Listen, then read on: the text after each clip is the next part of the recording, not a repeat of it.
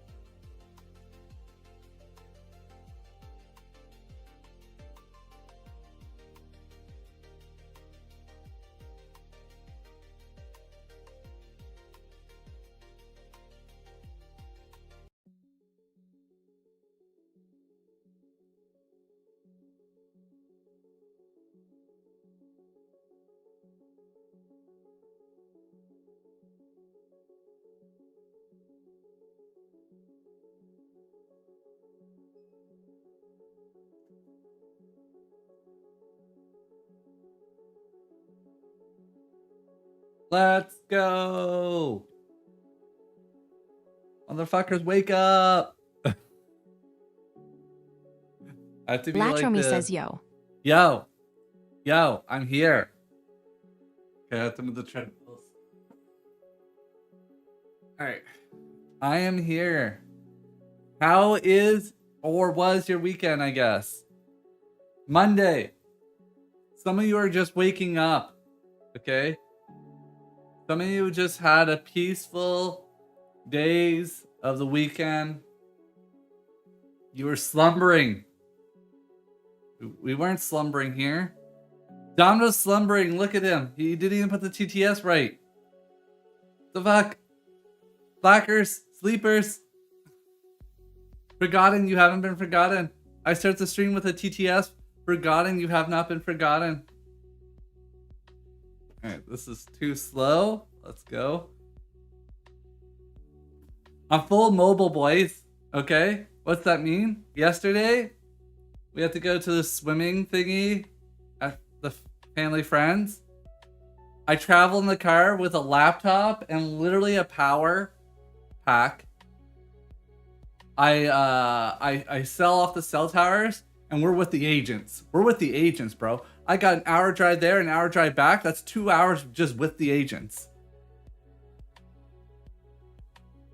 You need to change your name to Remembered? Damn.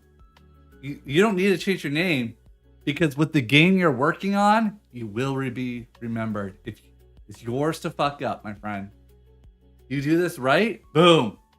No one's gonna forgotten. You know. All right, let's see what the data usage was in the car. Which reminds me, I need to buy that remote KVM PCI card. Let's see, that was under network and internet. Goddamn, why is it on Android so hard to find internet usage? I never remember the setting. It's like in the most obscure spot you would think to find data usage on cell. Like, you would think it'd be in network and internet, and I click on the SIM card. Oh, it is. You have to click then into the SIM card again. Which SIM card are you actually using? And then scroll down. Data, app data usage. All right. 1.25 gigs yesterday. Nice. Okay. I got a bajillion gigs on that phone. Bajillion. I think it's like 100 gigs. Of 5G. Nice. So, here, let me temporarily pause this, show you what I had.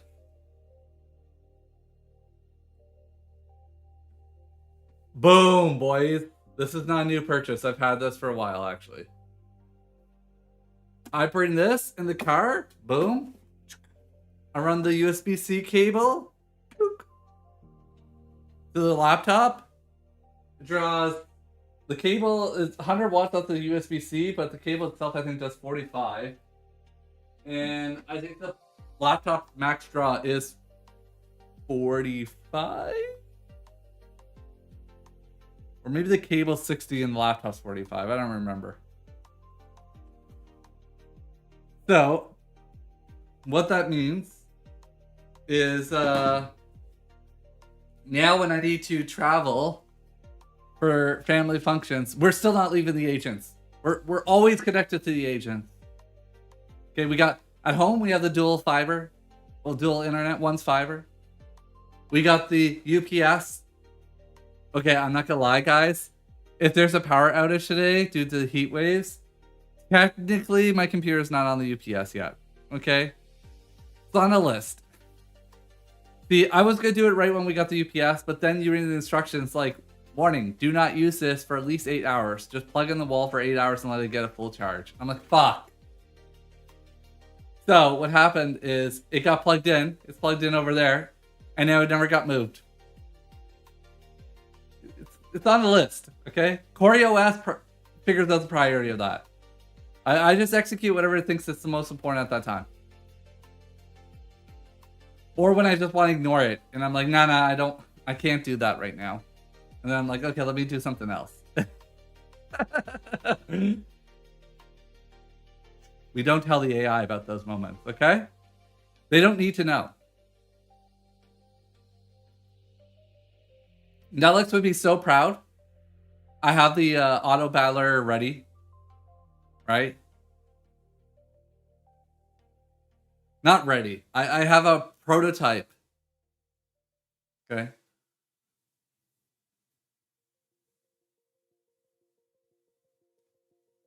I just straight neural connected. I was like, agents, let's go. No way show? No, I can't show yet. It's too secretive. Too secretive. Yeah. I'll show when Andy's convinced that we should make it, okay? And actually, to be honest, right now, there's not much to show.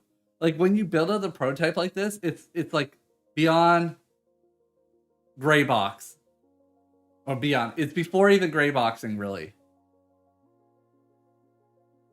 Especially for that type of genre. It's like, okay, so you have basically a console that just puts a bunch of text. And you're like, okay, well, there's the game. There's the auto battling.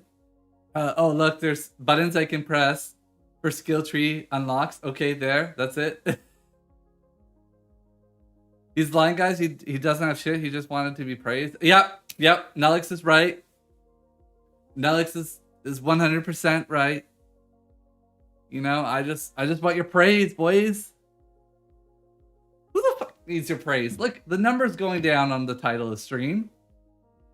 Okay? The number's going down. I don't need the praise of chat.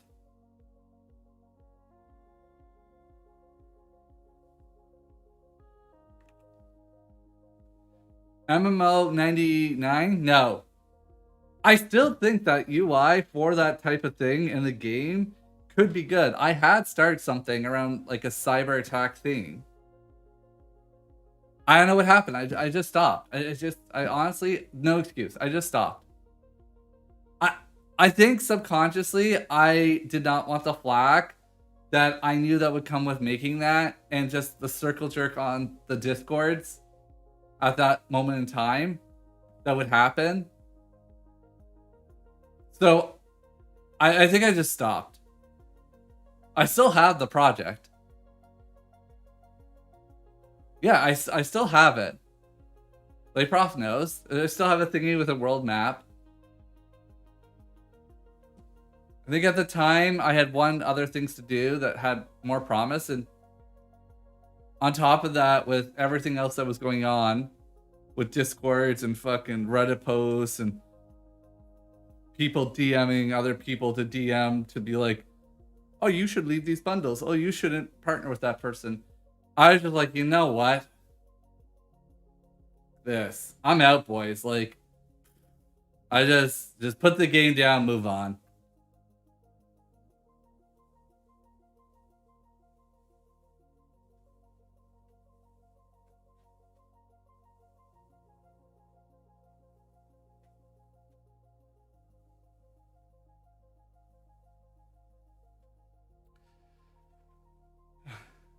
All right, so what else can I update you folks on? The games look not so bad, right?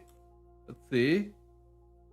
Like they're not crazy climbing. They're just steady and moving up.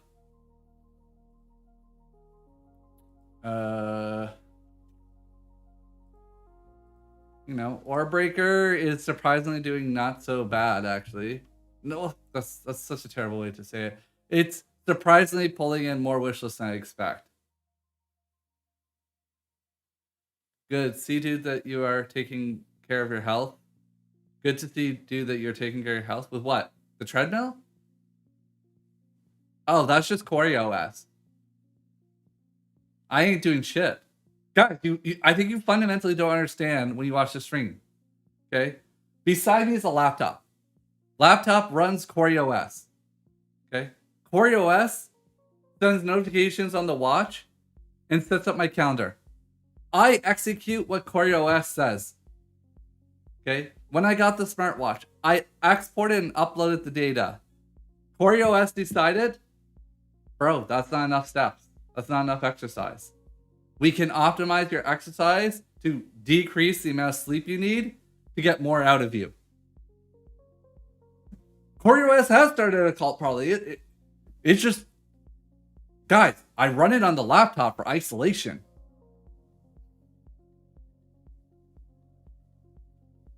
The camera is closed. I had to hardware open it and disable the mic so that it was not able to listen to this conversation. In a separate VLAN, I block out YouTube and Twitch streams. All I can access is the Jippity API. That's it.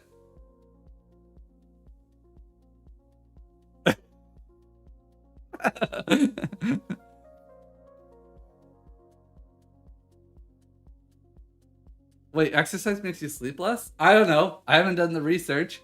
But at least for me, yeah, if I fit in, when I used to work when I started a different company before, and when I start there, because of where I lived and all this, and the subway and how the office was, and how big the office was, I get in like 16,000 steps tracked on just like day-to-day stuff of getting from my place, getting to the subway, walking through the subway, walking through a tunnel to get to the building. The building itself was massive. So like you'd spend a lot of time in this huge building just circling. And when that happened, I was going to bed at 9:30, 10 p.m. pretty much, fairly consistently. And then I was waking up at like between 4 a.m. and 5 a.m. And I would be like, ready to go, boys. I would wake up and like, I'd be like, let's fucking go. So we're going back to those times. Okay, 6 to 7 hours. If I go through the data, when I don't get exercise in, my sleep goes up like to 8 hours. Consistently.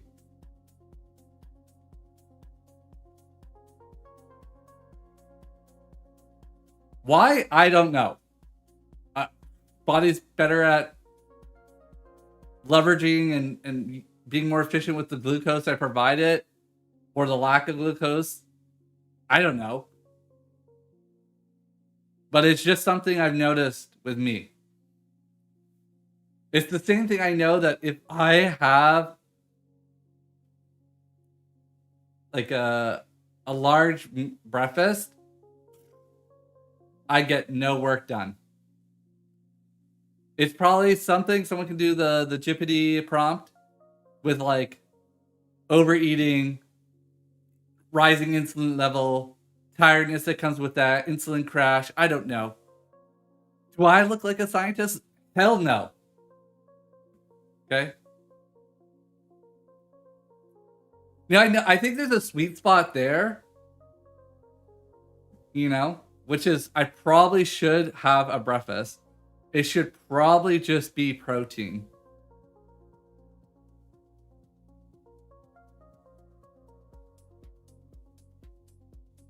Reddit post is live. Boys, the Reddit post is live. You heard it here. The sock is cooking. All right, let's see.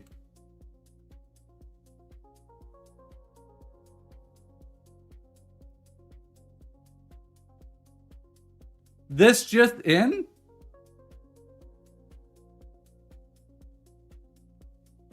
Hold on. Let me go find it. Which post? On our Steam Deck. Okay, here you go. The mods have approved. Okay. The mods have approved.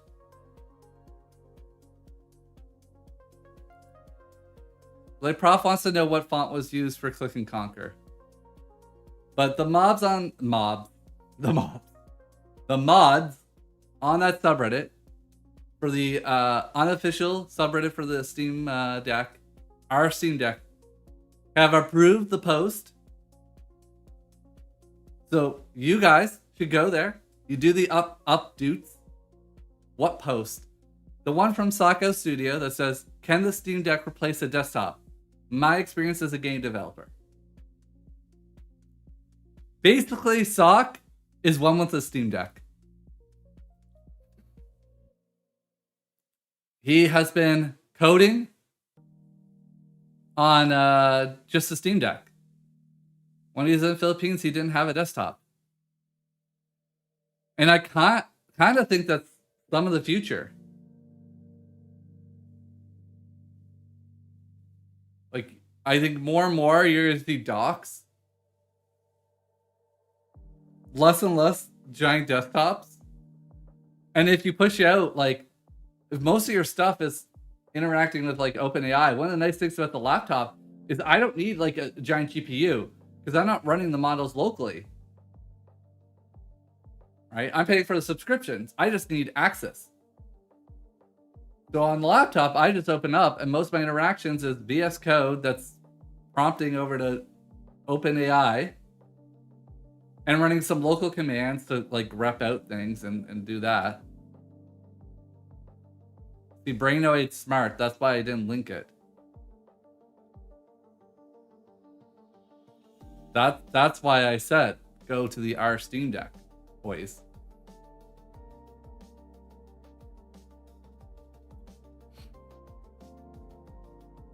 Like Prof, it's called Enter Command. Why no Claude? Because I don't believe in that company. Every time Theo makes a video, he just shits on that company. Every time I watch everyone use Claude and they're all hyped, it's like the same stuff they're hyped about was like, bro, you're actually 6 months behind. Like, yeah, there was a spot with the CLI that was the hype moment of using Claude CLI. Those times are gone.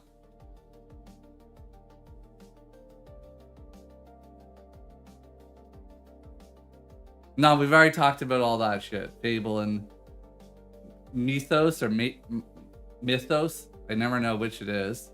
I've heard people say it both ways now.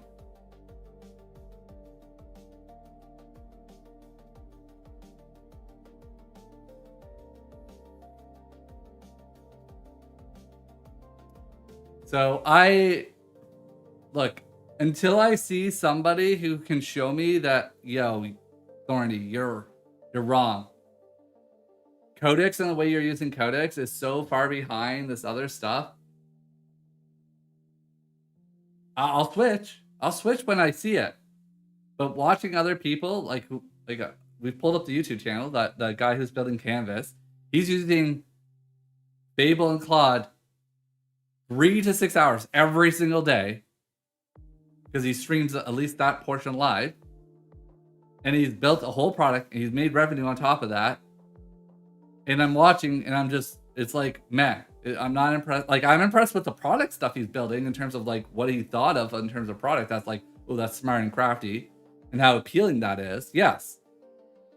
But with the actual like interacting with the prompts and the AI, it's like, bro, this is me Codex like 3-4 months ago.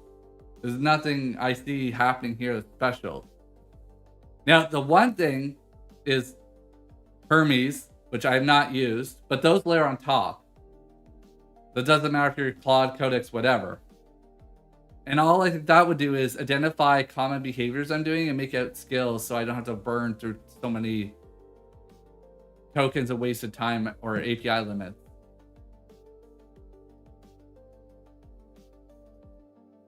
That's the biggest thing so far. When I talk to other people using it, is all I get is all this other tooling to stop hitting limits or spend less money. And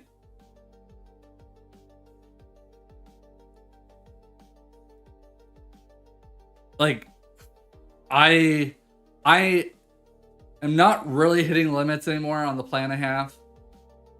And the times I do are kind of a laziness. It's straight up like I'm running at 1.5x speed all the time. And then I'm like, oh, fuck yeah, I forgot I'm even running at that. Even when I don't need it. Where I'm like, oh, I'm going to, like, whatever. I want Codex to go do something. I'm not even going to be available for the next 20 minutes. Because let's say I'm chatting with you guys. Why the fuck am I running at 1.5x speed then? It finishes in like 7 minutes. And I don't even interact anyways. I'm just burning through my limits for no reason.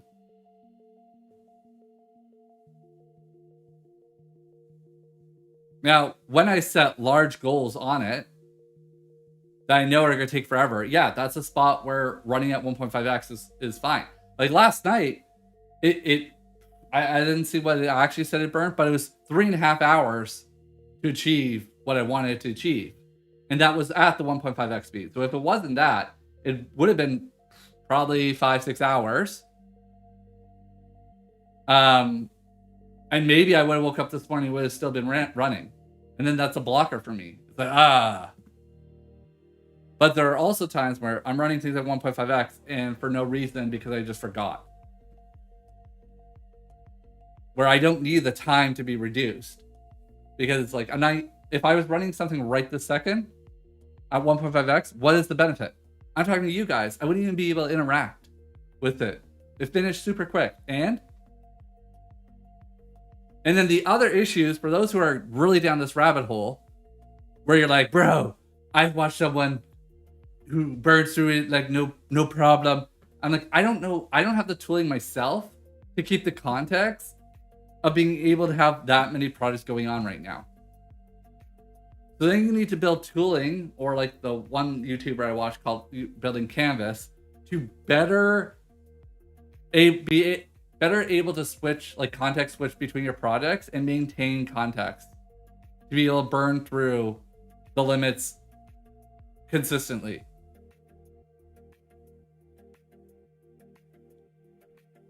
Because in a single project outside of enterprise, okay, there's some caveats to this, those who listen. If you already have a code base and you are trying to maintain that code base, to understand the code base because of either control or fear or whatever, then yeah, it's very easy to burn through the limits. When you constrain the model to force it into a paradigm that it might it thinks is non-optimal, it will make it work. It will find a way to fucking duct tape that shit together and make it work. You're just gonna burn the limit or the tokens for it. If you have a shit code base, this is what my friends have at their company.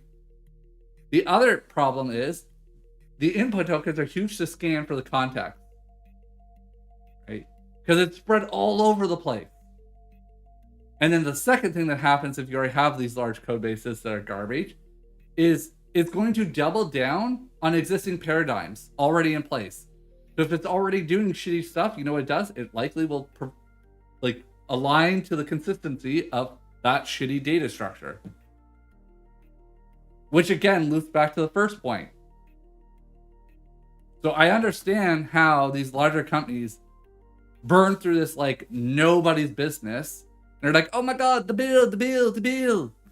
The first thing I ask is, well, did you upfront pay the larger bill to ask it to simplify the code base in the first place and to implement best practices, whatever those may be that you want?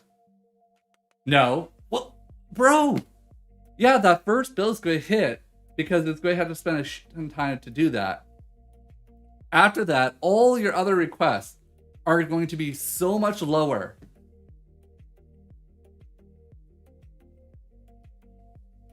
Want to create a fleet of agents that will create games end to end?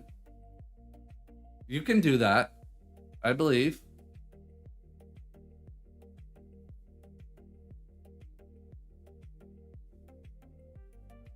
There's actually no reason you can't do that. That's what's scary.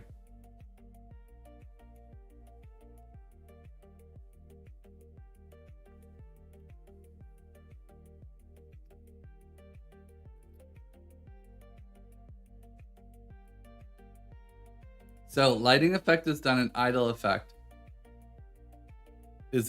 Lightning. Oh, okay, yeah, I didn't look actually. Which I hate. I did what I hate. I was a hypocrite. I told Sock I would look last night. I didn't look at last night. I didn't. I got home, I put kiddo to sleep, and I literally went to bed. Ashley was like, "Can we watch a movie?" You know what happened? I went on the couch, I laid my head on her leg, and then 10 minutes later, I was like, "Nope, I'm going to sleep. Bye."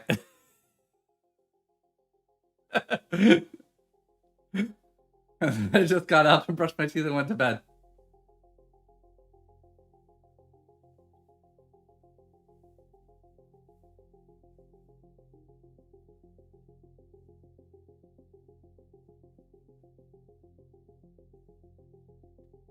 I had to. I had to. Because if I stayed there and I slept, I'm the type of person, if I sleep, I get. How do you describe it? If I have a long nap, my sleep schedule rip. If I sleep before bed, like on the couch, basically when I wake up, I got about 5 minutes to get back to sleep, or there's a very, very good chance I will not fall asleep again.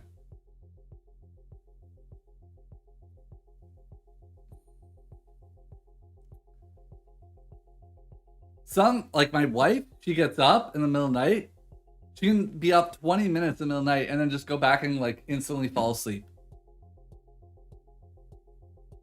She'll also nap for like her naps. She defines as like 20-minute naps are not naps in her world for some reason. She's like, those aren't even real. Those aren't even naps. That's just keeping your eyes closed.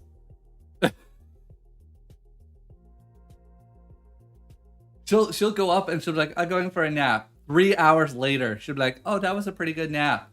I'm like, bro, that's sleeping. 3 hours of sleeping. That's not a nap.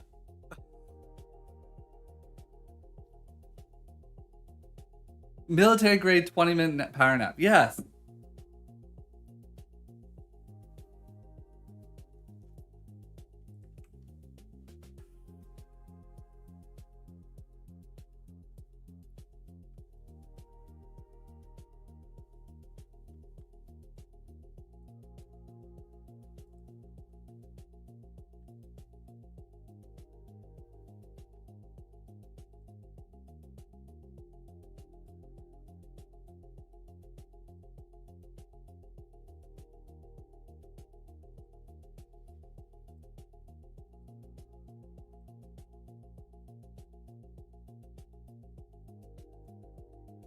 Ah.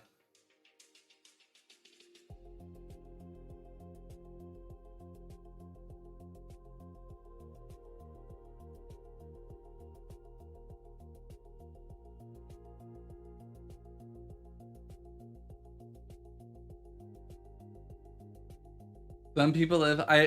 I'm not saying don't sleep. Like, guys, I've gone checked. I don't have the fucking sleep whatever special gene sleep on 4 hours shenanigans. No, I don't have that.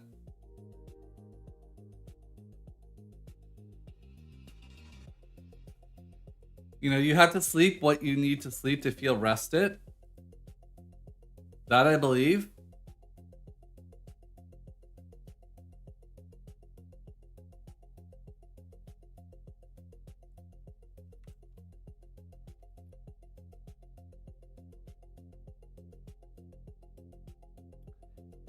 I do believe that you can optimize that stuff though, right? Like we talked about it. I think there's a balance there of amount of sleep required versus quality of sleep. And what can get better quality of sleep, I think, is impacted by things like exercise, diet, level of stress, things like that. What's the mantra this week? What quote should we keep in mind? No quotes. Just do it. That should always be the quote of the week. We need Shia. Right back here, giant poster. That's what we need. Widberg is coming in with the what is that? A cat emoji?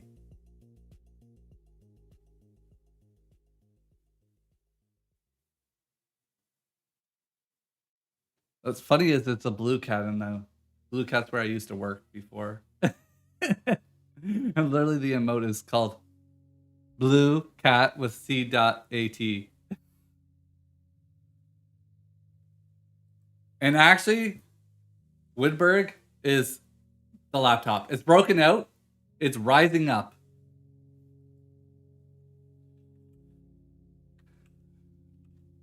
All right, where are we? We're almost done the steps. Let's just finish with some speed on this sucker.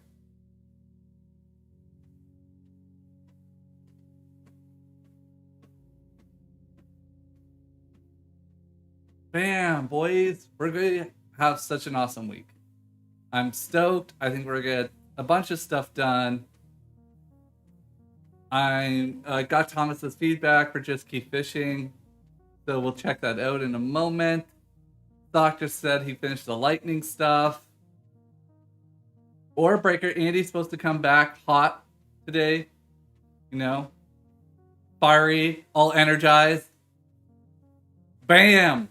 Like a comment. Luckily, you have a family road. What? There's no family road trip. No. I don't have family road trip.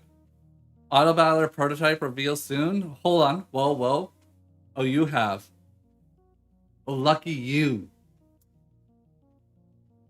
I don't know why, but I read I have as I. Like literally as in my viewpoint.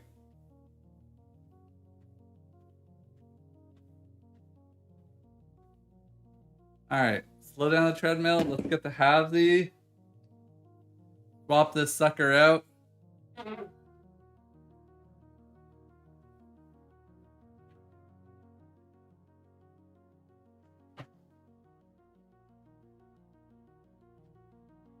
Ooh. Make sure you have internet there. Yeah. Bro, I will try it. Don't worry. You know what? That was something I did want to look up. Is we want to go main window. There's some wish list stuff. Oh, I didn't tell you guys. Oh yeah, Ore Breaker 4K. Just Keep Fishing 2.6K.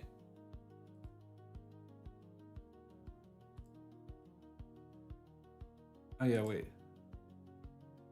Where's the demo thingy? Here. No.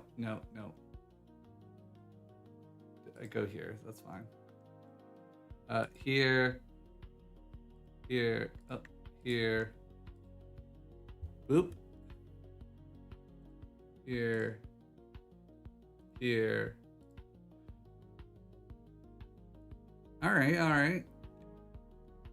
80% boys. 81% nice boys. Oh. I just got told low battery. Yeah, that was a problem. I forgot to plug in the headset last night, to be quite honest. Was too tired. I just went to bed and crashed. Didn't do the normal operational checks.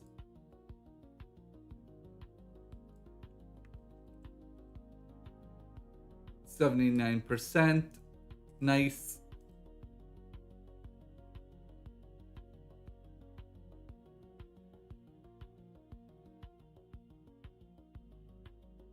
What's funny is we pulled up like the average playtime by I think like 35 minutes with that. Damn, a lot of people play the idle mode. Fucking crazy. Crazy boys, crazy. Where is this? Is this running still? Yeah, it's still checking bajillion keys. It's got like another 1,000 go. I mean, I can refresh this page and we can go see. No one claimed any more keys. We sent, no one more claimed. Dead. Content creator is dead. Okay. Galley Draw, I don't need you right now. Alright, so one of the things I did want to look at was oh,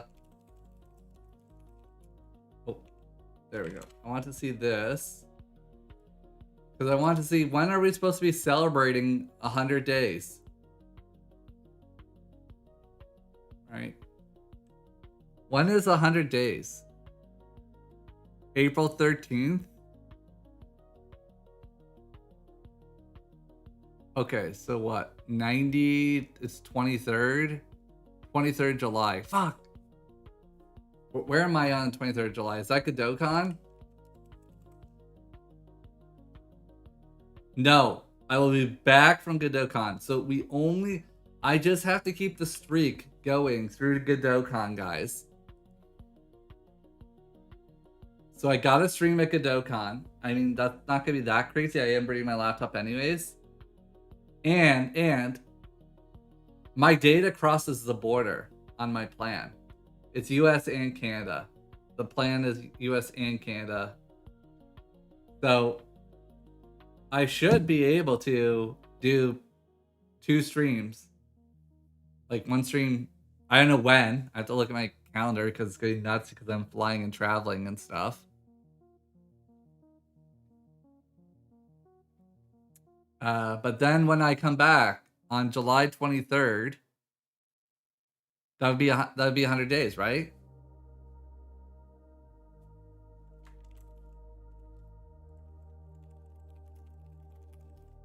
What did I say? 2026? 22nd. Wait, oh, because it counts the day itself. It'd be at Godokon. We'll just lie. We won't count the day itself. We'll count after that day. Okay? Do IRL stream, 30 minutes. Break all your streaks. Do it right at like abnormal time. Whoa, wait.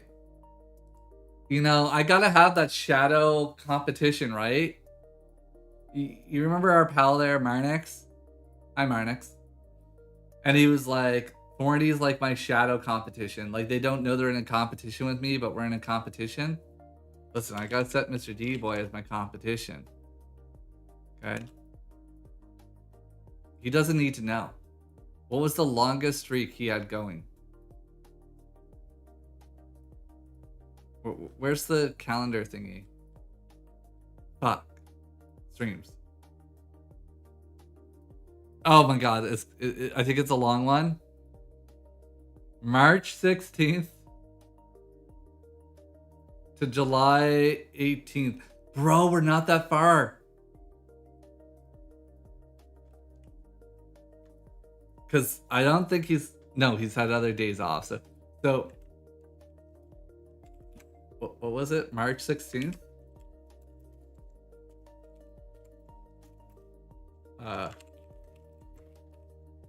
And then what was it? I didn't remember. 18th of July.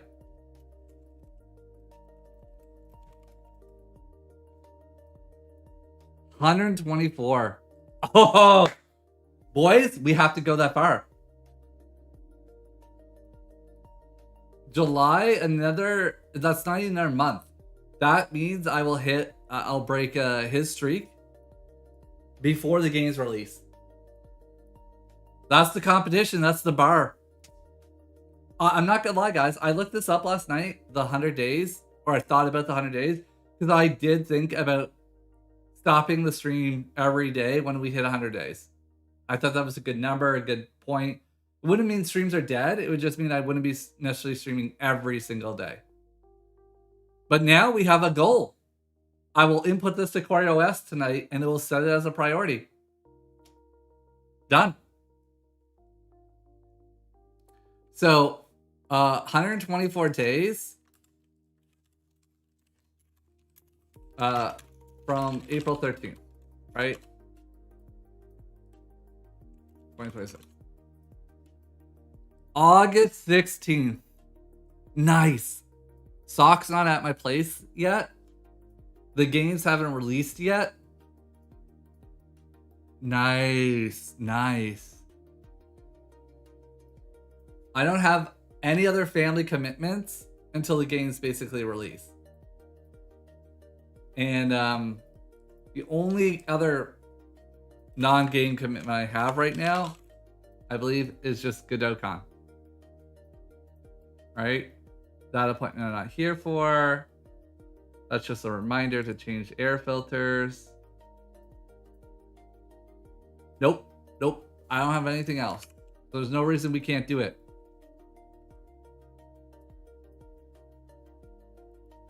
Right?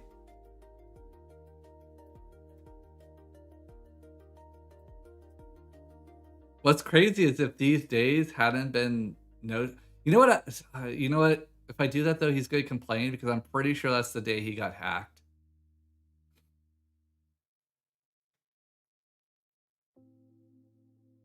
You know, he's going to say he had no choice. That was the day he accidentally downloaded and ran malware.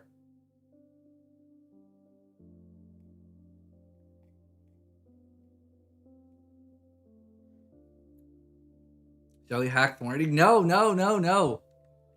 No. This is why I don't even run when you guys send me like EXEs or whatever. You're like, here's the game. I'm like, no, add me to the repo.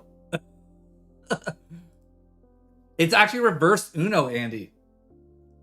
I'm the long con of you. Who approached who to work on Black Hole? Ah.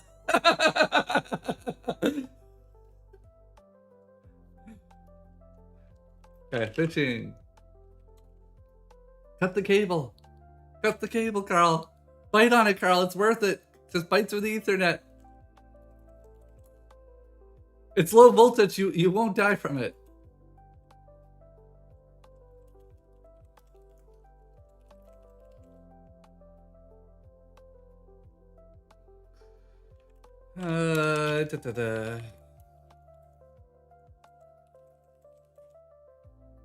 Okay. So, Shock wants to know about this lightning.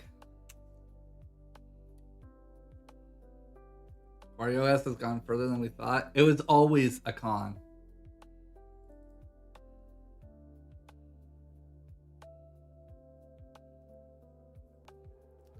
WarioOS was always set up for this moment.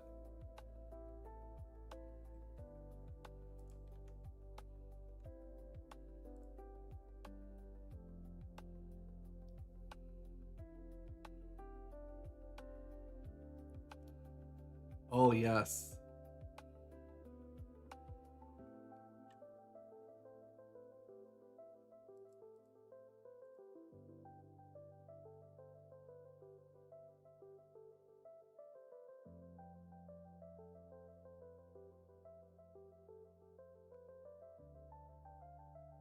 I don't know about the sound of the lightning, but I like the lightning. Oh yeah, and it even comes out as little mage stuff. Here, guys, hold on. There's too much going on. Let me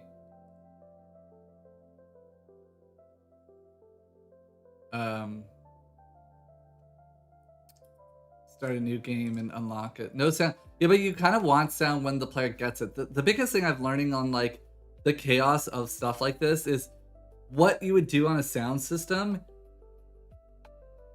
Oh, you have to. Oh, you're right, because I probably have that to just send to my headset. Send to all. There we go. Send to all. There we go. Now you guys can hear it. Hold on. There's gonna be double music now that you're gonna complain about. There.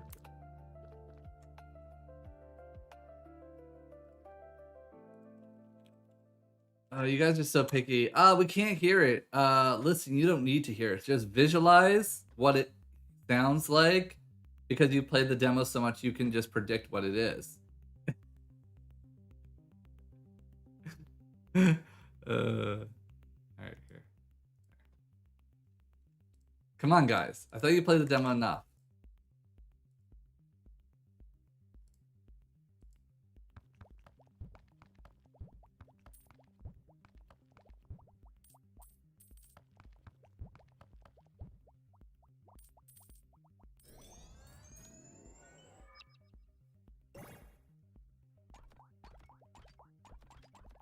What is that emoji?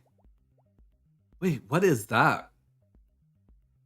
I didn't even know what that is. It's like an itty bitty person with like dabbing something on Is it thumbs up? I don't even know.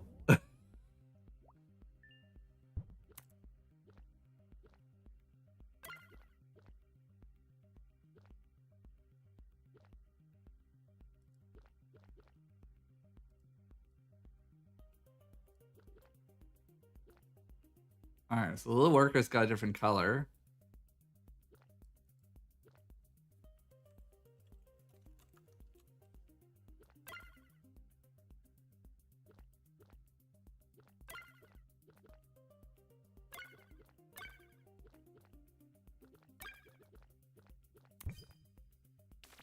Oh, yes.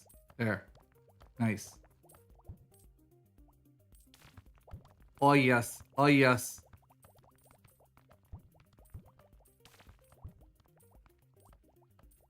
Oh, I'm so sold by the mage. I think I'm going to slightly tweak some of the animation timing just so it's there longer on his cast to that cast. Like, maybe 200 ms, maybe. Because I think his fades before it hits. Yeah, see? Mage look cool? Yeah, I know the mage looks broken, man. Like, right now, he's not balanced at all, guys. And none of the trees. This is just me activating it. Like, and then we have the little demolisher dude who just goes and blows himself up.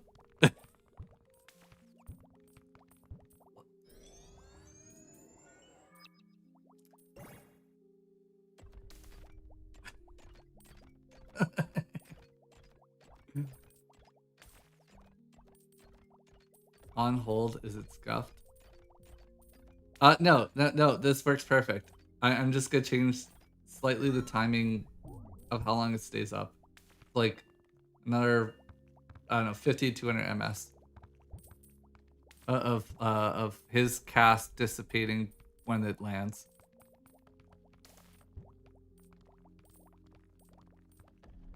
I think this looks great.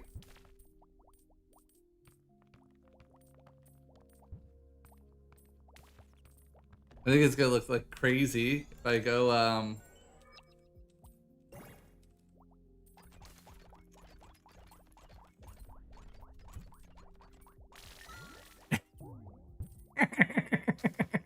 look at this.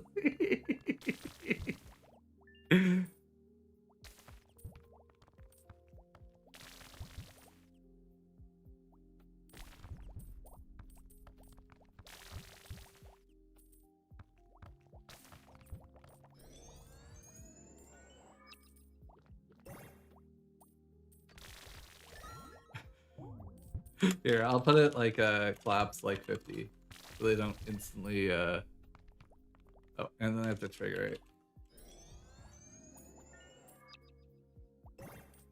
Sound effects is pretty poo-poo, but we'll find that. You know dwarves can't use magic. That's the whole point of a dwarf. But these are special I was gonna say wage dwarfs. They're mage dwarfs. They're before the ability of dwarves losing magic. You need to know the lore, man.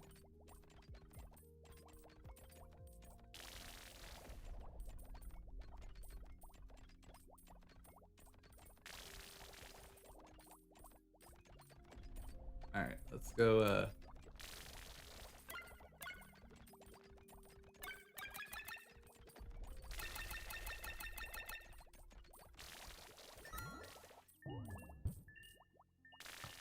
oh, I don't have the vacuum to pull these. I forgot. I need more rocks, boys.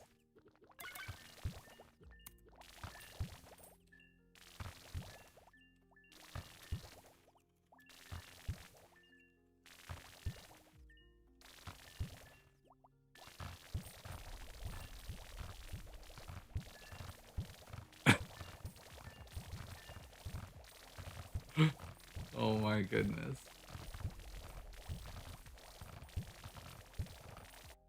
Okay. Flashbang. It's all right. It's all right. I think the sound is not great, but that we can find an improvement on.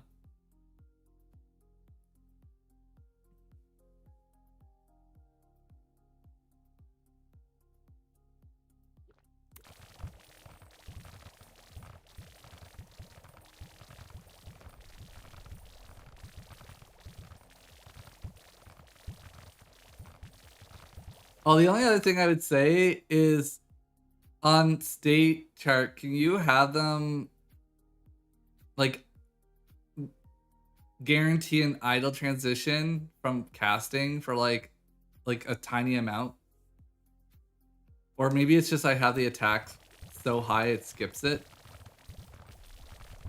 Okay, if it's that, I can just change the max timing of the speed in which they attack. Because right now they don't even walk. They literally just fucking chill and cast.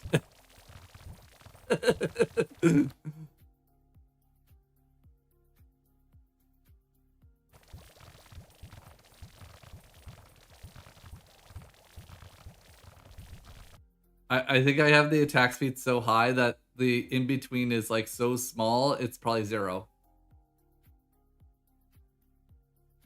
Like the attack speed is probably like, oh, the idle animation's like 50 ms and they don't even move. Oh, I just saw him. He just moved one tiniest spot there. Him too. He just moved one tiniest spot. I can just decrease the attack speed. That's easy.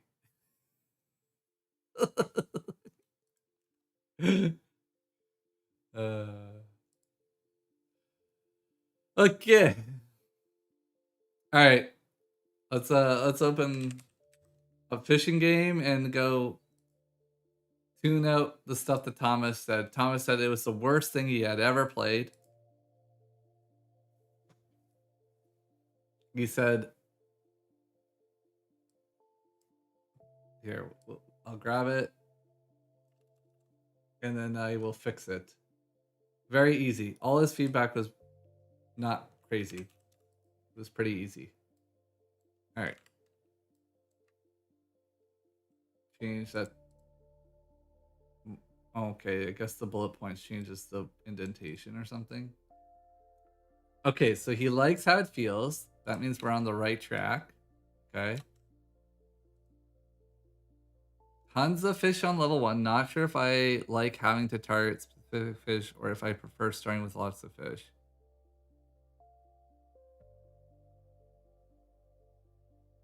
Nah, bro, trust me. You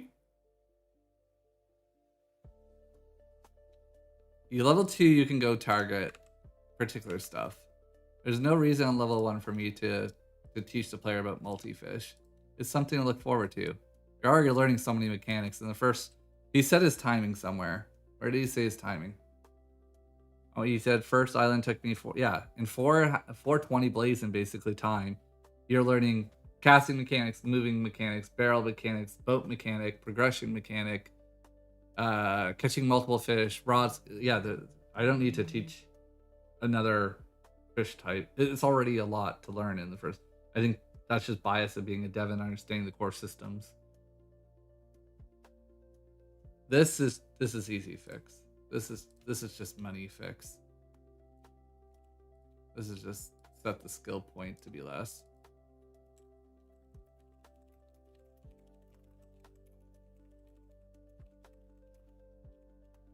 There. That's just that number. Getting that first drone upgrade feels really good. I was surprised how quickly the drones come back. I felt eager to get the power-ups.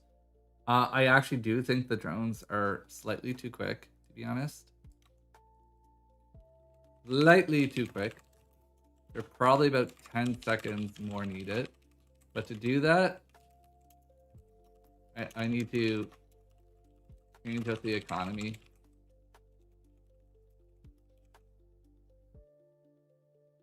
This is a great time, 420, for him to understand, to get through the first level. That's much longer than me, to be honest. But I timed Ashley. It took her 5 minutes and something, which was splendid because it's under 6 minutes. And then the second island took him 6 minutes, which I think is just on the cusp of being good. It's just a question is how long did it take for him to get to the drone? I feel like the player needs to be faster. Yeah, Island 3 is not even balanced, to be honest. Island 3 is like just fucked. I just slapped on being able to get the green upgrade, and I think I connected the old tree. So this I'm not worried. This is really all I cared about, was getting feedback for this point, really, before I start doubling down on building out like pacing and when you get an upgrade and but it wasn't obvious that my backpack capacity was larger. Combining red and power up feels really good, but it wasn't obvious that my backpack capacity was large. Okay, so this is a Thomas fix. This could be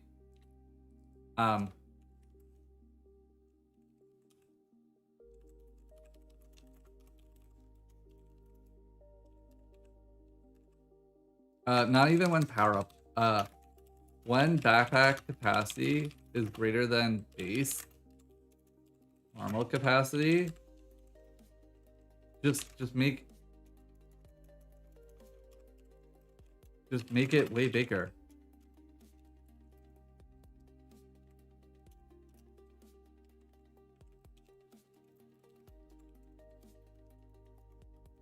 There. Now the player knows right away. You just make it obvious.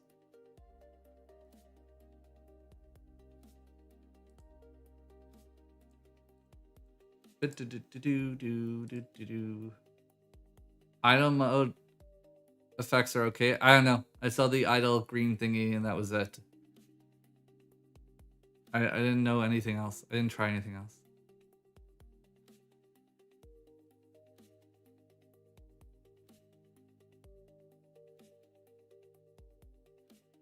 I'm not convinced that green should speed up the player. Having all that fish be big feels too samey to me. Oh, this is his separate points. I am convinced that the green should speed as a player.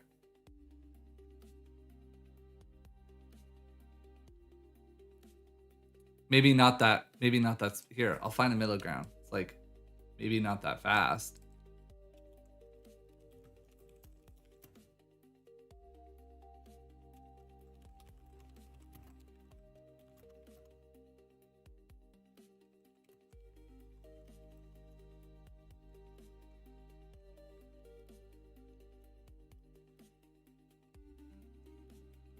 They actually go well together. Like that's the weird thing that when he's like, I'm not convinced that green should be the player. Like the backpack capacity increase when you combine it with something else. Actually being quick is the most OP thing with the backpack capacity. Because it lets you jump in the barrel really quickly and then like go back out and fill your capacity at max.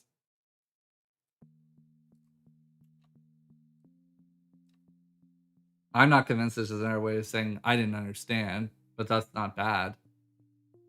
It wasn't like, oh, it felt bad. Oh, I didn't like it. Oh, it's too. Maybe if you said it was too fast. I agree, it's too fast right now because it's hard to control the player at that speed, especially when they stack. It's gonna be an issue. I 100% know. The max for speed needs to be lowered.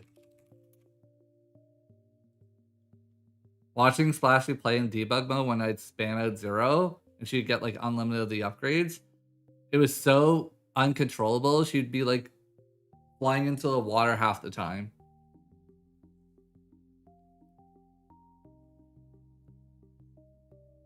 Okay, so this is great.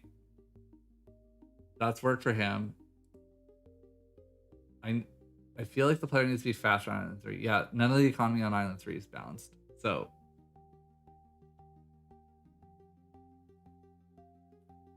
I did balance a little bit. I think I balanced to get the second upgrade. And after that, I think I just linked to the tree. I'm like, done. I'm like, fucking, let's just go give a giant tree of stuff to do. I think that's what I did, right? Let me see. If I didn't link and he's just complaining about the time it took him to get to the upgrade, that's different. Complaining. Providing feedback is what I should say.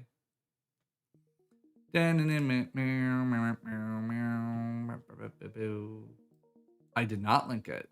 So he did feel like it was too slow. Huh. Interesting. Interesting. Do you feel like it takes you too long to hit 12:50? Oh, the progression. No. I'll ask him. He probably feels like it takes too long to finish the island. Yeah. Which makes sense because the tree's incomplete. There's no reward. You only have the power up to look forward to. I don't even know what it feels like when you have all this, how long it takes to get through the progress bar of Island 3. I didn't even test that. All I did was basically make the game so that you could get here and just feel what it feels like in the demo.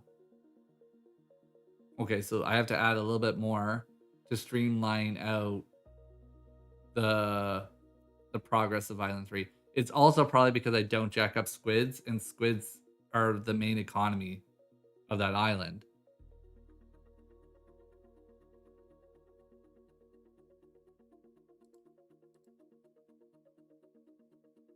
Having all the fish be big feels too samey. Small fish would add a lot visual. Yeah, okay. I mean, this is easy fix for me. This is just bump up total of fish and that small spawn chance for the others. Mostly the issue is the size of the fish determines the like how much they're worth. So when I add a variance of small fish, it's not just decor. It's not decorative. It actually affects the economy. So when you mix a lot of small fish with a couple big ones, yes, the player's enticed to go get the big one, but then the spawn population, it gets skewed to be a lot of the smaller ones if you don't set the spawn chance of the smaller fish to be way less. And then the issue that happens there is if you set the spawn chance to be way less for the small fish, you get way more of the big fish, and you lose this like seeking behavior for the player where they go look for like the bigger fish and ignore the small fish. So a middle ground here would also be add more fish outside of the player range.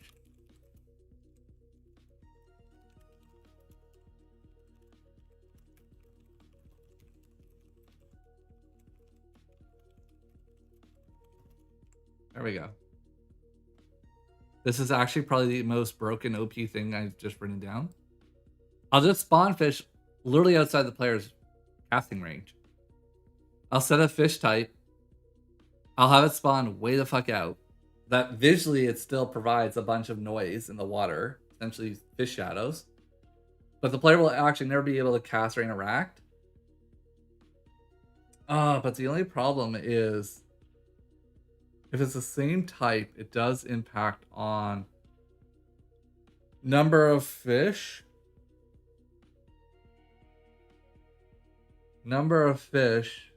and spawn chance. So if I say 40 and I put a bunch of small fish on the outside, that will always impact the capacity. The only poop. That's kind of poo-poo. Okay, so this I need to spend more time thinking about.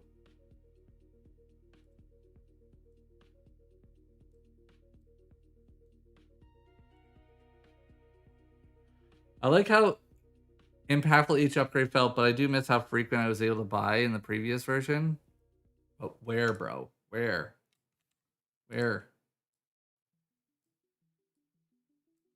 This is probably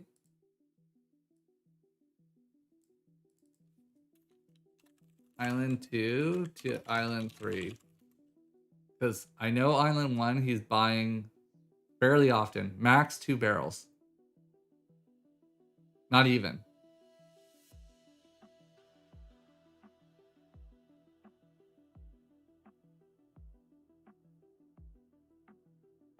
The other thing is I need to be cautious with this feedback because he's poisoned.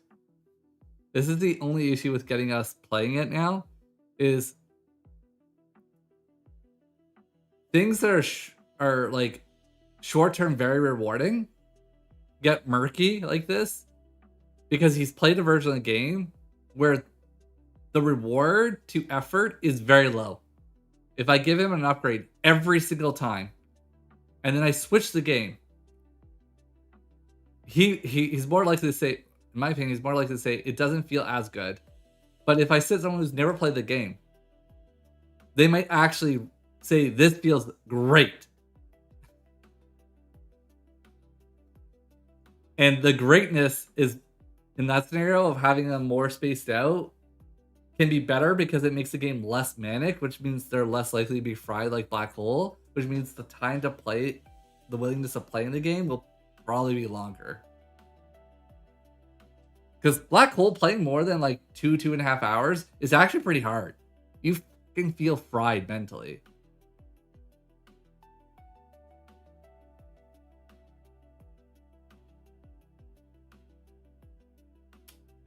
And these were bugs that have nothing to do with me. This is all his list.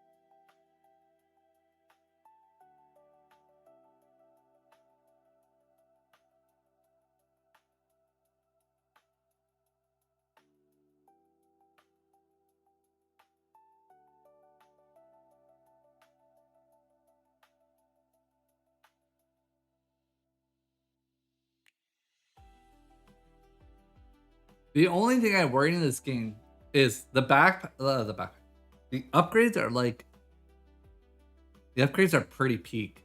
The upgrades are like Moon and Black Hole, but the thing with Moons and Black Hole is you don't get them until like the hour mark. And here, I give you the backpack like 10-15 minutes into the game.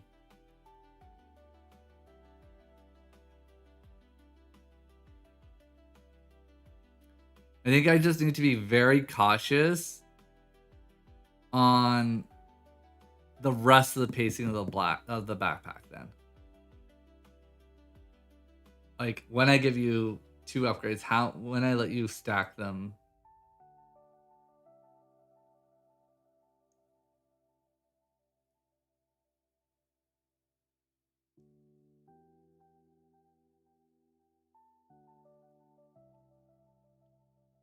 Right now in the demo, I think it's too soon. I think I get it to play with the backpack.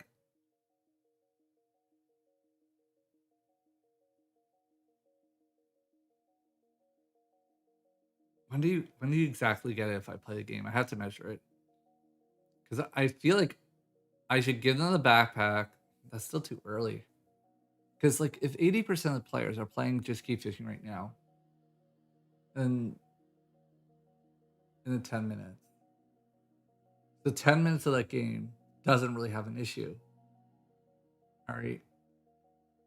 So I should need something of interest to keep them going at that point. And it doesn't necessarily need to be the backpack.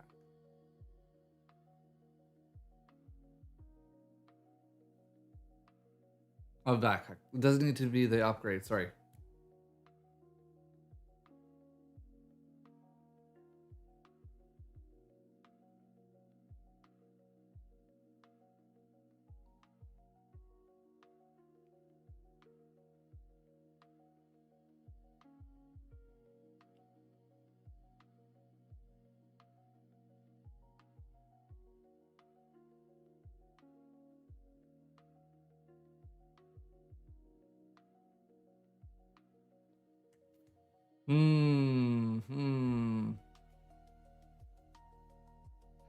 I'm just thinking in my head, not out loud.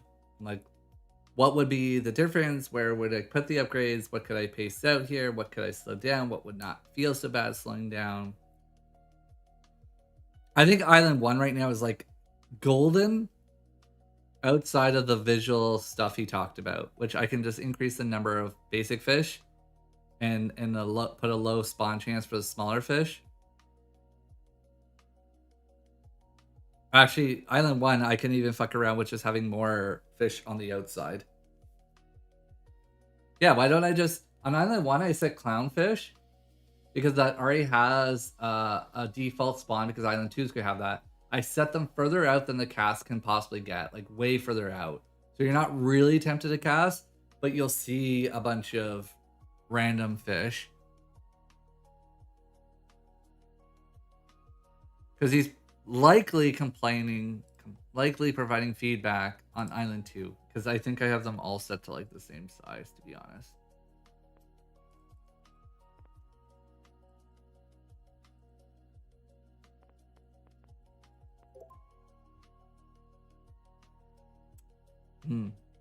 There isn't a lot of variance here. But there is turtle. I just need to... This is easy. I set clownfish and I set them really far.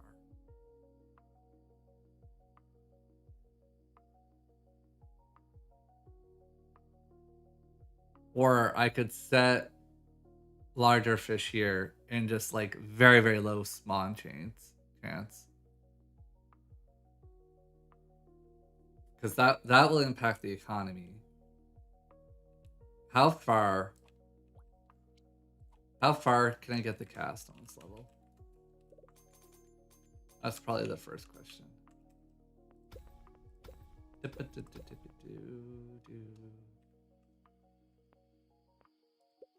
This and this and this and this. Let's see. Okay.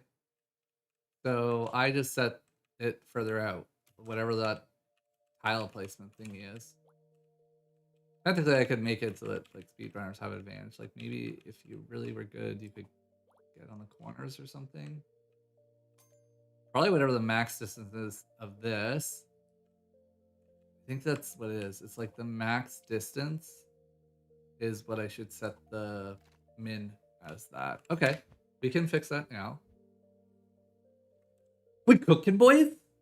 We cooking. We're gonna fix this, and then I'm gonna get more coffee. We're gonna get some water because I actually accidentally forgot to bring down water, and we're gonna run the ad. And I'm gonna make sure that QueryOS has not become self-aware and is trying to like take over the world. But you know, we're in a good spot. We are in a good spot. Fishing game, fishing village, right here. And then I need to close out this for the time being. Actually, I didn't need to, but we did. And then, sorry, you have that open? Which folders? Oh, I do have it open. Okay. And then island metadata, this, yes. And then on this, you have the squid. You have 19 and 20. Bro, I definitely think this can come closer. I think it can be like 15 and like 18.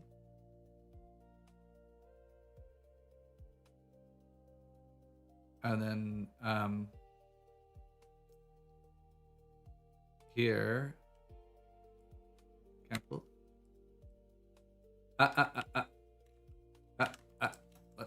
Let me. Here.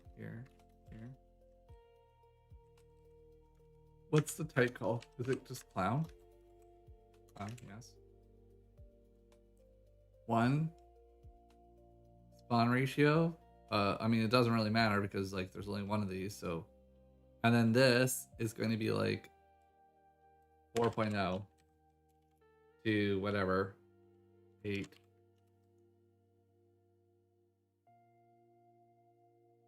All right, so now what do you look like?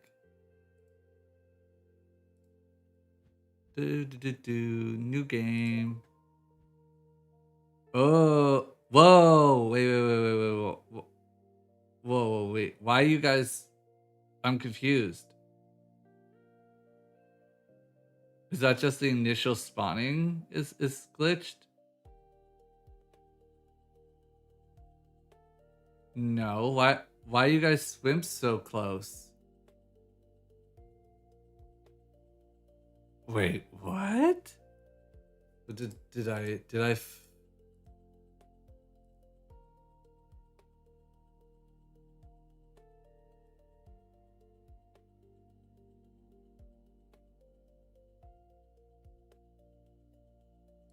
I mean, I can move this back, but I guess I didn't fully understand this.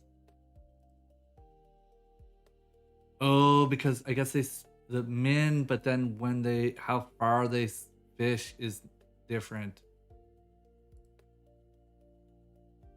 Oh, fish swim. All right, let's see.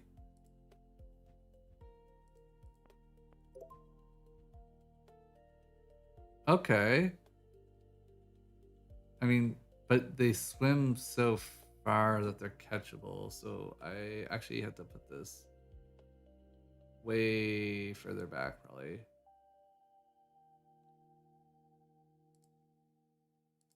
Shocked at how far I have to put it back, but it is what it is. Okay, so if I set that to 10, and I set this to like 15, and fish population is controlled by that, so I don't actually really care. And then I go here, and I go here, go here. Yeah, more like this. But how far do they swim? This is the issue.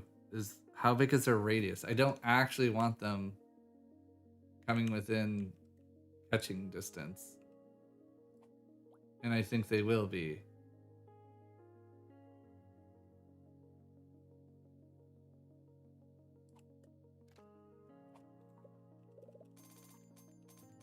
I mean, okay, one is not a problem if one fish comes in distance, right? Like,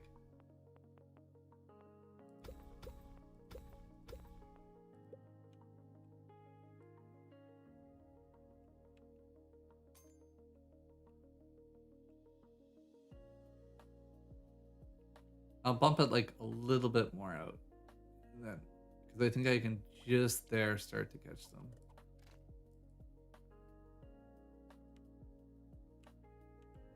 Here, here. You're like, oh, they're so close. That's actually kind of good. So just a little bit more on this.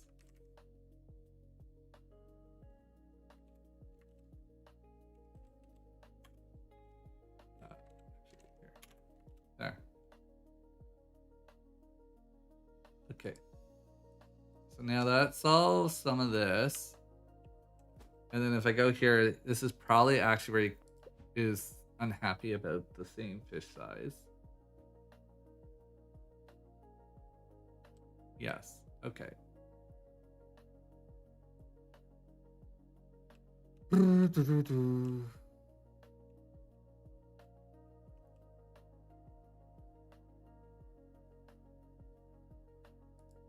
So I think I will have to balance that a little bit, but I'm pretty sure I can just do this.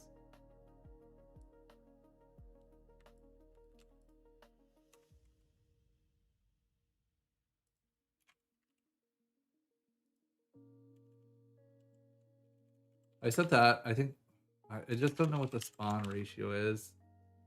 Like, do these have to equal one, or if I set one, it will fill this with? No, because you couldn't set the full population. It would never spawn these then. If I just set it like something like this.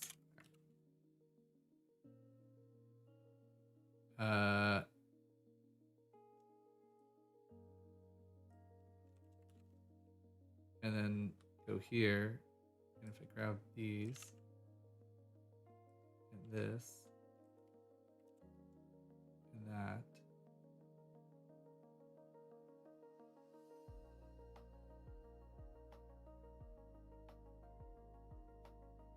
And then I grab, where is Squid Dude?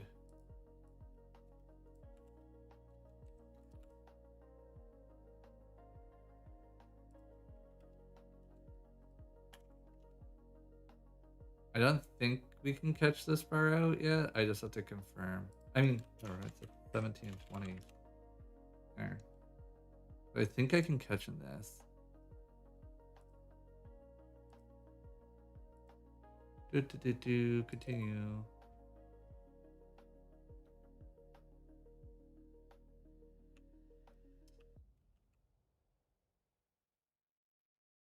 Where's the little baby fish?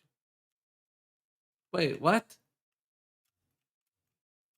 Where's my squid? Oh, it's a baby squid. It's a baby squid. That's what's going on. It's a baby. Look, it's a little baby.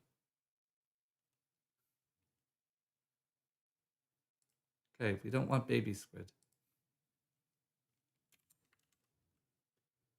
Just humor me this. If I set turtle to 10, what the fuck happens? Because I think he just scales. Oh my fucking god. Boys?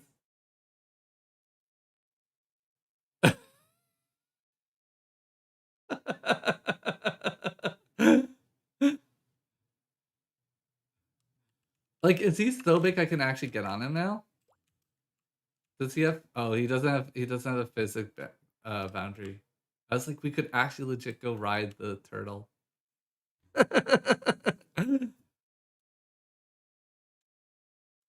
Okay.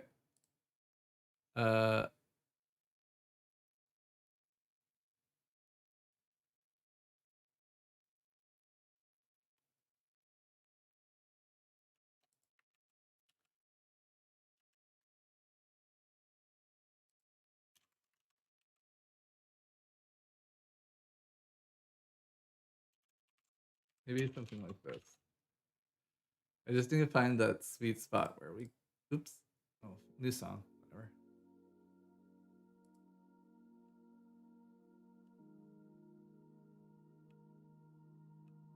I feel like it didn't really spawn the minnow fish.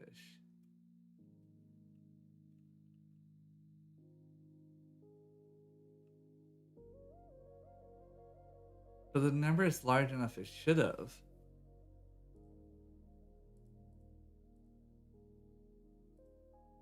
Alright.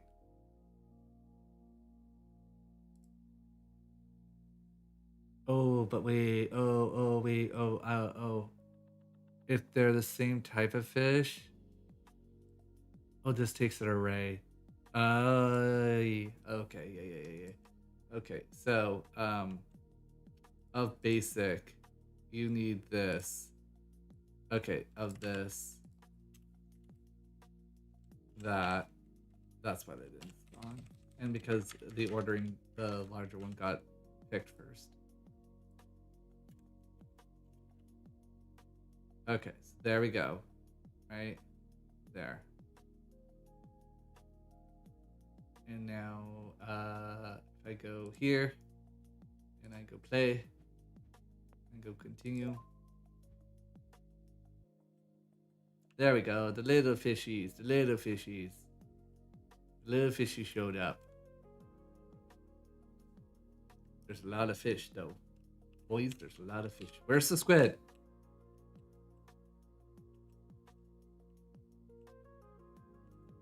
Oh, he might be too far out of the camera. Where is he?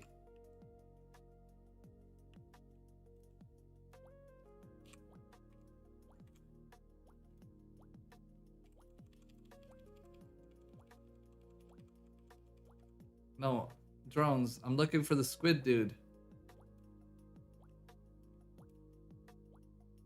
Yes. The drones actually look like little octopuses, to be honest. Jellyfish is what I meant to say. They look like little jellyfish in the water.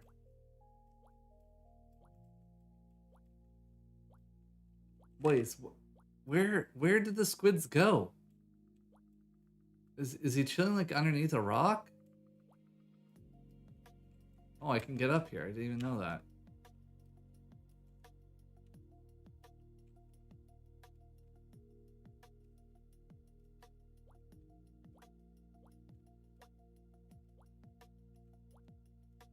He's got to be like underneath something.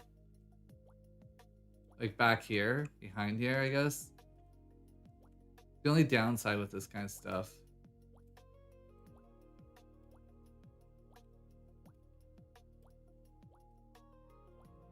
Right? Like I didn't accidentally remove him.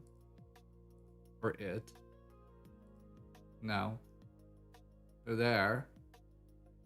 Maybe this is exactly that actually breaks the code, to be honest. That could be a possibility. Because of the size placement, they can't find anywhere to place it, just infinite loops. Huh. That would be a funny bug. Oh, too many things open. Where's the fish project?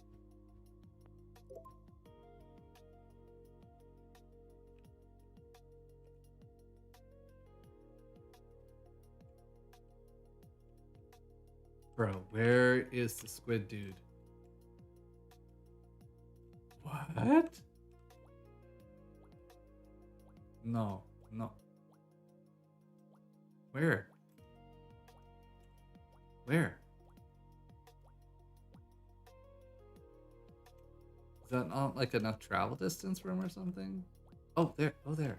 Okay. So, 18 to 20. Because what's how? Okay, if I give myself a bunch of money, there.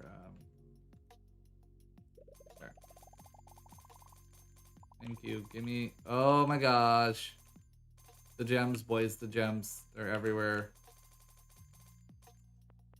Okay, so if I come in here and I do this, and I do this, and I do this, and I do this, and I do this. How far can I go? Not very far, boys. Not very far. Let's be real. Not very far. Even if I add an upgrade here, look, I can catch the turtle, which is fine. The squid's like way out there. Okay, so we could set that a little bit lower. Okay, drones. Yeah. You want to spam all the packages and give me all the stuff. Yes, I understand. Now I own all the fish. That's right.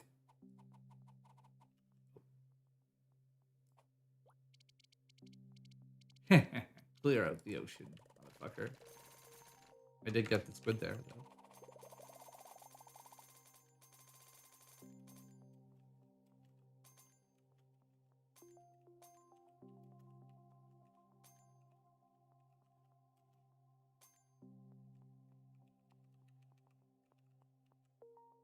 Okay.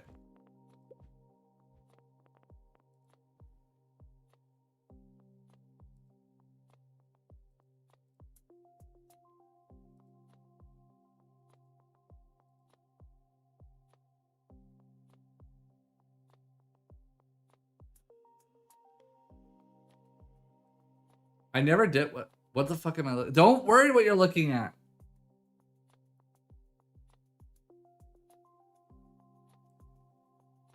Can the boxes that fall in the water stay there? No. It would cause an issue. Already a 250,000 in. Well, the context there is it's because it wasn't since I just started streaming. The money already earned, a large portion of that is from like January on when A Game of Infinity Black Hole released. All right. So we could say that the tracker really started the start of 2026. Because that's when the first payout would have been from the game.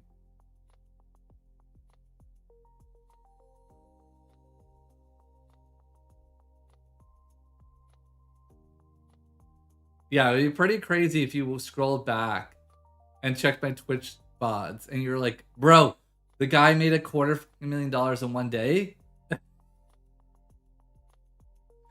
Because originally I was tracking down from 1 million down from when we started the goal. The first stream I did 1 million, and I was gonna track down. And then I'm like, wait, that makes no sense because the 1 million is the total remaining, but I've already got money towards that. And I'm like, no one wants to see a stream title 750,000 down. Like it sounds nicer to start with the 1 million. But I'm like, oh, I don't want to start from the 1 million, and then people are like, well, why are you actually going to 750K then? Fuck this, way easier. Okay, 1 mil. Update it for how much we've already accumulated that we needed to accumulate. Boom, put the number. Let's go, boys. Oh, this music is too chill.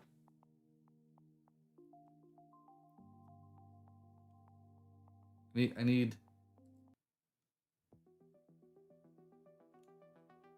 maybe something like this.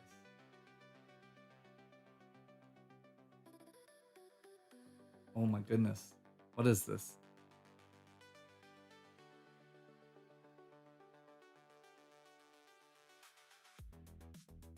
We're in fucking Tron now.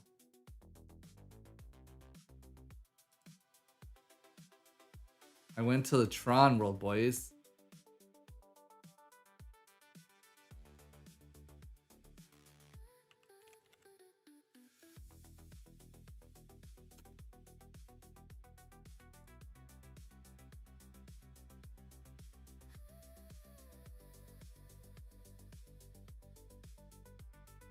Cool tunes, cool vibes. Okay, good. There.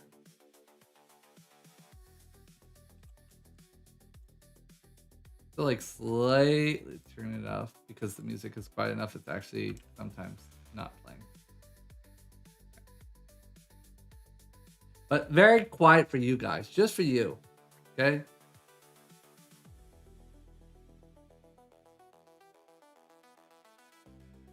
All right. We run ad. I get coffee. I said I was going to do this already, and I didn't. We get the coffee. We get the water. We come back. We continue to cook. Silence is too intimidating. Exactly.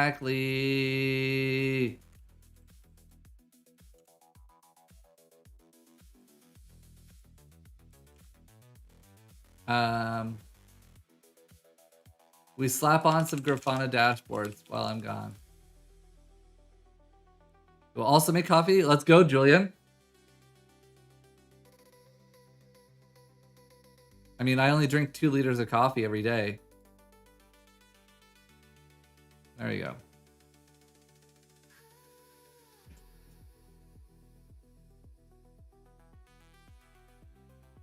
So much cope after launch? What? What launch? David Kelly, what? David Kelly, have you been here in a while? Do you see how cooking the game is? Oh my goodness. The game is cooking.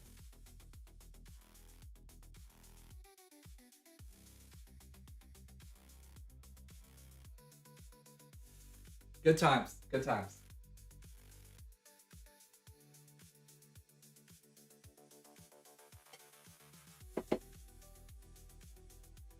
I remember, but a lot has changed.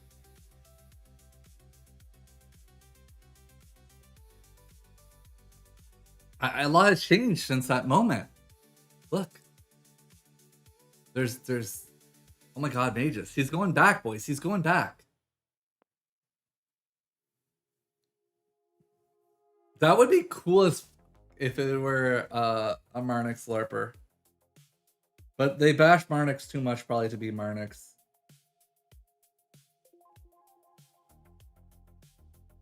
I think it. Look at this. Look how much more visually nice it looks. Okay, just for you. There's still things that need to happen, but it's getting there. Okay, like it's getting there. You know.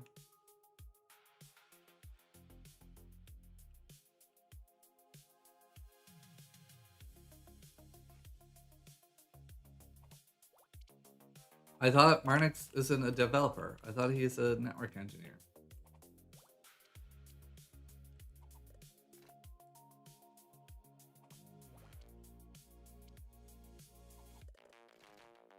Some of the sizing has to be fixed. Like I do agree with Thomas. This looks all the same, which washes out the visuals. When they're all the same size like that, it's not as nice. That I can fix. That was just me fucking with the island config.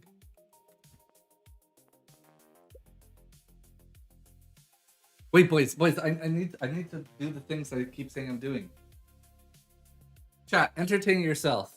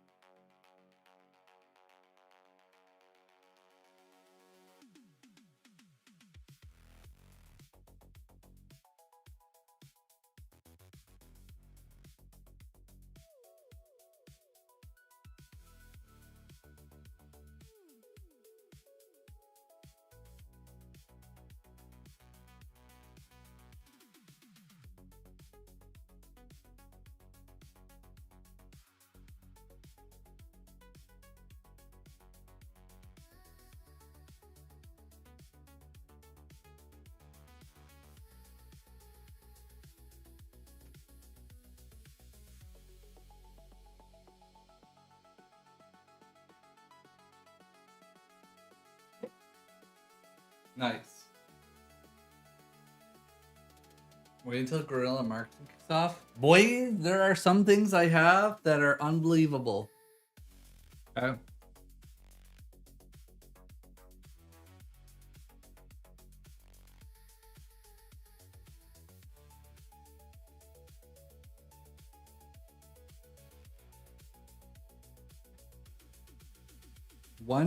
One game looking better, other worse. I don't even know what that means.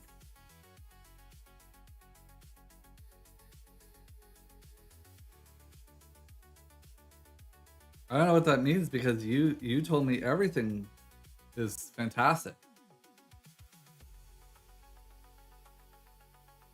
I don't believe you. I think you're luck me. You press release and pray the gods. I put all my faith in Jason, who just showed up. Okay?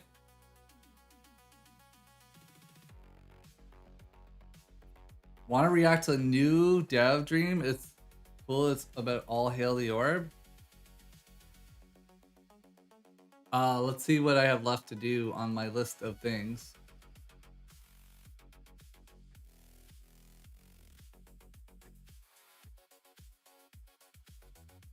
That I can fix right now.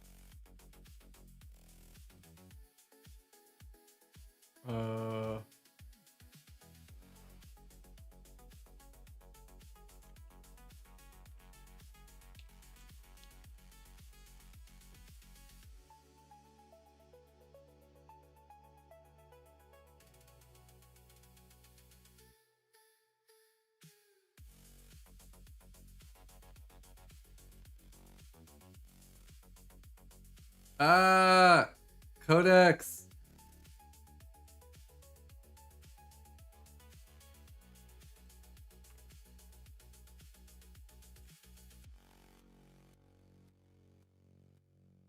Island 3. This.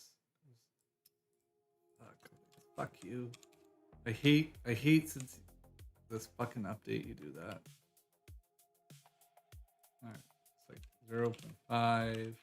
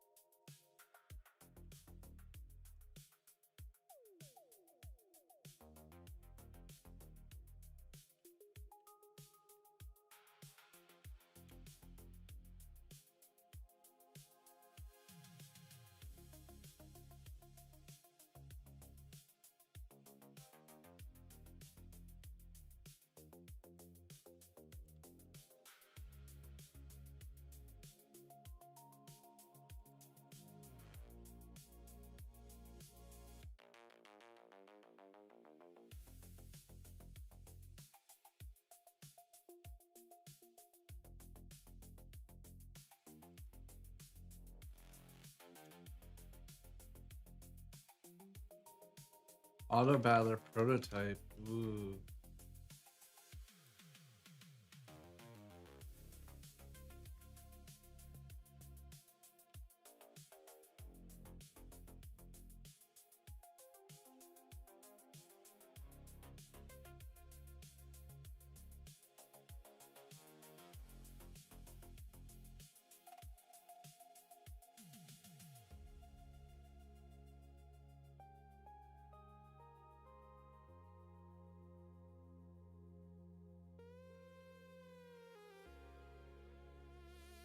Da, da.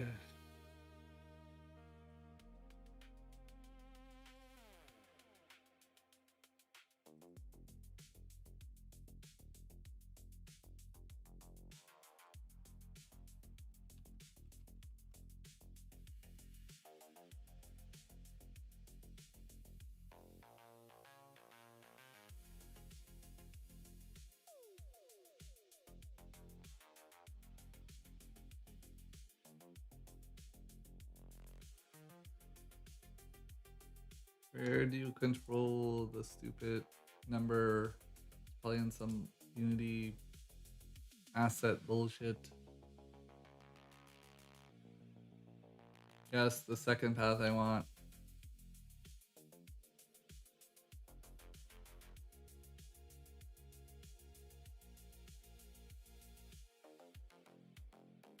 Not the dock.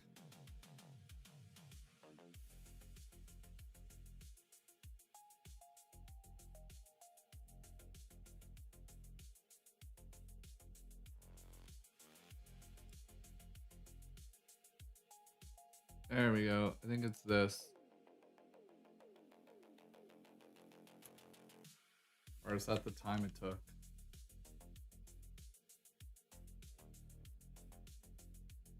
That's the time it takes. That's for the dock.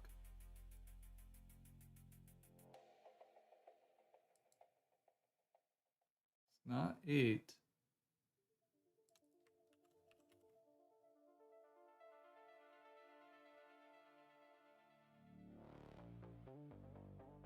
It's this. That's gonna be the barrel.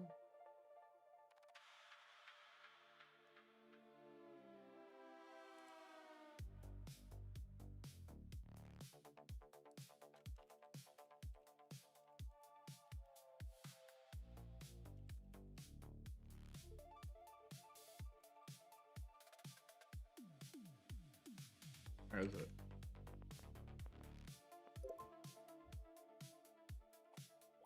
One.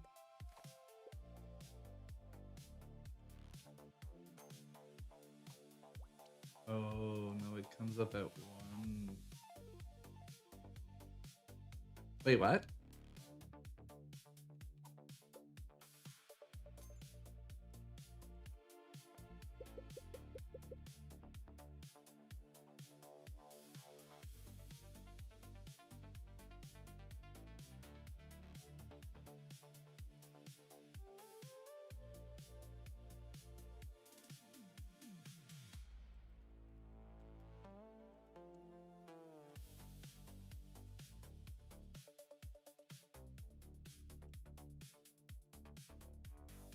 This?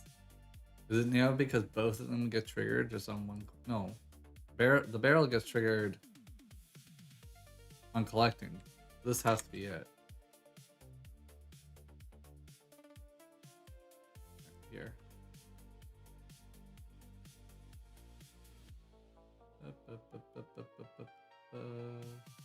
Thanks for the lighting and shader looking good. I know, I mean, don't thank me, thank Thomas. I think it's almost David Kelly approved at this point. You know, that would be no, that's not. Why? Clicking around all over the place on stupid community shit. I only ever have this stuff happen. That's what I just changed. Why is there a prefab for this? Wait, what?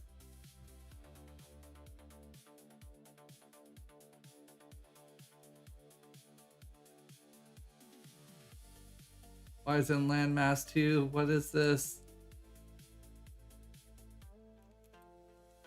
God damn, I hate you, Unity.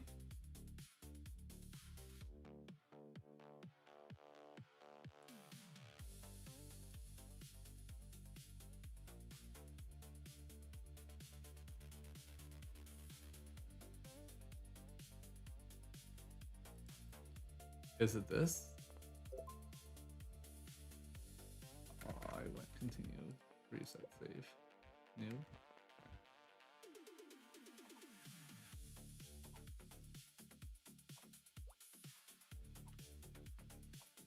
Come here. Cool. Put 1 coin in. I collect. House doesn't come up. Great. It's the stupid prefab. Alright, so you get full. That makes sense. You get a full backpack. You come here, you put these in. Barrel came up the first one. You pick the coin. Doo-doo. Hey, boys, you can upgrade. Okay. Ah, I just closed all Unity. Fuck.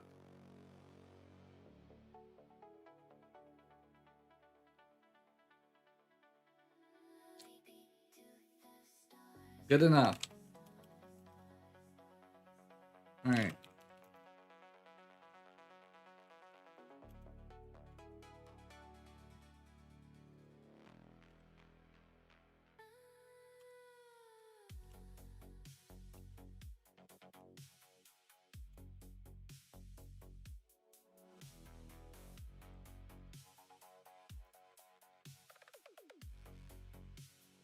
I should probably say what I did.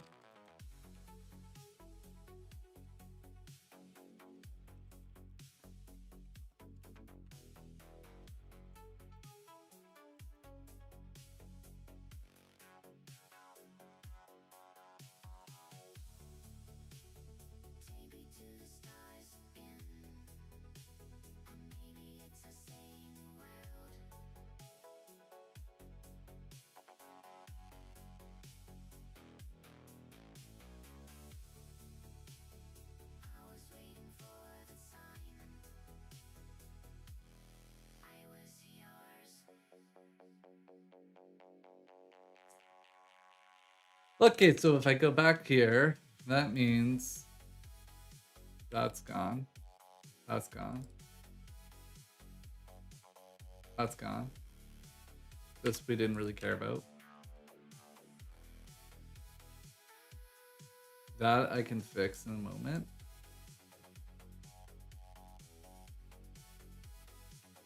Thought these were alright times. That's gonna be work for him.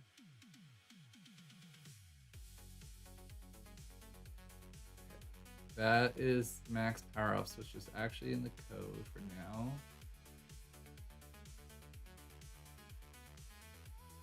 Which I can fix. That's in like power-up manager or something. CS. Up. There's a column for red, green, player speed. 5. How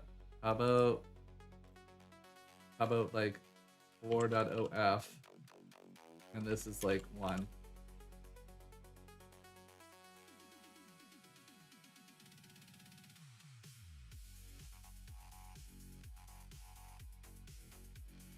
And the same thing for whatever the difference is here. I don't remember. There.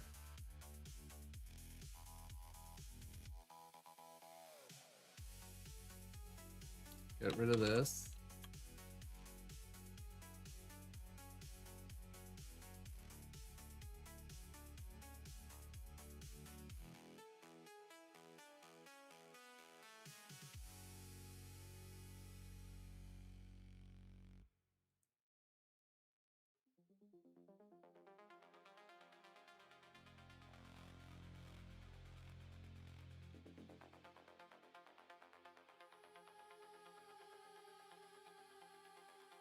I think dead power up here is a little too low. You actually have it at 0.15. That's 15%, no?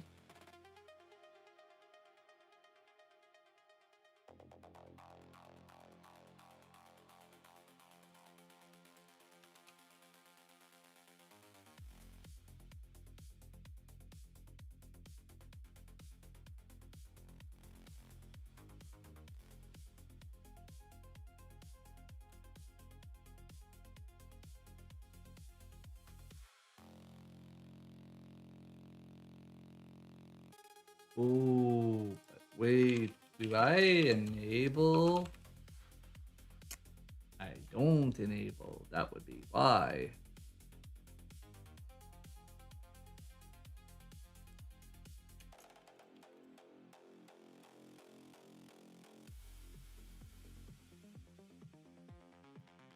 Oh.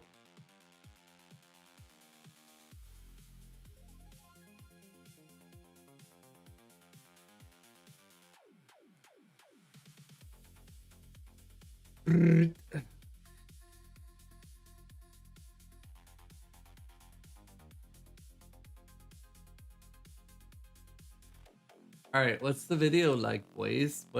It's all hail orbs. Dev Green podcast.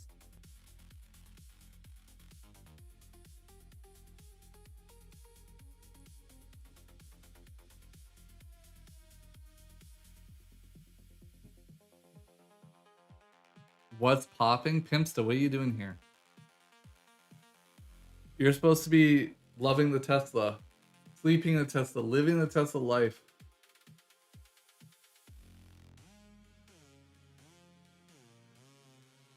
We're just making money. That's all we're doing.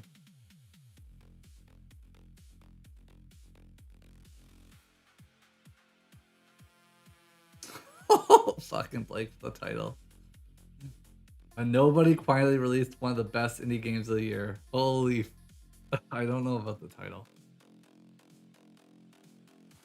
I don't know if that's gonna get clicks. That just feels. Anyways, okay. Oh, I really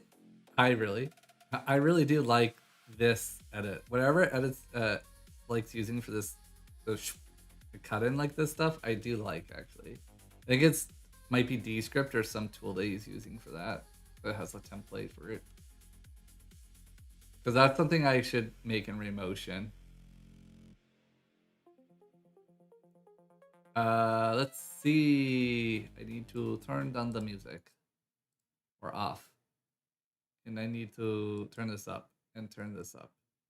In 56 minutes. I really. Wow. Okay, that's loud on my side at least. was like bottom of the barrel, £16 in the bank account on release day.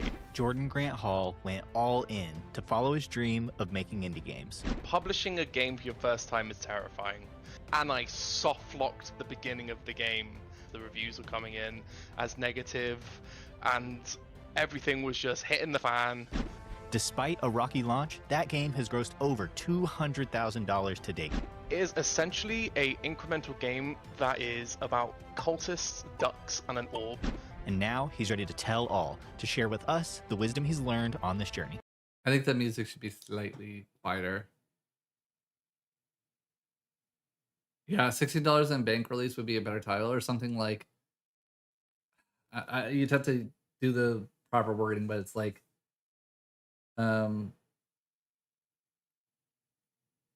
Indie could only afford one meal left, or something. Something like this. That's too long, but like something that makes the severity realize like how bad it was. I don't think you say something like release one of the best indie games of the year, because it doesn't tell you what the game is. You're not going to recognize it from the person. You're not going to know what this person is like, and you're going to think it's like some crazy large indie game then, and it's not.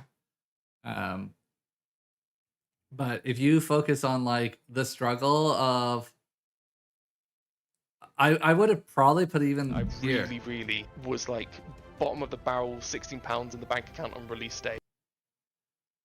£16 on the release day. Now, see, pounds. The issue with pounds is they're gonna think weight. I thought he was gonna say I put on £16 during the release. But anyways, Jordan Grant Hall went all in to All Hail the Orb just sold, has now sold 37,000 copies and grossed over $200,000. And this is your first commercial Steam release, which is pretty impressive. So for the audience that hasn't seen it, can you just give me kind of the elevator pitch of the game? What is All Hail the Orb? It is essentially a incremental game that is about cultists, ducks, and an orb.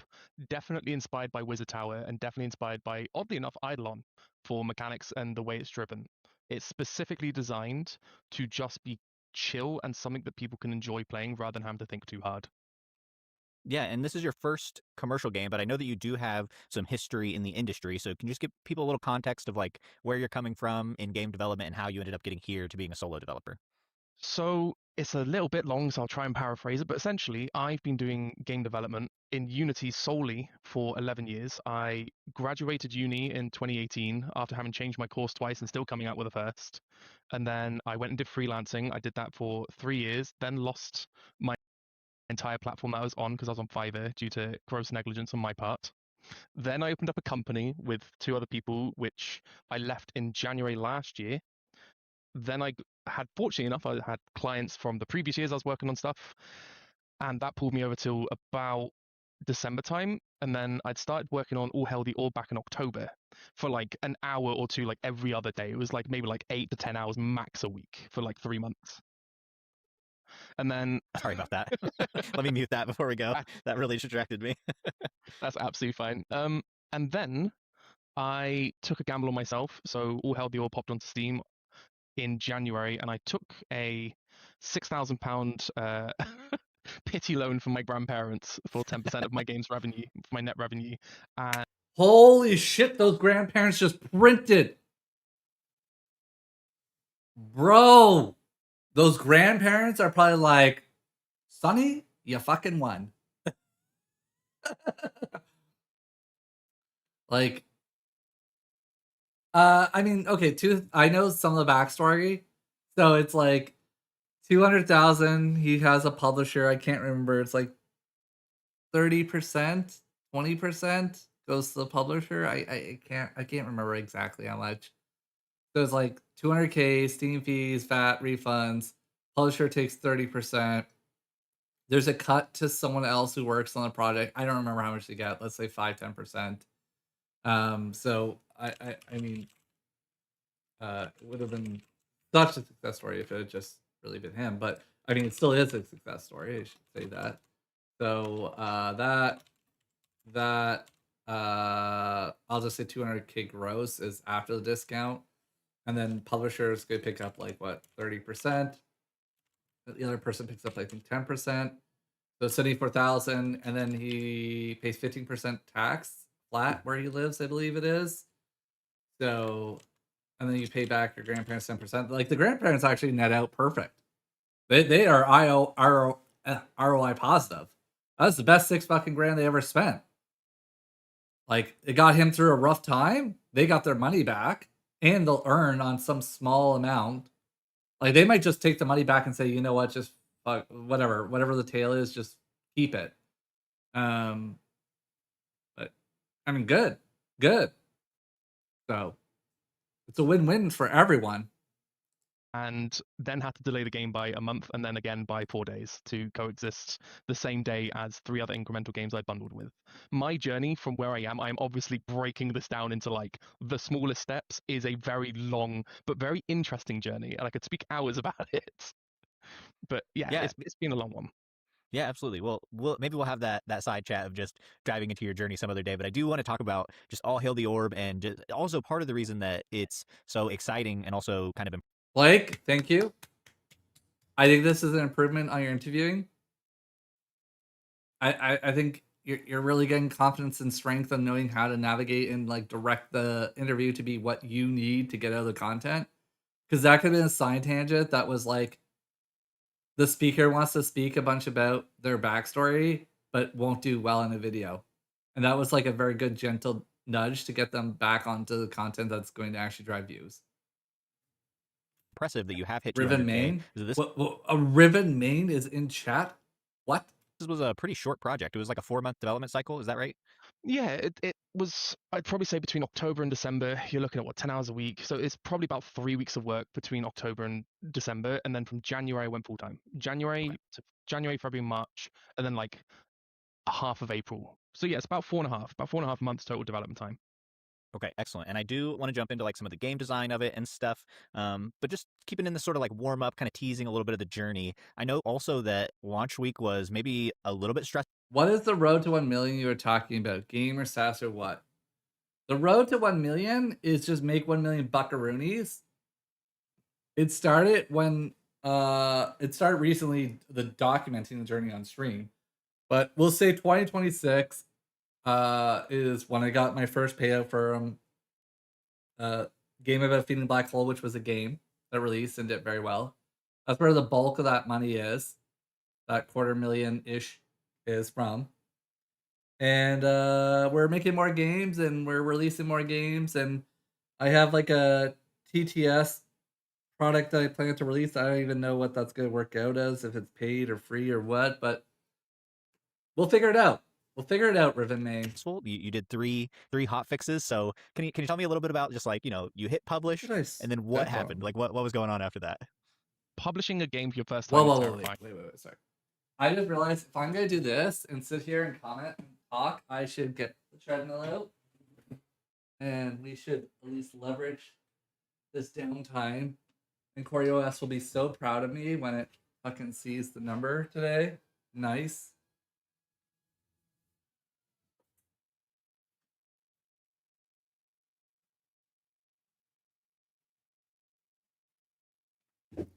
All right, play.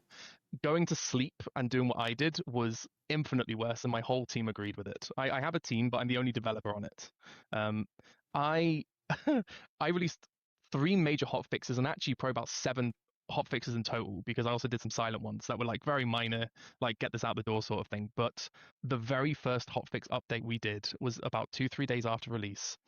If you look at the special announcements for the game, you'll realize we apologize a lot, because I went to sleep right after I released an update without fully checking it, and I soft locked the beginning of the game for about 7 hours in my launch week. That was my team are American and Australian. The other 2 people I work with are those ends. So I went to sleep, and you had these 2 shifting along the timeline, panicking whilst I'm sleeping, trying to learn. Gosh. I'm so grateful that the one in Australia, Maxi, who did all the marketing for the game, has access to Steam, because she rolled it back probably about like 4 or 5 hours later once she realized the reviews were coming in as negative. And everything was just hitting the fan. Yeah, don't go to sleep after an update. I've been banned from updating and going to bed at least for 3 to 4 hours. Wow, that is insane. What was the actual nature of the soft lock? What did you do? I honestly don't really remember. I just remember that you couldn't get past the it was the obelisk. It was the obelisk at the beginning sources, and yeah, I completely missed it. I have untouched Hey, and you messed up. unproblematic. Nope, Got it. it was pain. It was pure pain and suffering. The first 10 days of after release was like 16-hour days. It was horrible. Oh, you didn't know I was the dev for Game of Feeding Black Hole? I am one of them. My counterpart, Aramis, sometimes he's in chat. He is also the other person who worked on the game with me. If you need to sleep, hold the patch until you wake up. Yes. For those who come from like software development careers of like working in a corporate environment, this is like rule 1. Not rule 1. It is one of the rules. Especially if you've ever worked in an operational role, it's never deploy something and then decide to not be available for like multiple hours after that. So I remember with Andy and I don't remember if this came out after us. Yeah. During that, like, I was so nervous every time we would do a release, like a patch or release. Like, he would do a test, I would do a test, I would go get the Steam Deck, I would fully like test through as much as I possibly could. I was so worried about a scenario like this, and this hadn't even happened on like the video of like, here's a lesson to be learned for all you devs. I just knew that like it was ours to fuck up, right? Like, everything was going phenomenal. It's ours to fuck up, ours to break and soft lock all the players, ours to have a patch that goes out that you can't even play the game, ours to wipe out the save files for all those who had already started playing. It wasn't until those 10 days had ended where I went on holiday and just went, you know what? It's in the best state I can get it right now, and I'm mentally dead. I'm going on holiday. Yeah, that's valid. Do you have any sense of like, do you think that impacted your long-term numbers at all? Because now you've bumped it up. It's sitting at, I think when I checked, 94% positivity. Like, it's a really well-received game. Do you feel like those early struggles affected it? Did people go back and update their reviews when they saw that you were being active in there? What's your sense? We actually, on that note, we had a lot of people change their reviews from negative to positive. We were incredibly active in the community. We responded to every negative review, had a custom message addressing the problem. We went through the community page, we checked through all of them, and people could see that we were active in the community. The thing is, if you look at the early reviews, a lot of them was, I really enjoyed this game, but this, and it's like, right, so I could have had a lot more negative, but I feel like the game's charm did a lot of the heavy lifting. It did a Yeah. lot of the heavy lifting for that. It did. Yeah, it is quite a silly game. Before we jump into some of the specifics, also one other thing you touched on that I think would be helpful context is just, that you're working on a team. Can you just give us the quick team breakdown of who's doing what? So there's me, the developer and the project lead. There is Maxi, who deals with all of the marketing, everything from emailing to documentation to dealing with like contractors who do stuff for the project. She's essentially my everything outside the engine person. Very useful to have. We've coined the phrase, you need a Maxi. I need a Maxi. Where's the Maxi? Flashly, turn into Maxi. That's essentially us saying you need someone that does all this because it's horrible without. And she knows it. And then there's Crump, who I brought onto the project probably around February more full time. And he was unpaid for months, and then obviously I paid him once the game did well. There was an agreement in place. It wasn't just extortion, I promise. But yeah, it's just 3 of us, and now we'll get into the next step later That I didn't know. So there's even another cut somewhere in there. on. But we're now a team of 5, and technically, actually, there was one more person, Arrow, and he did the trailer for the game. Okay, super cool. Yeah, I just think it's nice to have the Damn, context a lot of people. who's building stuff when we're talking about these games. So, okay, I would love to dive into a sort of game design discussion here. And first, just get your thoughts on the incremental space as a whole. My God. Come on, bro. Let it go. It is what it is. We're in an interesting time where there's this sort of like kind of boom of the idea of incremental games being very successful. The only thing that sucks too, though, is you don't know when this is recorded. If this came before or after, maybe they'll talk about Payne's video. That will give me a timeline.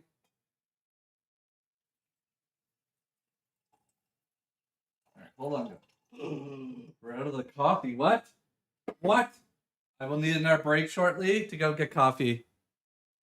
for right now. A lot of people are jumping on that train. So just overall, do you feel like the space is getting crowded? Is it the best time ever to make an incremental game? What's your sense there? I think the best time to make an incremental was last year. However, I don't think it's unprofitable. A game called Slots and Last year from when, though? Last year, 2025? I mean, Black Hole just squeezed in that in 2025 of December, right? Power Wizard was there. But then Gambler's Table is after, 2026. Fracture Field, 2026. That Rat Fortune Million game, which is kind of unfair to include in this because of it being from Eidolon. That's 2026. What other kind of games are we thinking of? I think it's always easy to say, oh, before was the golden eras. Now it's just so much harder. Like, I mean, Sock said this back in 2025 of June. He said incrementals are dead. Incrementals are saturated. We have to ship Click and Conquer ASAP. The fucking market's gonna fall out. That was June of 2025. And after that, we had Outhold, Shell Diver, Gambler's Table, Fracture Field, keep on mining Worlds, and keep on mining. What else did we have? Tons of games in there. I think even Astro Prospector is not actually an incremental game, but I think that released after that. Like, there's just a ton of games after Click and Conquer, just a metric shit ton. Divers just came out, and they're pulling the same numbers I did in launch week. Barry, yep, in 3D. The game about being Black Hole, obviously. Like, if I didn't already say that, but there was just a bunch. I think it's very easy to get caught up in, like, what's that graph? There is a graph for this. It's like early adopter a graph versus mainstream. There's a particular one I'm thinking of. Is it like this? Yeah, I think it's something like this chasm. Like, tech enthusiast versus, like, whatever the category is. This is for, like, tech adoption. But, you know, you have your innovators who are leading. Then you have your visionaries who see what the innovators are doing and get it. And then you have this chasm of jumping. And then it's like, oh, the skeptics are like laggards. Like, I don't know. There's some graph like this that maps over to game dev where it's like, even in the early market, when you're in this chasm, you think it's dead. You think everyone's coming. And then no one on the early majority adopts because they think it's already dead as well. And it's actually like the boom. Like Sockhouse is somewhere in there where he thought Click and Conquer, he thought he was behind. He thought he was behind with his game. And the honest thing is he was probably visionary in terms of where he was in terms of early adopter and all this. And he wasn't an enthusiast. He wasn't a creator of the wave. He was on a momentum, and he thought he was like here. He thought it was like peaking, or it was even downtrend. Because when you're hyper focused in this, you see successes. When you're, what's that phenomenal? It's like once you buy something, you see it everywhere. Oh, frequency illusion. Right? I think this is it. Yeah, the red car theory. Which is like, once you buy a red car, you see red cars everywhere on the road. Once you want a Tesla, you see a Tesla everywhere on the road. And I think for those in game dev, they see some successes of incremental, they start looking at incrementals, and then they see every incremental. And that's, 2 months after I released my game in a pretty now crowded genre. The only thing is, in the same way that we had Vampire Survivors, the moment that game came out, loads of copycats happened, but then you'll realize that the amount of money they made slowly decreased. However, the quality bar also is going further and further down. That's the same thing I feel we're happening with incrementals, is since Chris decided to make a video saying these are like the best things to make, everyone is jumping on it. But the problem is it's not quantity that's the problem, it's the quality. The lack of actual good game design and actually interesting mechanics, I feel, is where the problem is. I don't think incrementals are dead or incrementals are less profitable. I think the bar for entry is getting higher, which it should be, because nobody wants to play the 10,001 node buster. Like, no one wants to play that. Yeah, Chris might just have too much power. Do you know that people still, there's players on Steam that never played Node Busters? There are new users coming on all the time. I mean, someone else has got to get in there and compete with him on the marketing beats. I mean, no, Chris is the best, but that is quite funny that if he says something, it carries so much weight. Yeah. So what were some of the things you did? All Hail the Orb, like it is one of the like silliest games I've seen of just like the premise. Like you've got these ducks in Yeah. there. So tell me about, like, was that sort of zany fantasy part of how you decided to set yourself apart? No. So I started prototyping because I started prototyping, like, the concept of cultists and ducks did not happen at the same time. I started prototyping with just cultist assets and just being able to spawn them in because I really liked a particular artist's 2D pack of cultists. And I was like, okay, I'm going to try and do something with this. And it wasn't until like December time where one of my developer friends was like, hey, I'm making this 3D game and I want to stick a PNG of a duck in it.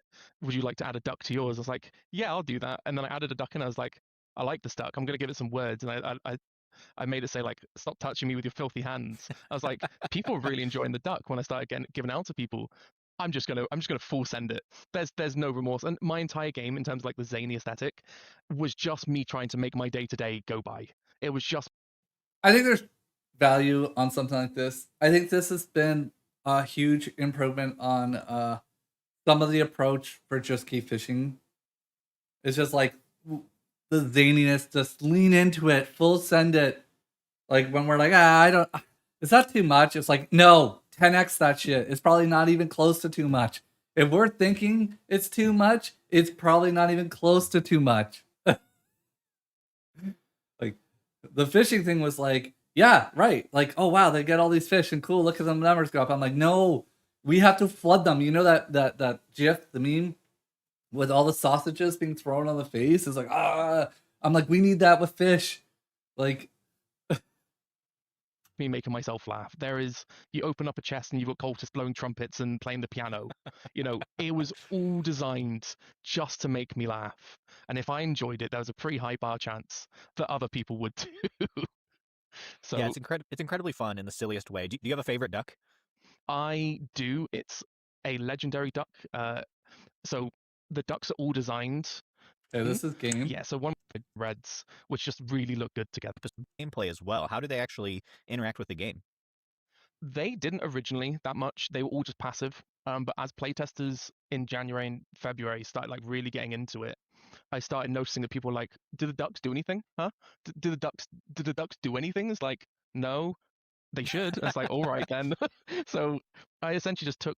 I played through when I was deciding what I wanted ducks to do. I played through the entirety of Wizard Tower as my inspiration, and that gave me like a pretty solid idea regarding functionality. The ducks are very much based on a prestige system. I originally was going to have a giant skill tree shit in the shape of an orb, but that just wouldn't work. And so I end up going, I still want a skill tree, but I think I'm going to just reserve it for the ducks. And it was very small, and it doesn't. There's no prestige in my game, none of that element. I wanted a game that didn't feel like a no buster, so there wasn't going to be all a round by round thing, which is the current meta, which is dying off very quickly currently. And I just wanted to feel more like Wizard Tower. I wanted to feel more like Shell Diver, games that have more of an intrinsic gameplay loop to them. And Ducks fit very, very well as a passive game. As someone who's got like 16,000 hours on Eidolon, anything that is like a passive side system is my bread and butter. Absolutely love them. Yeah, interesting choice not to do a prestige system. Now, I know about Tower Wizard, but I haven't actually played it. Does that game have a prestige system? It does. It has a prestige system in the way that you accumulate resources, and as you do them, I didn't want a prestige in mine, mainly because I didn't think it needed it. It would have, like, I didn't want to Pros and cons. Points. You don't need it. You can have it. Getting it meta, can I've already be a good thing. I just we don't need to learn about prestige. Chris Z, he says that it's the sort of golden age of time to make games because you can make a small game that has success. So can you take me into your plan whenever you hit January, you go full time on this game? Did you plan for it to be a certain amount of months game, or did you sort of stumble into it? What was that? What did that look like? 100% a stumble into it. when I took the loan from my grandparents, I said, I'm going to survive on this for 3 months. It will also pay for my artist for like just to get him started. So the timeline was I was meant to originally release March 16th. And then I realized I could not get it done by March 16th in a way that would make me happy. I didn't care about the players at this point. It was purely just, am I happy with what I've made? And I wasn't happy. So I prolonged it by a month. And in that time, I had the opportunity to get more communicative with fellow people in the incremental space. And then I delayed it an extra 4 days to the 20th of April, specifically to launch with MMO98, Chipmatic, and Fracture Fields. So the marketing beats, we did so much research at the beginning, but everyone gives you different advice. Some like the most common thing was just email people. Was like, great. That doesn't actually do much. We didn't get many videos, and the biggest influence we had was IdleCub making a video, but we hadn't even emailed him yet. He picked up the alpha like 3 weeks before before we were going to send out the videos. So the version he played was nothing like the demo that was coming out onto Next Fest like 2 weeks later. But it's still push wish lists. I think it's a signal though. Like emailing content creators and no one plays it can be a signal. They pick the wrong content creators, right? Or wrong time. There can be like, who am I to sit here and be like, oh, it's a signal, and then you're like, Corey, how many content creators covered Just Keep Fishing, right? There's a couple small ones, things like that. Mining Dwarves, it got like maybe 2 major ones. But it's a signal that you should look at. Like this game, I knew from the get-go, if you lean into the cultist stuff, there is going to be a subset of content creators who will not cover the game because it's like a cultist vibe to it. Just some people will just be like, I think YouTube's not going to vibe well with this on the algo, and we'll pass because of that. I'm not saying everyone. I'm not saying design your game just not to have any cultist aspect to it. I'm saying you have to kind of know that going in, right? There was someone, what's her handle? Room 713, is that the game name? Who made a game where it's like, it's pretty brutal. Like there's like level of torture in the game and things like that. And like, yeah, you're going to have some people who just don't cover a game because of that. So Yeah, we didn't have an idea in terms of time frame whatsoever. Yeah, so whenever you were in that sort of crunch and you had this feeling that it's not the state that I want it to be, was it just what was lacking? What were you looking for in that time that you needed to get it to? There were 2 factors that went into that. The first one was how long does it take for me to finish the game? And 2, are there enough features so that technically you have essentially one new thing every half an hour? Up until like originally the game was only going to be like 2 hours long, and then in the last month we crammed in like 7 extra features. By we I mean me. I crammed in a ludicrous amount of hours to get a whole bunch of features in to get it up to about 3.5 hours. And so yeah, it's primarily just I wasn't happy with round. This is a hard one because Next Fest mentally buggered me. I got the game to 4,000 wish lists with the help of Maxi via just email marketing and getting videos made. And there's only a few big ones that got made. So we entered. bro, 4,000 on just emails and content isn't that bad. Like it's not. Oh, games just get print money to the fucking moon. But there's some validation in that. Like clearly, emailing content creators worked on some level. Like it was 4,000 people eventually covered it. 4,000 wish lists through some of the content creators. Like, see, this is why for me I track the key redemptions. Like because there can be a tail function. I thought Mining Dwarves was never going to be covered by IdleCub because I sent him 2-3 weeks had passed. There was no video. I'm like, nope. He read the email. He said no to the game. So I have him on Discord. I messaged him like, look, you don't have to answer. I don't even care about the video. I only want the video for the feedback. Like, could you just tell me, even if it's not a video, like what you thought or what was wrong or like where the gap was? And then he had replied with, oh, no, I have a video done. It's actually scheduled next week. It just doesn't fit in my schedule right now. Like And then I look at it where the key, like where the key redemption happened. Sorry, not the key. The version he played at, he had actually played the game 3 hours within from when I sent him the key.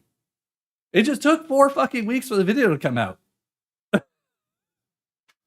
Because he played a particular version that was only live for 3 hours when we published the playtest. So I know he played within 3 hours of sending the email.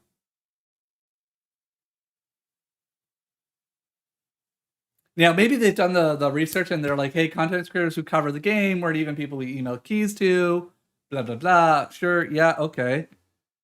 But, I mean, clearly some people covered it. Next Fest with 4,000, and obviously people are like, oh, you know, you're going to do like really good numbers in Next Fest. You got like 4,000, 3,000, whatever. We got 1,000 wish lists, which in comparison to most games, it was good. In comparison to the people that were making similar games, we absolutely died. It was not Interesting. good. And so that mentally wrecked me for 2 weeks. I was very antisocial during that period and very Yeah, because probably follow like the benchmark. So they were expecting probably like 2,000 on the low end, maybe 1,500 on like the lowest end, and more like 2,500 is what they're expecting to walkway through with Next Fest. But yeah, 1,000 from Next Fest is like really low. It's actually shockingly low, to be quite honest. I think all 3 games I have right now get more than 1,000 in Next Fest from Next Fest. I'd have to log into them and actually check on the dashboards for the Next Fest little banner thingy, but I'm pretty sure they all did over 1,000 from Next Fest.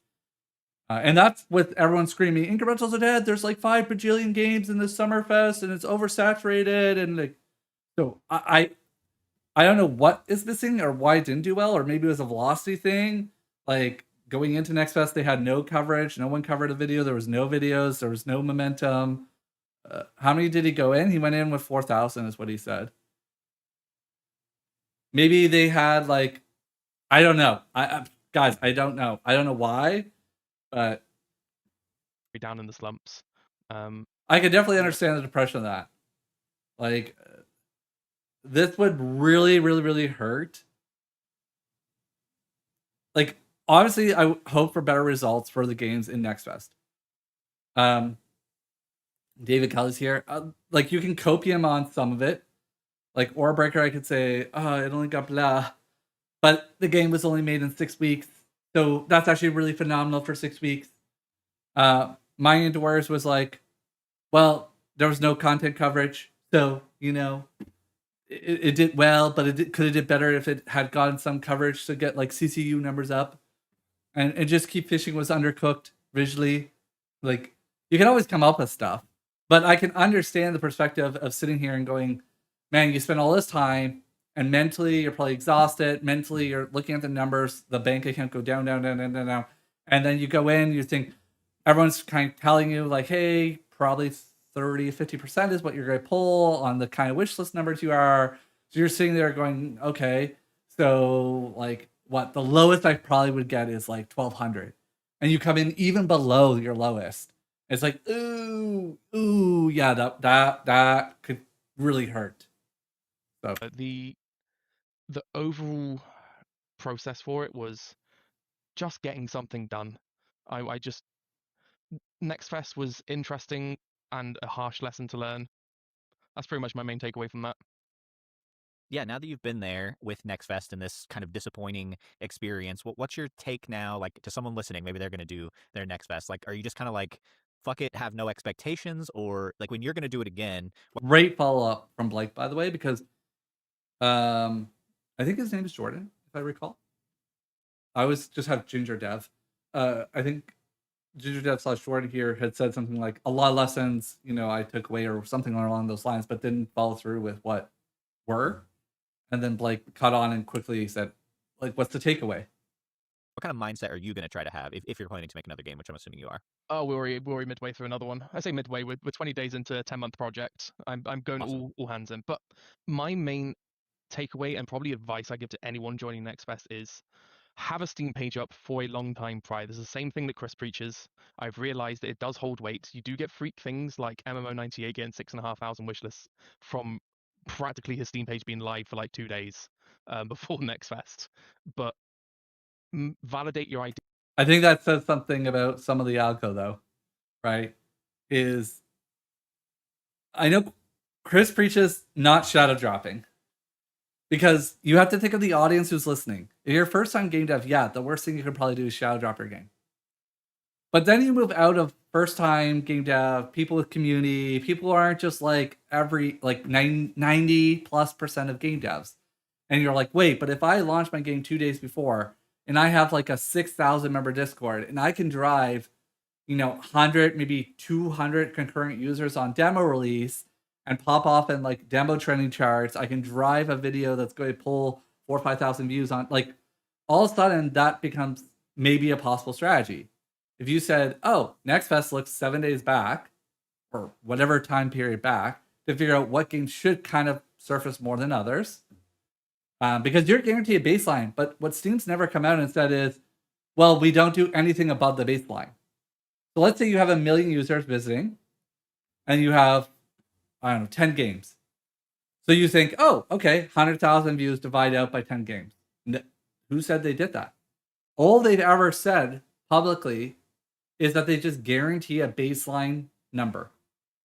So they could say each game is guaranteed 10,000 views as a baseline, or maybe it's impressions. So that means they spent 100,000 views of 1 million views that they have control of. Where's the other 900,000 go? Maybe it's to test out theory of games that are already surfacing very well prior to this.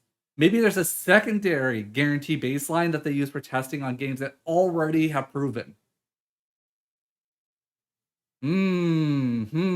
Guys, we ever think about this stuff? Big brain. First before you chuck it onto Next Fest as well. We threw it on Incremental DB and Galaxy.click, which are two incremental, very, very incremental specific websites. Great for validating an idea. And even if you have wish lists, be prepared to get a very small amount of wish lists by comparison.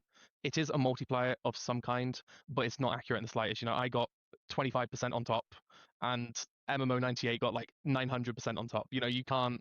Loopla, which is another crazy one, that got like 20,000 or something stupid wish lists. Wow. in Next Fest, and it was, it looked great, it played great. I had the opportunity to talk to the developer in the incremental group, but it's just madness. And then the one that really kicked me in the teeth was a developer called Vari, who's doing an incremental that's also a platformer, IGTap, which is all over YouTube. Funnily enough, during Next Fest, and during Next Fest, he got 20,000 wish lists, and he was. Wait, Vari's a he? I always thought Vari was a she. I shouldn't even go down this conversation. You know what? Maybe I shouldn't say anything. Wasn't even in Next Fest. This is just from getting caught up by Blitz. It's those things that just make you go, fuck. It's easy. It's easy to fall into slumps at Next Fest. You have high expectations from everything that everyone's saying around you. Alex, I don't want to go down that path. I don't even want to say. You know what? Let's just move on. But realistically, you can't plan for it. You can do the best you can to give yourself the best position, but don't promise yourself anything. Don't give yourself high expectations. You have no control. Yeah, what do you attribute All Hail the Orb's sort of lower performance compared to these other incrementals to? Is it just the marketing going in and the wishlist numbers, or the demo? Why do you think it struggled? I actually don't know. This is something me and the team have spoken quite a lot about. We put it onto Incremental DB, and we got like 130 to like 30, 130 up to like 30 down. We put on Galaxy.click, and everyone was really happy with it. It was like over 1,000 or 2,000 players at like a 4.2 or 4.3. We had validation that the game was good, but when it came to Next Fest and it came to like trying to get YouTube to play is getting canceled. Nobody would touch it, and we had no idea. Notable, one of the things I need to do is I actually need to reach out to the just for realistics. I need to reach out to the Incremental DB people and say, like, with Mining Dwarves, now that it's finished, if I relist it, are they actually going to allow me to relist it and to be reassessed? Because the mod marked it as an incremental game. It was the owner who said no, and then they marked it as does not meet the quality bar / too early / demo, whatever. And I'm like, bro, okay, well now we're past that phase. I miles do it, right? What is the harm? They tell me to go f myself. Okay. Idea why? Because every single other piece of information out there would make you think that they would. All the validation would show that. I know Loopler is Cake Viewer. That was like, that's why I'm very happy that Cake did so well. Because the piece of me felt bad. We had me popping off as a viewer. We had you as a viewer popping off. We had Loopler popping off. And he was just sitting there with like Tangy with like 5,000 wish lists. And it was just, and he had spent way more time than everyone. I think he spent the time on Tangy the same amount combined as me, you, and Loopler. If not more. They would, but it wasn't. And I wonder if it's because it was like Wizard Tower. Because I heard from Wizard Tower that I'm pretty sure they also didn't get like a huge amount of wish lists or anything prior as well. And they, same with Norp's Apolog. I'm pretty sure that one also released with a very few amount because the general populace want games that are easy to understand without complicated systems. Wizard Tower, Norp's Apolog, and now All Hail the Orb all fit into a category of multiple subsystems all connecting in with one another. I don't believe this one bit. Norp, sure. But both these games are dumb click games for the first 2 hours. You like Wizard Tower, you don't even need to think. You just click. Like, there's not a complex subsystem. Is there min-maxing? Yes. But I can put it in front of anyone and you can just dumb click your way through. Norp, it's not until you hit like an hour and a half or 2 hours in that you actually hit a roadblock of like the skill tree building to realize that you actually have to do something. So this, I greatly disagree. I think this is holding up other games on pedestals because it's a comparison of his game to these two games to say that they're just not simple games. And it drives people away. It's not, I click this, I harvest rock, I get resources, I upgrade, I repeat. Wizard Tower did so well, in my opinion, because they could funnel their free game into this on the announcement, which got them to trend on Steam. The other game is huge. The free one, whatever the archery shoot thingy. Pricing was also really compelling on the game. And then Norp is like content creator candy. There's so much going on. And it's so pulling in the user. When you see it, you're just like, oh my god, yes. Which is what a node buster like is. And it's just, we had no idea. The only semblance of information we got was me talking to the Execute dev. And he personally messaged Orbital Potato about my game. Orbital never ended up making a video, but he just said, I'm burned out from doing incremental games. And he sent a screenshot to Execute, which was then sent to me. Bro, this is not the place to say this stuff. Oh god. Oh god.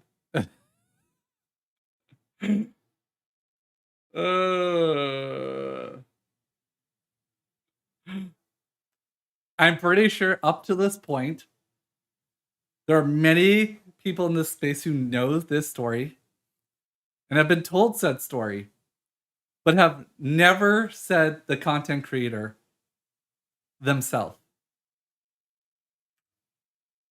I'll replay it. Said, I'm burned out. Oh, wait, I have to go a little bit back. Node buster like is. And it's just, we had no idea. The only semblance of information we got was me talking to the Execute dev. And he personally messaged Orbital Potato about my game. Orbital never ended up making a video, but he just said, I'm burned out from doing incremental games. And he sent a screenshot to Execute, which was then sent to me. And his inbox from one day had like 25 game emails. I'm not surprised. Mm-hmm. Yeah, I don't know.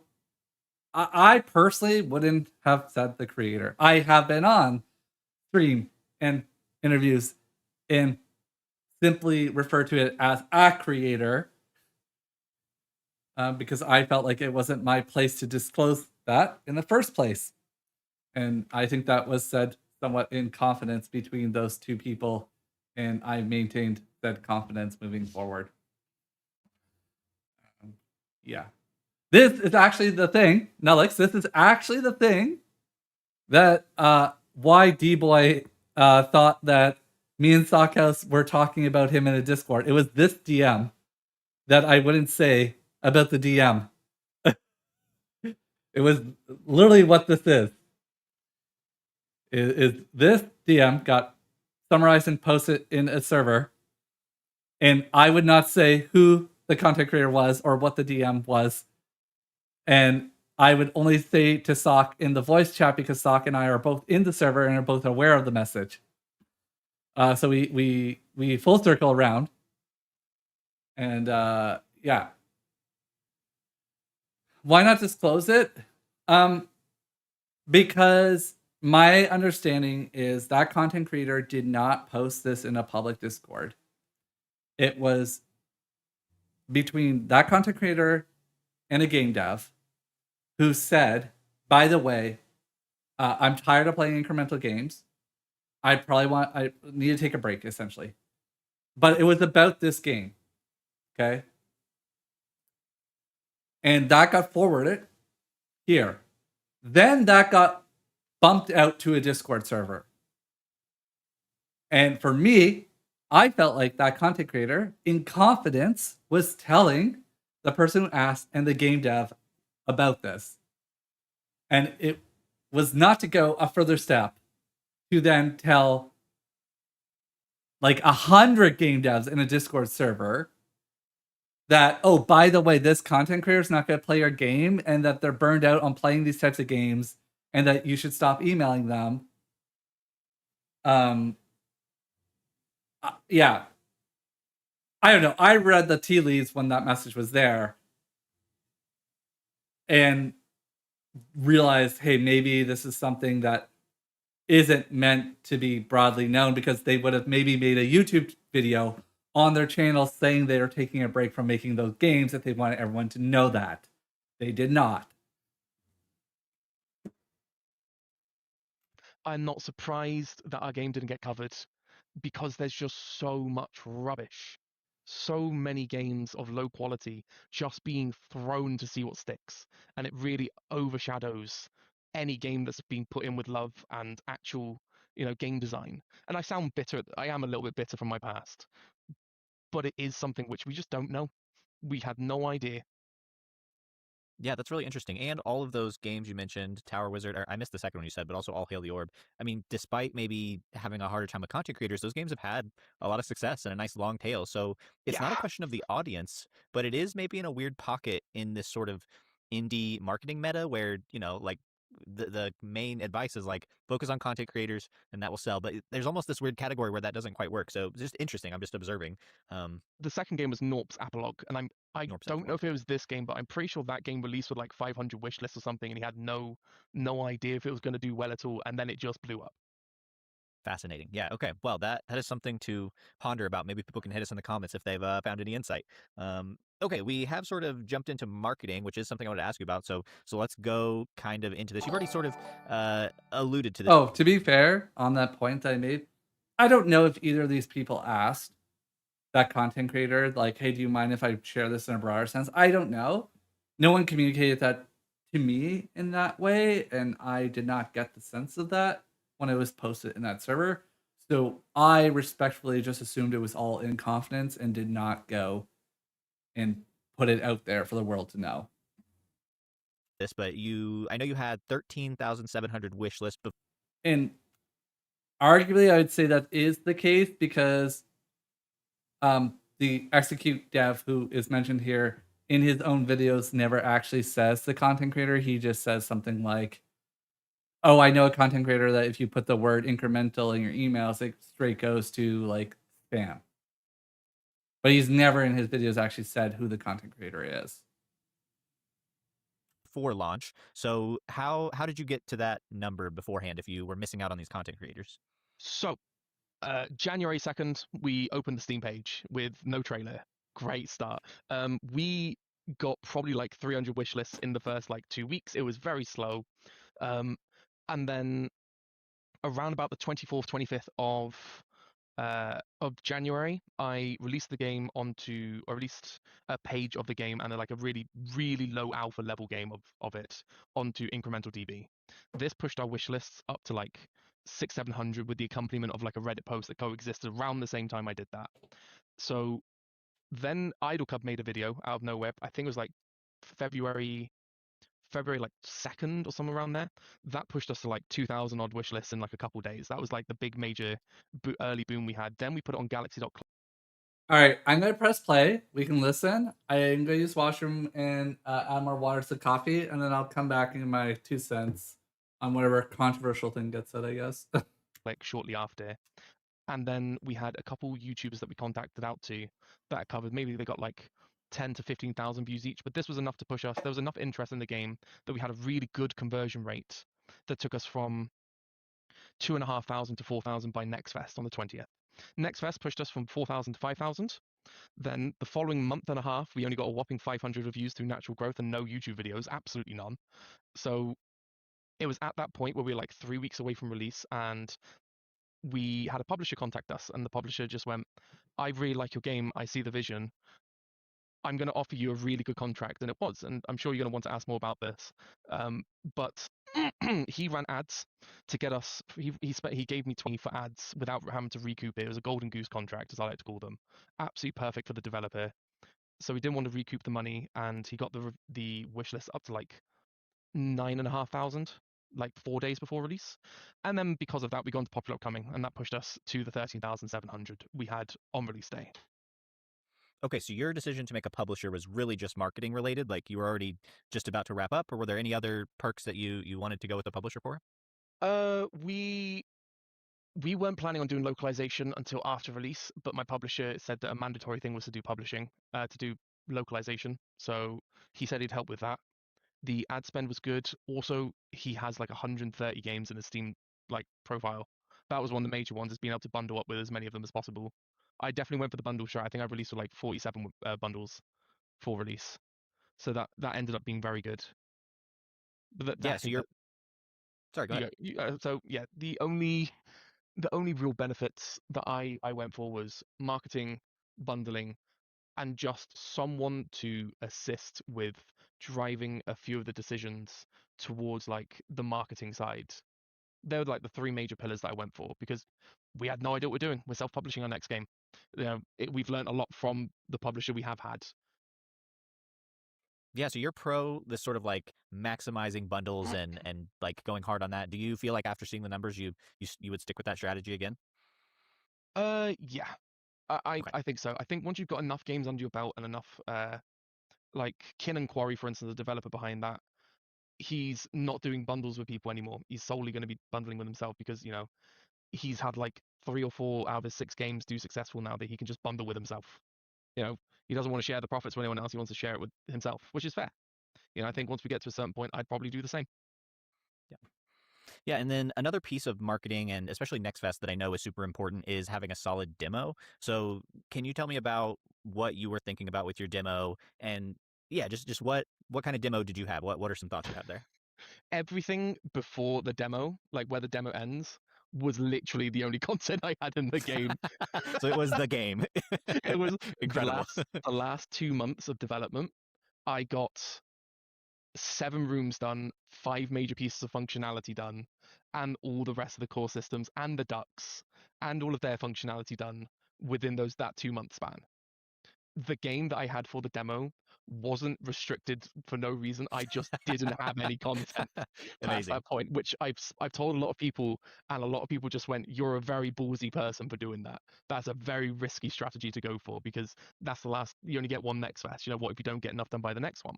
And so yeah, I pulled my weight, if that makes the most amount of sense of saying it. I really, really was like bottom of the barrel, £16 in the bank account on release day. It was do or die, with no alternatives to not be successful in some capacity. I willed it Yeah, into existence. yeah. I mean, sometimes that pressure makes diamonds, as they say. And it sounds like that was your case. Like, yeah, 16 pounds in the bank account is just a remarkable story. I mean, it's just incredible. So with the demo, which was just your content, did you do any kind of like scaling to try to make it a certain length, or it was literally just like, here's what I've got, and just play what I've got? It was literally For me, it took half an hour to finish. For the average person, it took 40 minutes, which was more accurate. The thing is, and I'll send I'll send this over to you for you to display over on top. The statistics I have for my game in terms of like playtime is crazy good. My demo, I think it's like 93% of players played it over like the half an hour mark, which is like Wow. perfect on how long the game was. Most people who played it like Yeah. fully through. On the main game, it's like 97% at 10 minutes, 92% at 30 minutes. I think Wow. it's like 90% or 89% at an hour. You know, it's crazy good numbers for retention. So, refund rate's only 4.5%. It's been very, very good in terms of keeping that retention because it's interesting. It's interesting and it's not a boring game by design. That was Yeah. my whole aim. Yeah, take me into the first 10 minutes of the game. What is so captivating? And were there any intentional decisions in there that you made to kind of keep people engaged? So I don't know who I heard this from, but it was about the methodology of designing games, and it's one that I live and die by, which is make the first quarter of your game the most interesting part of the entire experience. Make your ending of the game your second most interesting part, and make your middle the least interesting part. Most people psychologically are willing to sit through a game that they've committed enough time into being interesting, even if it's slightly below the Okay, bar boys, from what the I'm intro back, and there included. were some controversial And you things said. Ginger Dev, what are you doing here?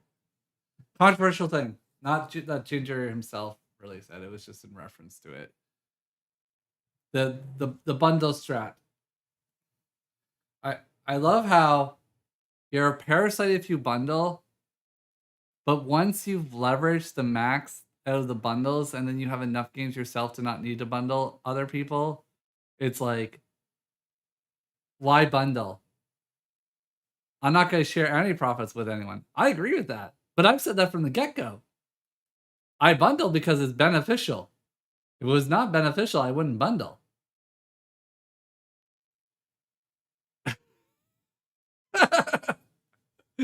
want to make sure that the ending is at least good enough so that they feel like the push through the midsection was worth it. So a lot of the decision making for the first 10 minutes was how do I make the experience Alex says, shut the fuck up, Thorny. Fox is humble and helping new devs mutual, and he's a saint.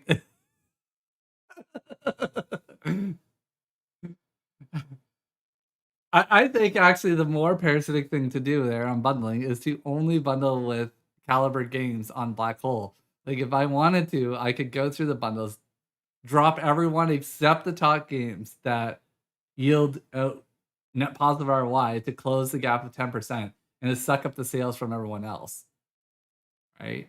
That'd be more money to me on any games that make any of these smaller sales backwards to me. And like, wow, eh? But we don't. I don't even know how many bundles are there. People ask to bundle, I just bundle. of the player the most interesting. I added an intro dialogue. I added like wavy music sounds when you go into the intro sequence. There's an achievement on the main menu. All the UI looks great. The opening of rooms, there's animation, there's tile flipping effects. There's all sorts of goodies for people to be interested and be charmed by. And it wasn't until like the mid part of the game where I kind of just went, okay, the intro is good. The first quarter to first third of the game is like really solid, really grounded, and I can kind of calm down. Obviously, you have to remember I got like 2.5 hours to 3 hours worth of content done in 2 months. I wasn't going to have the time, and it's not fully polished. I could polish the game like an extra ridiculous amount, but I don't really need to. I need to continue fixing bugs and stuff. But that first 10 minutes really is the hook. It absolutely did its job. Boys, we always say, why do I care for demos the first 10 minutes? 80% or above? Yep.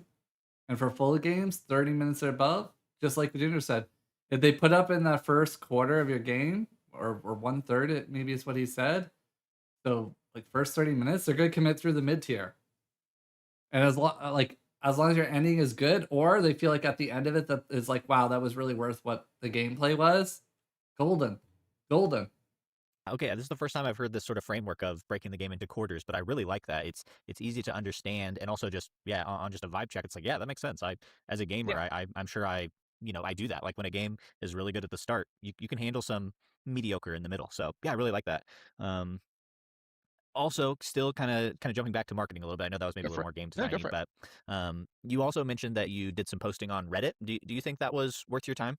Oh, one thing I want to say that while I was getting the coffee or the water that was maybe uh spicy take from me is the publisher deal with a 12K ad spend. Um, this is not that very deal, but I feel like that is how we end up with the beta changes rolling out. Not Ginger himself here in chat was the reason, but I had said when I saw the beta and I made the video on the bundle video talking bundle the change video about the new and trending and popular up and coming. I said I think this is how Steam is closing or reducing the amount of exploitation of Reddit ad spend to drive to get on a popular up and coming list. Because I was seeing more and more of these smaller, whatever that is subjectively, publishers or people with capital, like, people in tech who aren't really publishers coming in and just saying, wait, I can just basically pump and dump and come in, pump a game through Reddit ads where the cost of acquisition is low enough, get the wish list, show on the list of organic, I net out positive ROI. And one of those games out of X amount is going to have enough sales velocity because of this, because it's a decent enough game to get new and trending. And then I pay back everything and make all my ROI. Like it was the most broken system. And larger publishers don't need to do that because they don't need to be worried about getting a game on Popper up and coming. They're going to have a game on Popper coming through either followers, through the video content coming, through the validation. They're only going to pick a game that actually can validate enough prior to even signing to get there. So yeah, I do think the changes that we had with personal calendar and everything were particularly targeted to close some of this gap. No. Yeah. No. Not very good. I Yeah. you'll be interested to know, and I know the viewers would, for ads. Like this is obviously not personal Reddit posts of my own, but ads actually perform terribly for me on Reddit. The best performing ads were on Facebook. Wow, that's crazy. This is the second conversation I've had this week that has dropped Facebook as like a decent marketing tool. That's It's kind of wild. really weird. It's really, Yeah. really weird. However, I will say that unless your game is like really top tier, none of those wish lists converted, but they did their job. Mm, The interesting. whole job of the ads wasn't to get people that will convert, it's to get wish lists to hit popular upcoming. It was strategic. Oh, Yep. And that strat is closed or is substantially more expensive. The barrier to entry now is like 50,000 wish list. So 100% designed to get me into the popular upcoming so we could do the rest of the heavy lifting. It's also the reason why I wanted to make sure that I released on a Monday, so I had the whole weekend in popular upcoming. Yeah, this exact strat might be why Steam blew up the Oh. popular and good job, Blake, watching the VOD. upcoming. So it'll be interesting to see where we all land with that. I know there's no data. Any vibe checks on those, just because that's kind of the hot topic right now. It's a huge hot topic at the moment. I can't go any Reddit post or any like basic Reddit scroll without someone discussing the fact that Steam's completely just killed it for an indie devs. I just don't know when this was recorded. That's the only downside.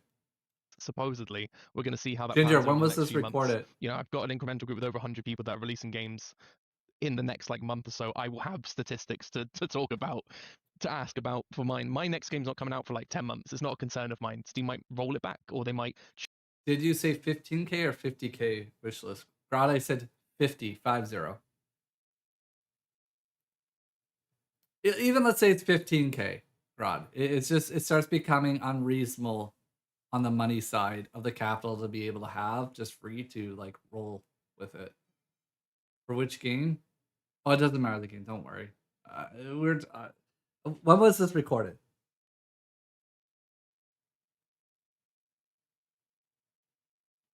What I was talking about is just getting on the current popular upcoming list. Is what now to get there is way more. 8th of June. Oh, actually, later than I thought for when you guys record this. When was Kane's video? Was this after the whole video incremental dead or before? It was before. Okay. That's why that section about incrementals dead was so short, probably. Change something else again. It's like, that's not my problem right now. Yeah, it'll be interesting to see how it all shakes out. It's definitely a shift in the meta. I'm more of an optimist, so I'm not going to panic just yet. But we'll see. It's certainly a change. There's definitely a patch, so to speak, in the meta, and people will have to shift. So other than that change, now that you've been through this, any things that you're going to do differently for marketing for your next game that you're sure of that you'll do differently? Honestly, I don't think I'm pretty sure we hit every single marketing beat that we could have. Like I guess if I had to put one up there, my the one that I wanted to take the most inspiration from was the YouTuber, the one behind Tiny Terraces, and he makes a short every like 2 or 3 days, and got loads of wish lists from just Like, this would have been a great spot to edit in. This would have been a great spot to edit in. consistently hitting that mark every few days and making a good YouTube short that's just like, I did this today. This is why you should be interested. This is how cool it looks. Wouldn't you like to do this? Wishlist now on Steam. And it's like, yeah, that caught my attention. I ended up binge watching all of them. I haven't bought the game, I haven't wishlisted the game, but it grabbed my attention enough, and I guarantee, some of his videos have hit ridiculous numbers that otherwise wouldn't. Having more of a social media outlook on things is important as well. Specifically like TikTok, Instagram, YouTube, which I've heard TikTok's the goat for it, but also getting millions of views doesn't convert, whereas like a million views on YouTube or a million views on Instagram. So it's more consistency than anything else, which I don't have. I have a family and a child. I don't have the time to do 8 hours of dev work every day, then look after a daughter, then find time to do 2 hours of editing for a short. It just doesn't exist in my time schedule. It's something I'd put off onto Maxi or Arrow to do. Like Arrow has 5% of the next game to do all the YouTube shorts and everything, so I don't have to. I thought about Yeah. these things. Yeah, I've got a really interesting interview that will come out right before yours with a developer who Oh. just purely was short form content and really hadn't made much of a That was Jason. Jason, OG Jason. Jason, do you hear this? You getting called out? game. They did like much more like just making animations and sort of pitching the game, and they got 60K wishlist in 6 weeks. And so they were really proposing that that's like the next viable strategy. So we'll see. That was actually where the Was Facebook that guy on piece Reddit? came up. Was that guy from Reddit by chance? Because I swear I read a post sounding very similar to that. He probably has shared on Reddit. His game's Uncanny Valley. Yeah, I don't know his. Yeah. I've seen it on Reddit. Yeah, Yeah. I knew about Yeah, that some one. really interesting jams and things like that, releasing to itch.io. Oh, this So is where the did the shift idea happen generation. from making those small games to actually making a commercial game? How did you actually make that? That I don't to want to cope by know. myself. And I tried doing a pitch deck, and I had some publishers that were genuinely interested in the game, but they're like, come back to me in 6 months. I didn't have the money to make that 6 months happen, so I scrapped it. The crit and roll, I did that, but then once again, I saw a butterfly called AI, and I reached for it. That's what stopped crit and roll. And then once I dropped it at the end of August, it was literally a 1 month fling with Cursor. So I got back into crit and roll, I finished it, and then I looked at it and just went, this is not what I want my first game to be. Okay, so this is your validation strategy. What are you up to? And let me end you with this final question. So this is the Dev Dream podcast, created mostly to inspire myself, but also others. And I'm always inspired by hearing about the dreams and aspirations of other devs. So I'm curious for you, Jordan, what would you say is your game dev dream in this season of life? In this season of life, I would probably say off the top of my head, I want to have a company that can just survive as a group of friends. That is what I want. I have had a company which I loathed and hated for 4 years that I co-founded with two people that were meant to be people that I was going to build a game studio with, that ended up in shambles due to their greed. I do not want that. Instead, I have proven that things are doable without the need of other people, like as a huge company situation. And I've built something with the people that I want to continue building with. And that already is essentially what I want, just on a small scale. Right now, I want to make my next game. I'm founding my next company by myself, with me as the only sole proprietor of my own company. I should probably not say sole proprietor. That's an actual terminology phrase. But yeah, I'm opening up a new company called Bag of Ducks. It is just me as the co-founder with subcontractors as my friends, and we're gonna make games, and hopefully that goes well. Cool. Nice. Best of luck, my dude. Best of luck. Do do do do do do do do.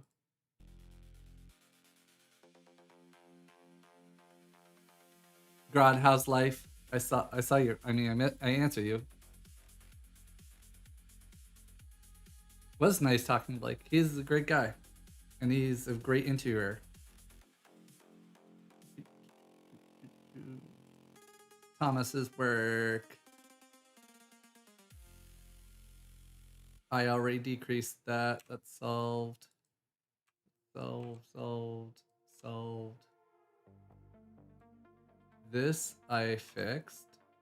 this is level 3. Let me just change this to fix that. And this I had to play to find out where that issue was.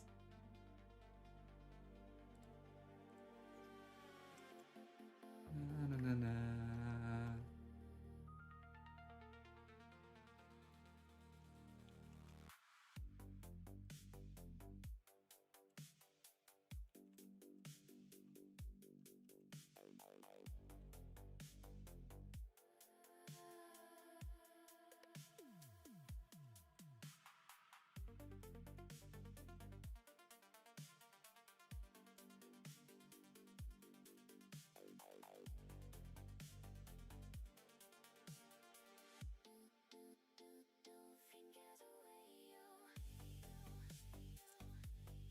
Okay.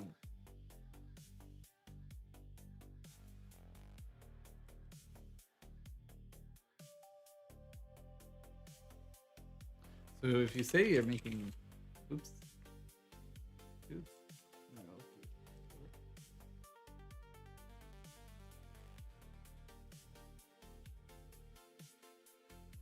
no. Okay, that makes sense. A 3-hour game. First 45 minutes most critical to pull sucker people in. I think back on Black Hole, and it's not. Well, for a slower player with the content that was there, after like the first 2 days, yeah, it was about 3 hours. More like 2 hours and 20 minutes for those who played just the core game and weren't power throughing. Hour and 50 if you powered through. So it's like 2.5, 260 divided by 4. So then yeah. And this, our game's done? What games? What games? Stop. What games? No, games are done. I'm still cooking. What do you mean? I can stream every day. You see what I'm doing.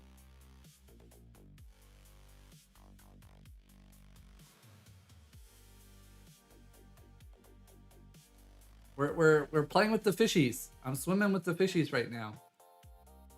Okay?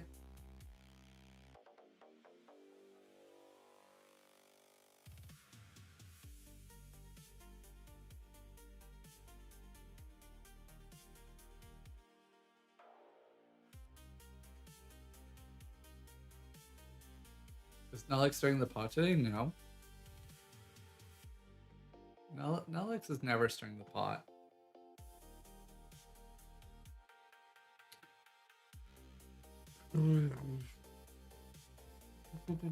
New game. Up, up, up, up, up, up.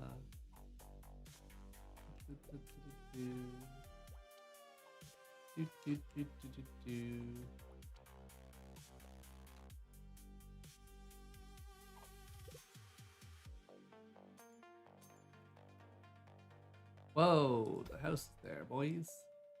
This is a bug that Thomas will fix.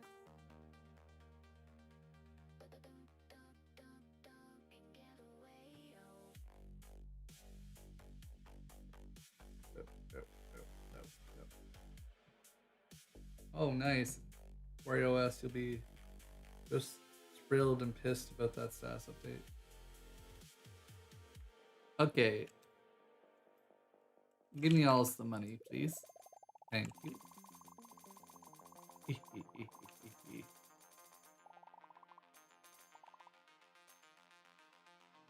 Adios, suckers.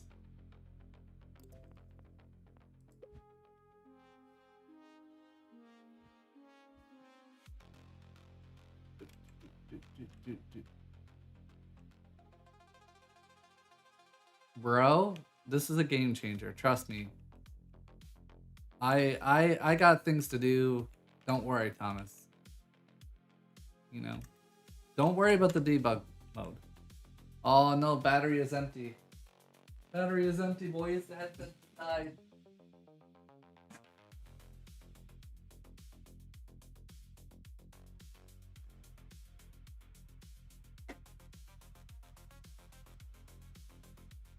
He's got a conditional to enable, and we'll remove it. Don't worry.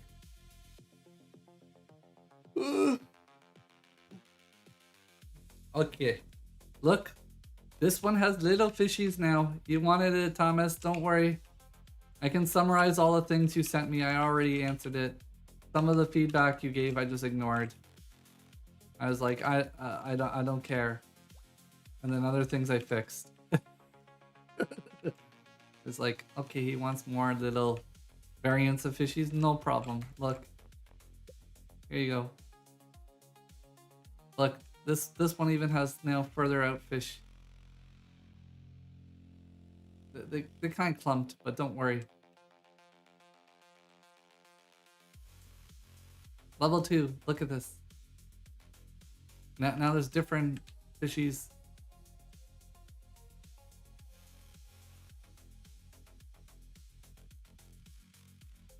What else did I change? Oh, I didn't change the power-up thingy yet, but I can do that in a second. I need some money to do that. Give me all the monies. Thank you. Thank you. Whoa.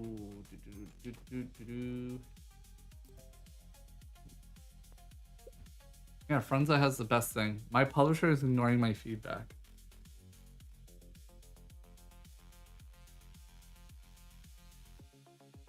Look, these are giant fishies now. There's variance in the fish sizes.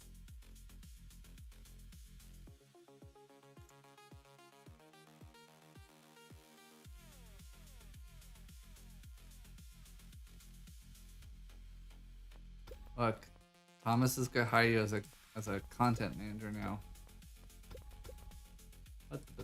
Oh, and I'm surprised your feedback on there wasn't the tree is too far on the branching. I actually need to tighten the spacing. It's way too far. I just wanted to make it obvious that it's going to branch out and go further. I think I went too far on the upgrades. Whatever. Yes, squid, come here. Look how big these fishies are now. The squid has to be even larger. The squid is worth more and needs to be bigger. We will fix this, don't worry.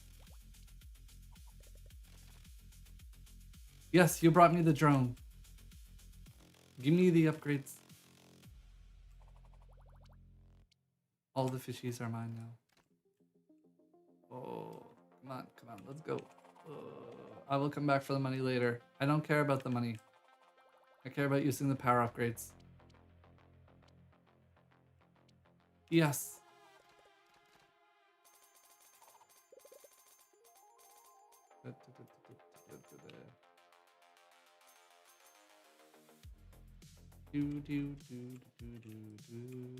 Oh.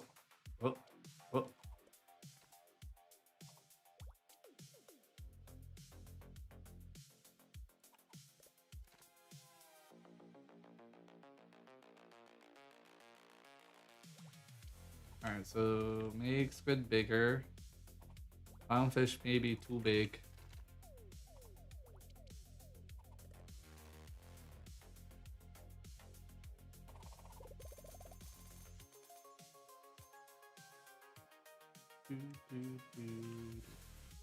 So I make the squid bigger, but I need to remember to set the value down lower.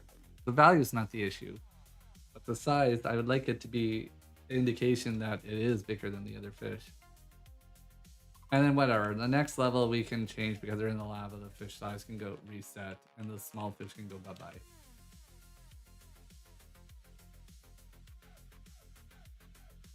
Oh, backpack.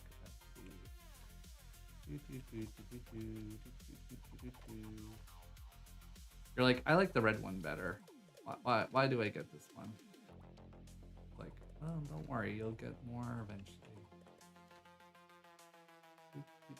Oh my god, they're like giant Nemos. They're probably too big.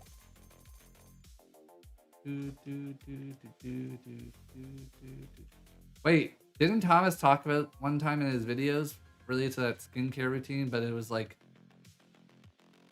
on Scope Creeper, he uses like toothpaste as hair gel or something? Correct me whatever I'm wrong with, but I was pretty sure it was something like that.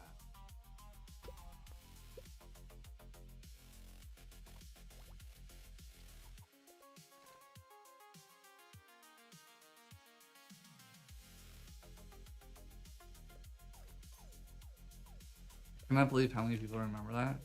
You probably go out with your wife to like an event and they're like, oh, Thomas Stewart, yeah, I watch your content. Oh yeah. Like, aren't you the guy who uses toothpaste for hair gel?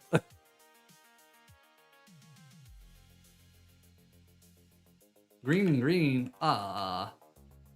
I wanted the red. The red, boys. This is probably something I'm going to tune, is the distribution of power upgrades and how we decide which ones. I will probably make it once it spawns a green one, the chance of spawning the secondary of the other gets pulled down uniformly. So it's like you're more likely to get synergies. All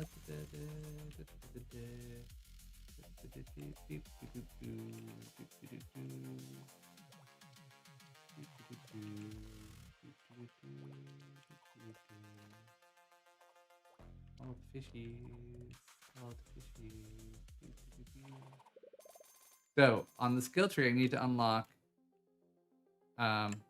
Also, we could increase fish value apart from the size if you want. We could, but then I would have to go make changes again. And that I am way too lazy to do.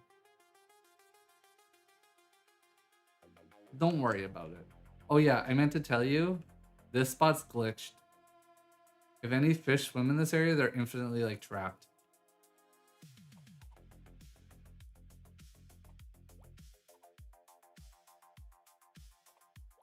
Also, I find it really hard to I think there's something weird in this area. Look. If you select that area, you can't actually see your... Yeah. Bro. The ice stops me from casting through. Look.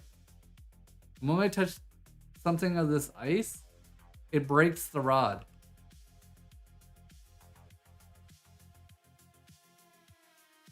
Oh, like what's this jump? Well, why does it do that jump? Oh, what's this?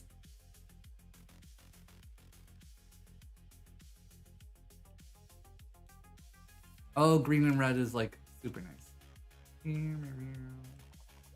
Yes, all the fishies, please. Give me all the fishies. I demand said fish. Demand. Demand. Ah, yes. We maxed it out, boys.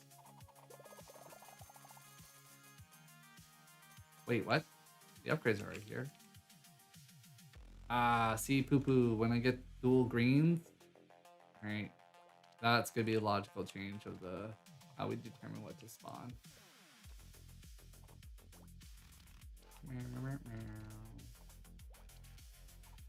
Did I just find all the Nemos? I did. Nemo came home.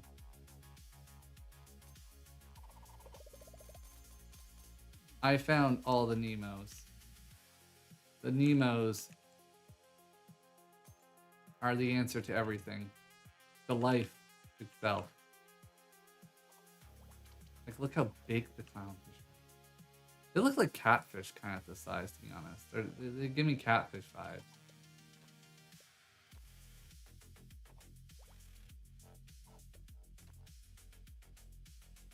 I don't even remember what I set them to. 3 maybe?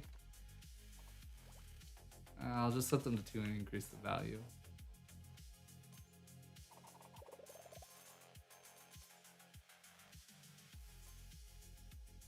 Yo, where's the drones? I want the drones, boys. See, this is just because I don't have something to buy. That's the big thing. Yes, bring me my upgrade. My question is... Oh, dual red is OP. But I don't have the backpack capacity. It's alright. We can cheat. Okay, like this. And then I come out here. And then I maximize because I don't have green.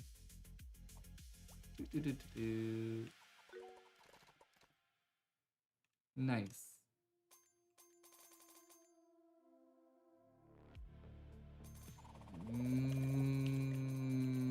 I don't know. Not render fish when they're in view? Probably. Yeah, that would make sense. Yeah, that would make sense. If not, the bajillion fish are gonna lag out the game.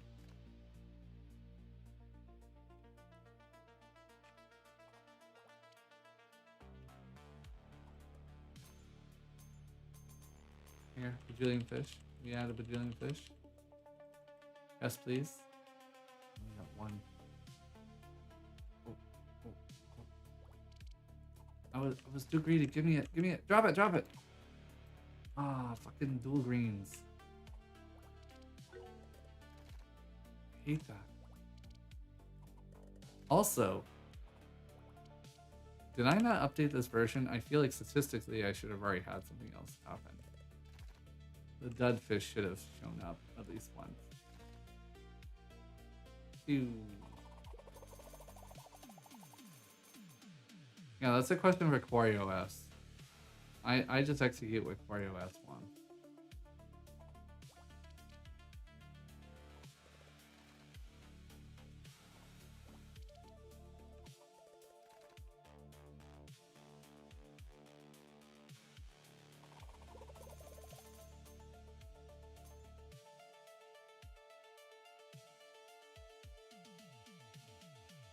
I was actually going to make the drones longer, but what I think I'll do is I'll set 10 seconds longer, but pull down the variance by 10 seconds.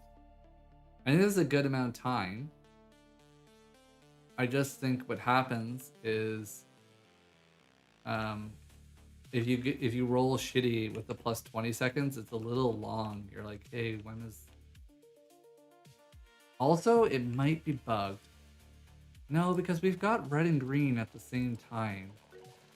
So it doesn't mean that when it generates out, which it does not accidentally pick red twice and just send 2 drones of red. I think it just had that. Okay, so if I go here and I go here and I go here and I do that, that will spawn that. I'll activate, but I can't force the drone to deliver a particular one.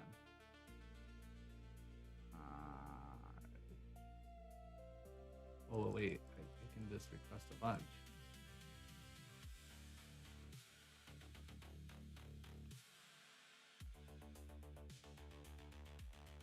Is that good respect? Oh, it's going to respect the drone limit, though. Oh, see? This is the best one.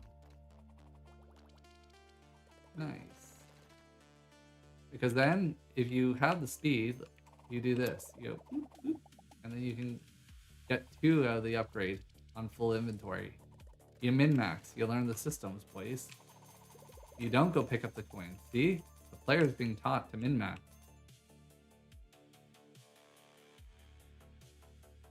Oh god. I fell.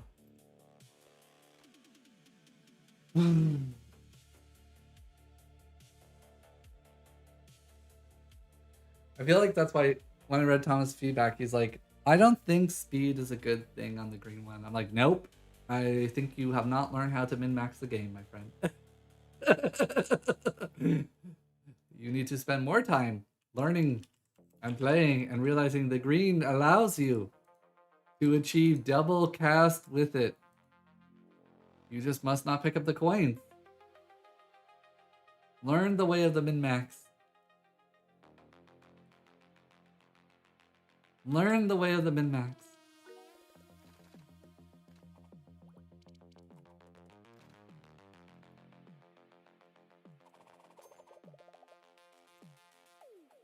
Okay, so that's not broken. I do think there's some weird logic that I have right now around allowing the dead fish to spawn. Either I accidentally did not click save on the setting or I overwrote it, but let's find out.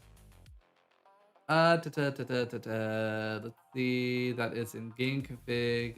That is set as this. So fishing game JSON base value.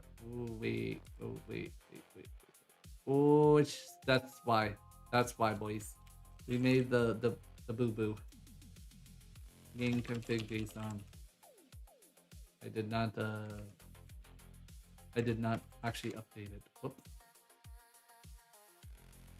All right, open. Save. Close. Go over here. Oh, my wife's outside. Kind of scared me there for a second. I think speed is good for green. I think it just needs to be more obvious that it grows backpack. Yeah, this is what I wrote for you. I said, one backpack capacity is greater than base normal capacity. Basically, when we increase that, just make it way bigger or some indication as like you could make the text capacity itself golden or rainbow or bigger or I don't know. These are Thomas questions or answers. Thomas answers. I have only questions for you. These are Thomas answers.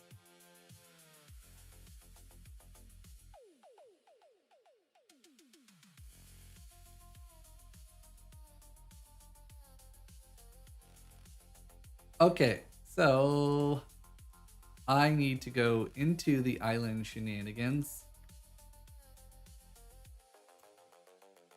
And on island 3s, bro, why did I set it 3? I think because I just want to visually look bigger than that. Whoops, I think that's kind of a mistake on my part.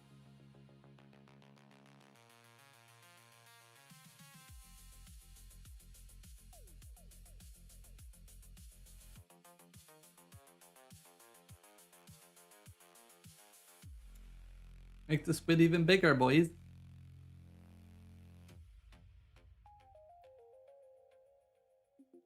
Okay. What else did I say? Oh yeah, on Power Up Manager, yada yada shenanigans. I need to change out the time value of the interval time values in here. In lava fairy magnet power up box delivery. So the first one bypasses everything. So if I make this a little bit longer as the minimum,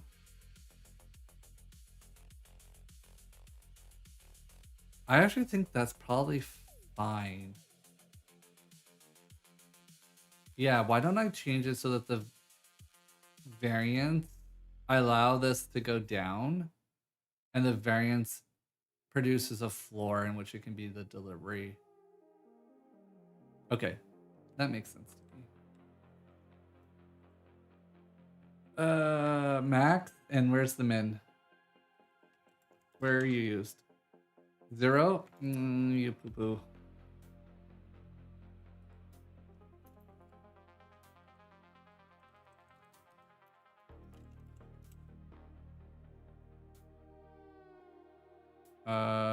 Okay, so if that's set, you do a random, include random delay if it's set, or you set it to 0. Okay. Include this is true. If not, you remove. Yeah, but it's always gonna be true because we hard this is codex.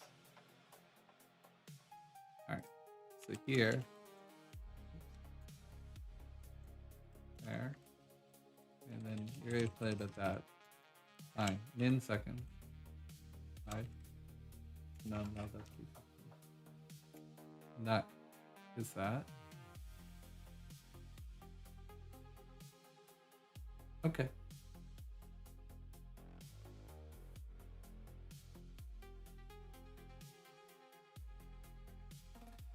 Okay, and then what I need to do on that is, hey yo.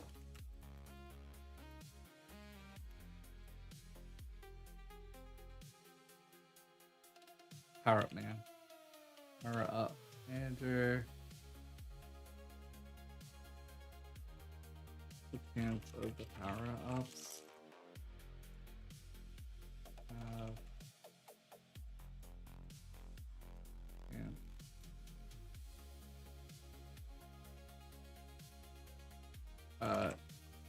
Have drone capacity 5. Likelihood of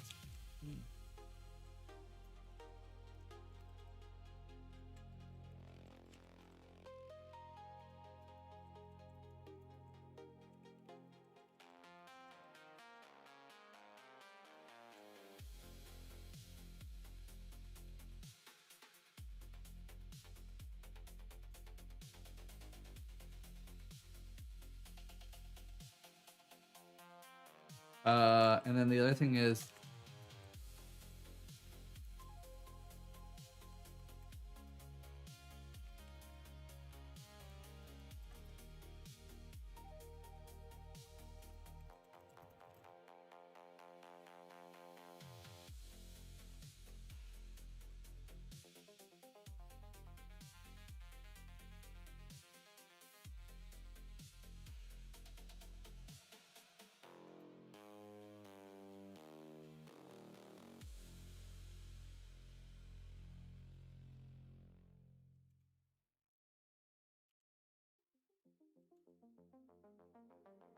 I'm a new dev. Got any advice on raising money for a game? My advice is don't raise money for a game. If you're a new dev, no one's gonna give you any money for doing a game. Unproven, no track experience, no experience. Why would anyone give you money? I shipped $1 million game, and I would even ask for money.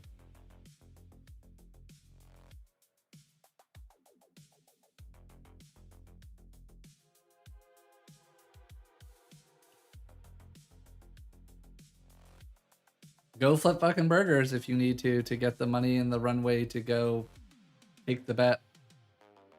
Work after your other job. Work 1 hour a day, 365 days, lower scope your game. Set 400-hour game cap, and it'll take you a year to make the game. You don't have to raise the money. You don't have a computer? No problem. Go to the library. You don't have a computer and your country doesn't have a library, a public library. Well, how the fuck are you on Twitch right now? Phone? Well, then guess what? You probably just got shitty RNG. Nothing else I can say. Like, at some level, it's just like, listen. I can't solve all problems. Just get a Steam Deck. Yeah, did you see Stockhouse post about using a Steam Deck?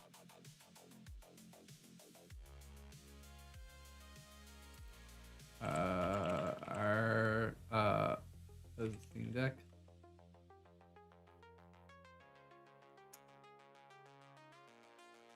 Tacos. What?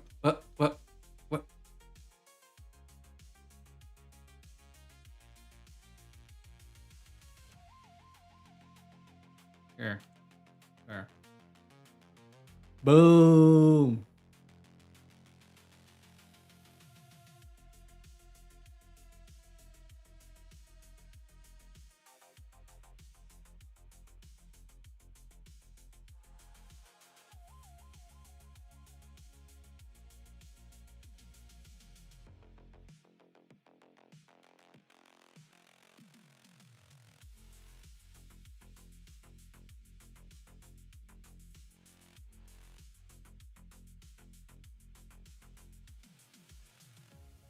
See, this is why I don't do well as a streamer. Is like, if you want to grow your streaming audience, the nice thing there would have been like, oh, tell me more about your story. Oh, have you checked blah, blah, blah? Oh, I totally can let you know how to raise money. Oh, have you tried that? I'm like, let's cut through the bullshit. Why are you raising money? You shouldn't raise money. You don't have the experience for you. You just started. Go work your ass off, get the money, get the cash flow, flip the burgers, whatever you need to do. And then truth comes in and it just pulls you up. Come here and whack! Knocks some sense right into you, boys. And that's how the viewer is like, Thorny hurt me. He gave me the truth. He slapped the truth into me. I'm out, boys. I'm like, well, it's not the stream for you. Not the stream for you.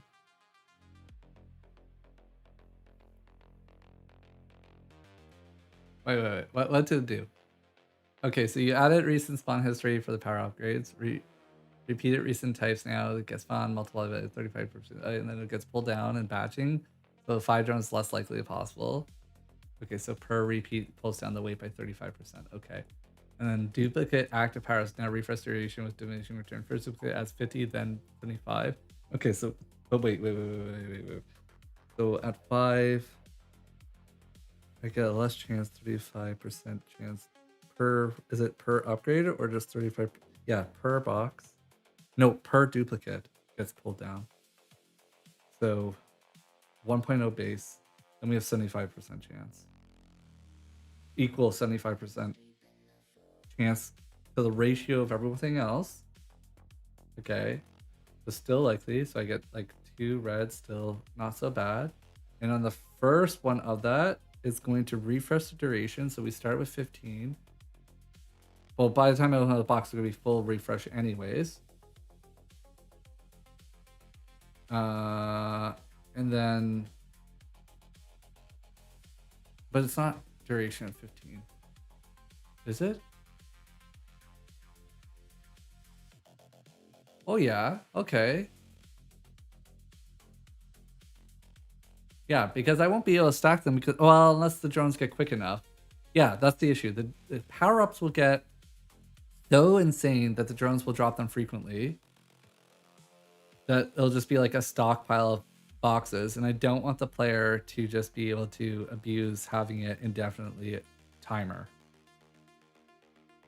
Eventually, it's just gonna run out. And then with variants, I can control that okay, when you pull down the time, I actually can wait out the variants so that they're more frequent, but they never hit a spot of just always being silly. I can diminish return that so that they are silly for a short period of time, and then I can push this back up to being like a minimum of like 45 seconds. Okay, that's fine. We'll eventually get there in the end game. Okay, so let's see now. Now it's more likely that we get other ones. Debt maxing. You have to raise money for your gaming, you're a solo dev, your scope probably is too high. Yeah, that's probably a nicer way of saying it.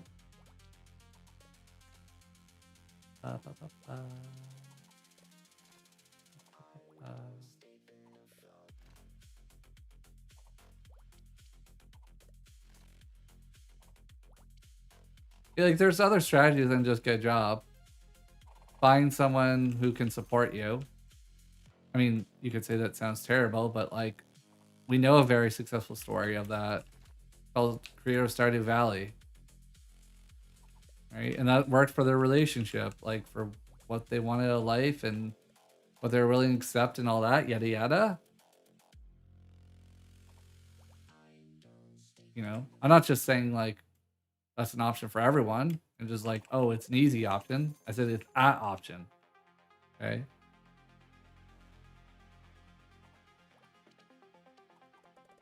There's gig economy. There's Uber Eats delivery to save up to try and get the additional runway. Oh, I don't have a car. Well, if you're in a metropolitan area, they do bicycles. Do you have a bike? No, you don't have a bike. You don't have a car. Okay, well, Instacart, where I live, allow you to do delivery, picking only. You can get your ass to one of their facilities, like Costco or wherever, to do just picking. The answer is yes, then you can get paid.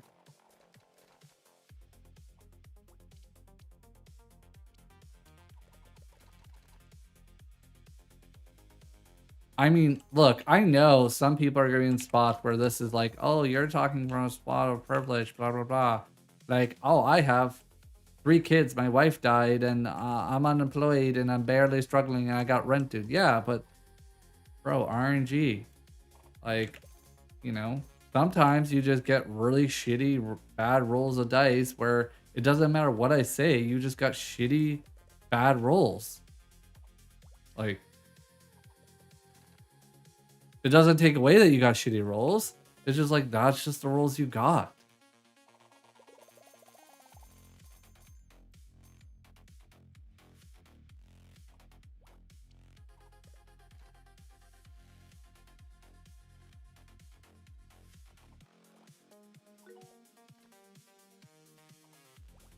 Yes, drones, bring me more packages. See, I think the drones are in a good spot where they're just long enough that I actually kind of feel like I have to go fishing still. What with the changes? What are the chances that I got doubles? Eh? Well, okay, there's still kind of high for that. So maybe I increase it. Maybe I increase the weight. It's a 35% reduction each time.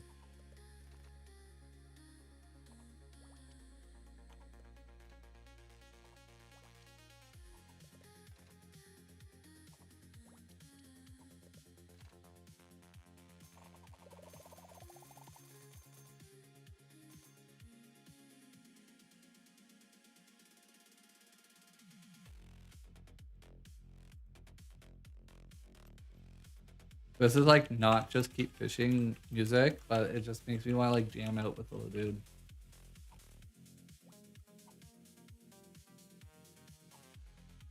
Go kick some penguins. So Thomas, you're still there. What have you thought about the right click or anything other than E? Because I don't know if you've gone in debug, but if you get a lot of boxes, it's actually pretty tedious to open them with E.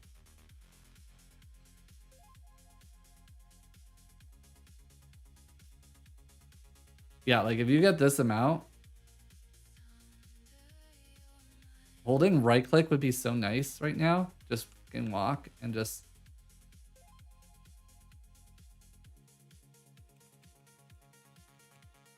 Because here you have to move and spam E.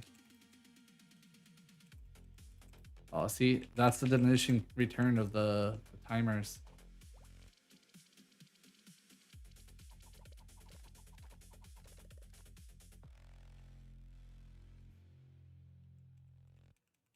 I think I introduced the bug. No, on the drone deliveries, I think.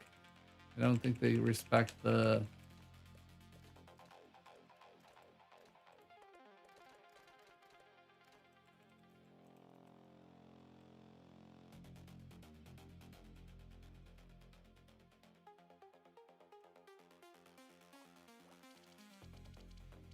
Uh-oh.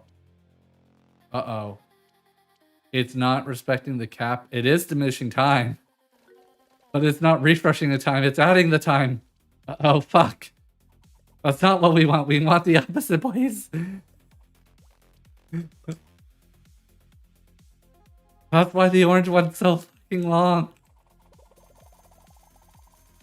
Okay. I gotta change the code a bit, boys.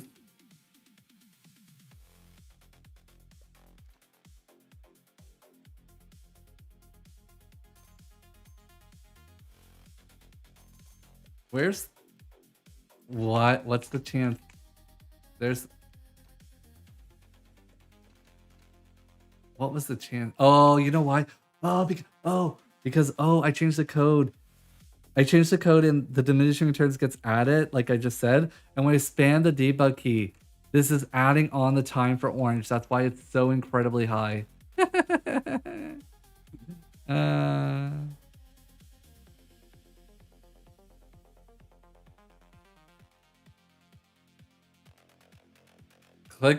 Clicking the box, you just hold it, dude. You hold it. You don't even click. You just hold. And it just is like the E mechanic. Because watching my wife play with E, she would just be like, I just press the debug key. Shift? I don't know. I'm just saying whatever it is right now is kind of fucked. Clicking, left click. No, you don't want that because there's tons of edge cases with casting. That's the issue with that.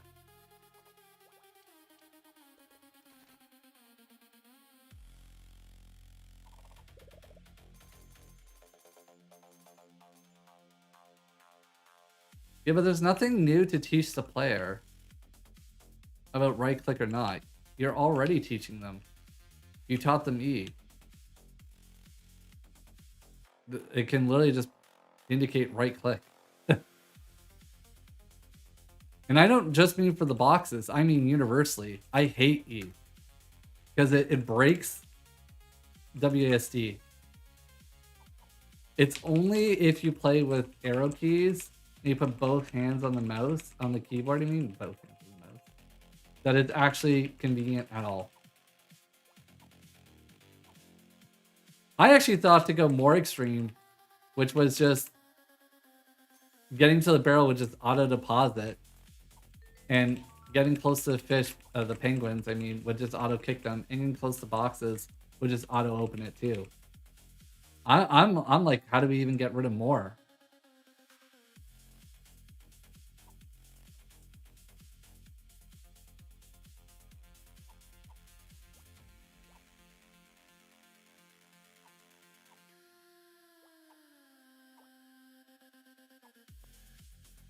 Rod, you're just overthinking it, man. They'll accept whatever we put in front of them.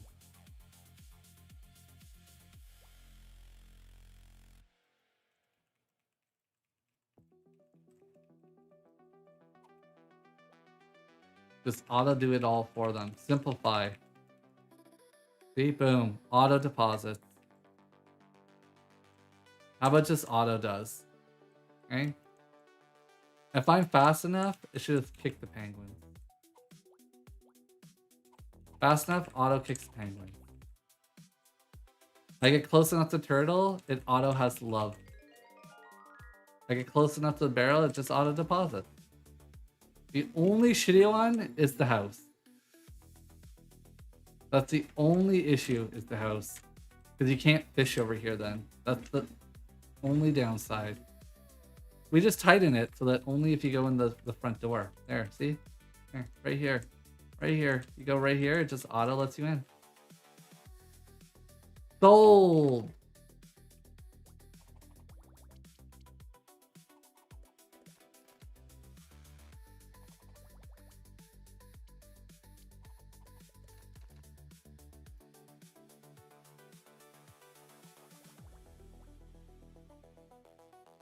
Wait, am I in the water there? Wait, what? Oh no, I was like right on the edge, perfectly on the edge. I was like in a glitch spot where I can stand on the corner piece, but you can't actually walk the corner piece.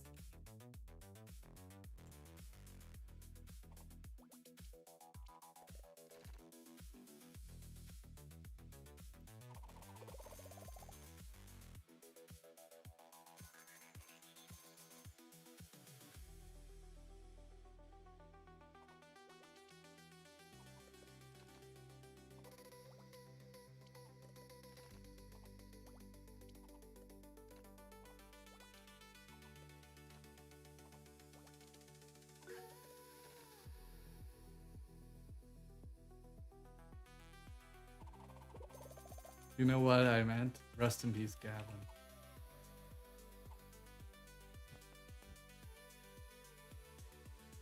All right, let's see.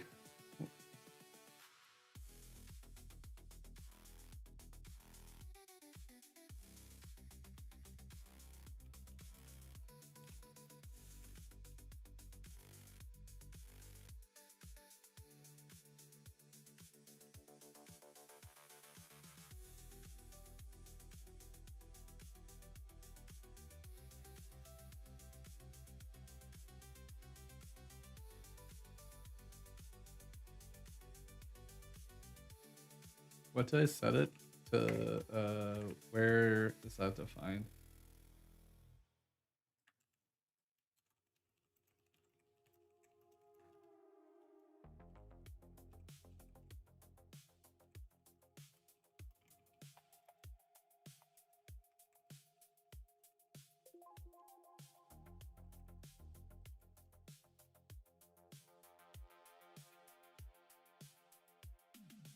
I like auto deposit.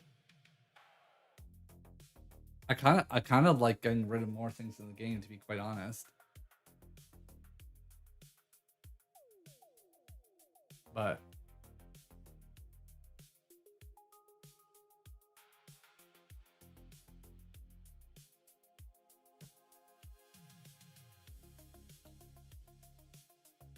we don't make them press E to pick up the coins. They auto pick up the coins.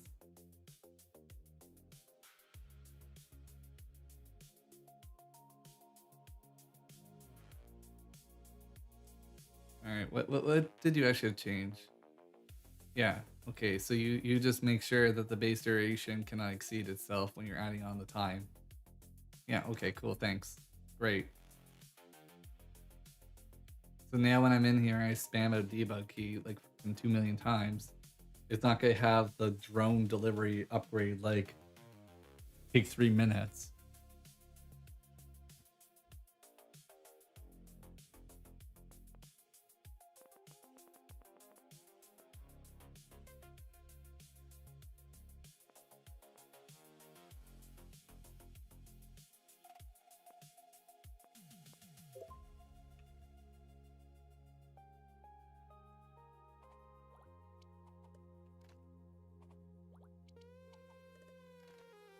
Yeah, but I don't know. The action that I only care about doing is fishing.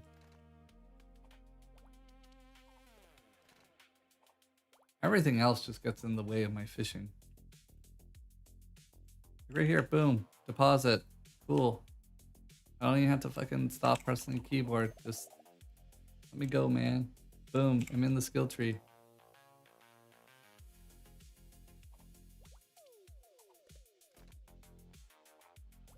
It's also gonna be nicer to play on Steam Deck, in my opinion. I mean, I don't even actually know how to cast. Oh, casting is gonna be a trigger with the joysticks.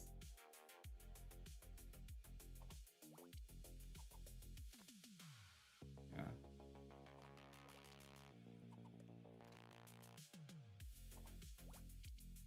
It's one of those things where we just don't even argue. I can literally just get Codex to add it, and then I'll just be like, does it feel better or feel worse? We're in the theory craft debate right now. Like, it take 5 minutes with Codex. Because there's already a trigger that prompts the tooltip, so it's just a swap of auto triggering the exact same event that E is doing instead.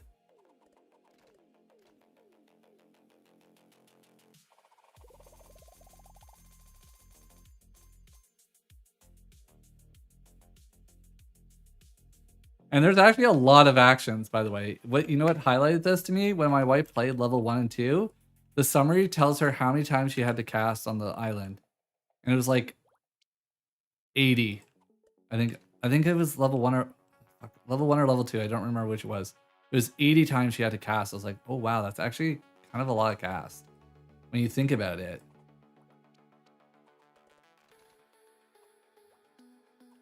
Because if it's 80 casts, it means she probably has at least 10 E's here, and then at least 10 E's over here. She's got 100 actions on the first island, I think it is. And it's only going to scale to be worse, right? Well, I mean, it doesn't have to. I could just ramp up the numbers to be silly, where you cast less but get more because of the power upgrades. Okay, control it that way.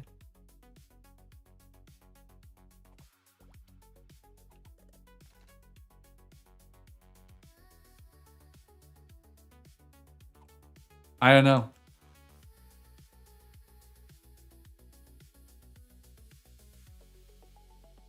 That's how my wife plays. My wife, watching her play, she basically almost does not go back ever unless she has a full backpack. She'll go out, fish, collect, and she only returns when the backpack's full.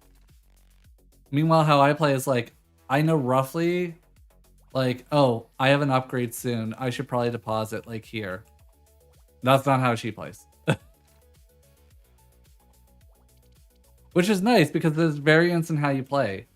Like when we get super fast, like I was showing, there's some small min-maxing here around using the green to assess good location, filling up your inventory, right? Like, okay, here, I got max inventory here. Or I didn't, but and then passing through to still being able to use your power upgrade again. Like those little nice aha moments or like clever things like that are pretty rewarding to players, even if they never find it. Like in Mind Wars, there's certain ways of playing the game that almost nobody finds, but if you find it, it's very interesting to watch them play the game differently than how I or Sock play it, or what's balanced for it, or...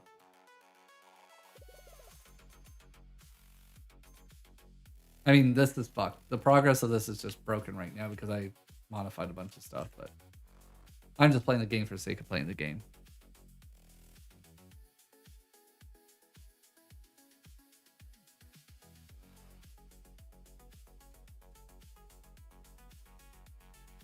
Boom, look at this post. Top of Reddit. I like how the Sock included my Discord thing in here.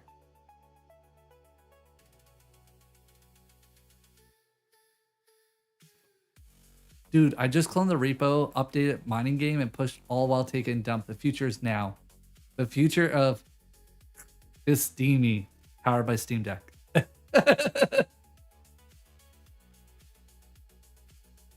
The only thing about holding the backpack and going to deposit is, I don't think there's a time when you actually want to like not deposit.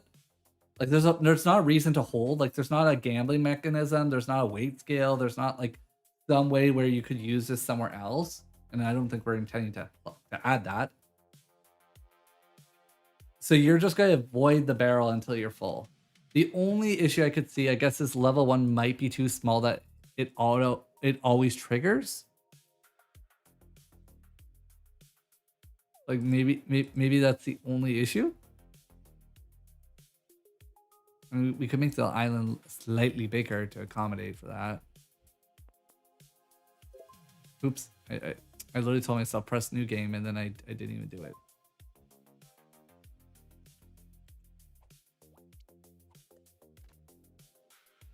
Like, oh yeah, if this was it, the radius by default, which I think this is probably too big anyways. I feel like something like this would be a fair spot. Then we would just have to extend out the island just a little bit. But that's not crazy.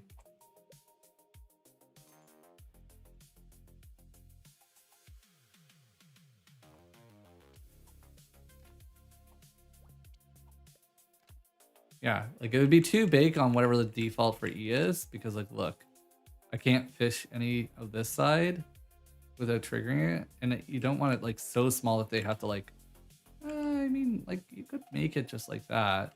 And if we just extend this, one tile fill here, one tile there fill, one tile across,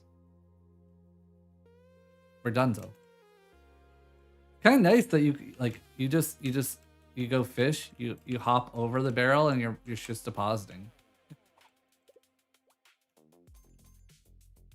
I mean, you can do that already if you're just skilled enough. I don't know. I think casual people aren't going to be like doing stuff like that. They're going to be like my wife, who go up here and clearly stop, take their hands off and press E and then go back. Like watching her play, it's very clear when she needs to do the E action.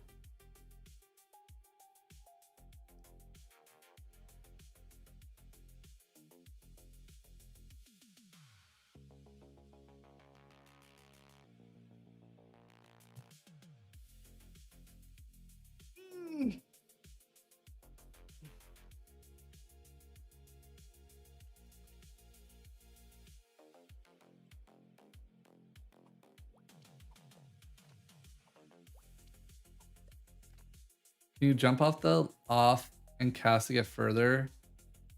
Technically, I think you kinda can if you're quick enough. Like if you spam spacebar, I think technically you can come out here and catch. Yes, you can.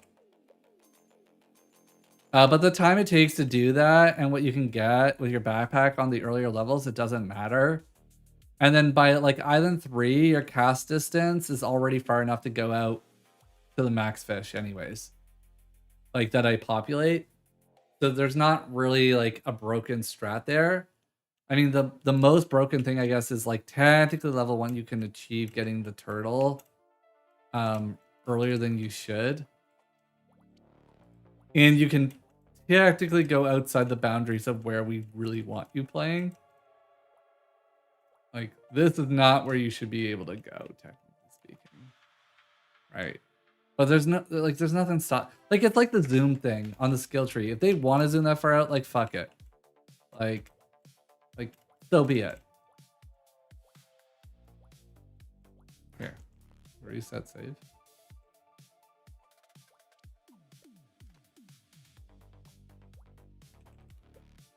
Like there's some min-max you can do. Like even when you're casting to get your fish, you can technically walk a little bit before your rod's pulled. So you can use it to like have almost no backpack capacity up until level 3. Because level 3, the distance from the water to the barrel is far enough that you can't do that anymore. But here, like we don't prevent this, which is like actually you can keep zooming out and keep zooming out, and it gives you a message and all that stuff. Like I don't think it's not good use of time to write all these guards if it doesn't break the player functionality and the player just gets to a spot where they kind of shouldn't be because they're going to force it in the game. Like fuck it. If you want to go to the island where there's nothing, so be it.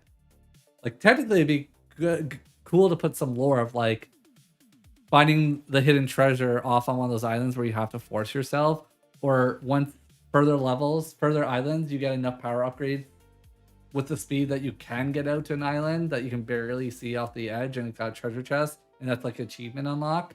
Cool.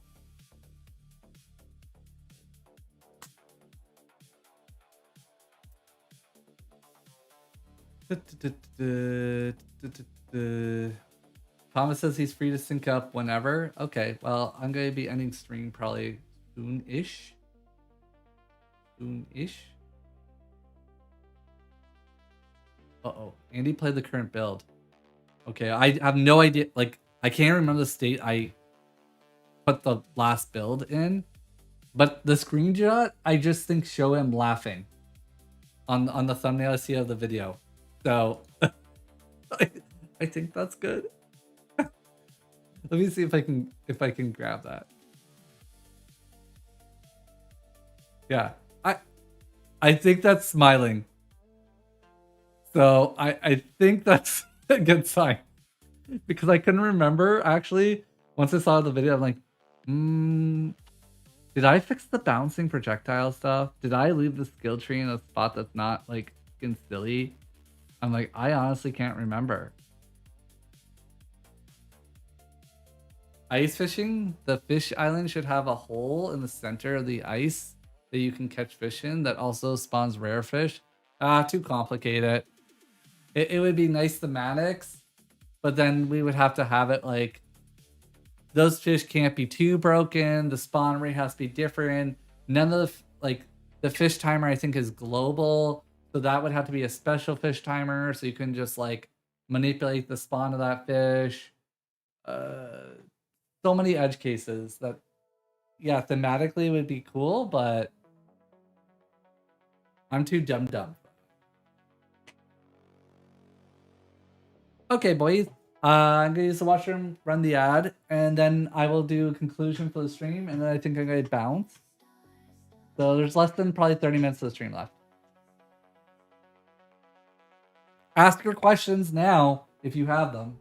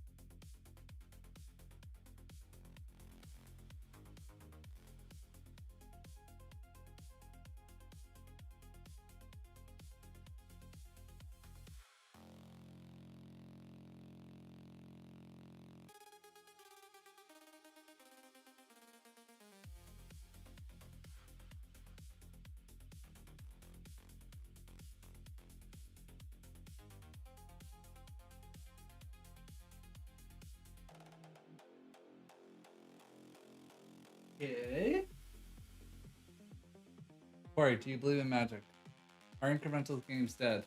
No. Do I believe in magic? What kind of magic? Do I believe in magic performance? Like, I don't know. Magic itself? No, it's all illusion. All illusion. Perception. A viewpoint in which you don't see the truth is what it is. The wife made added and made more spaghetti.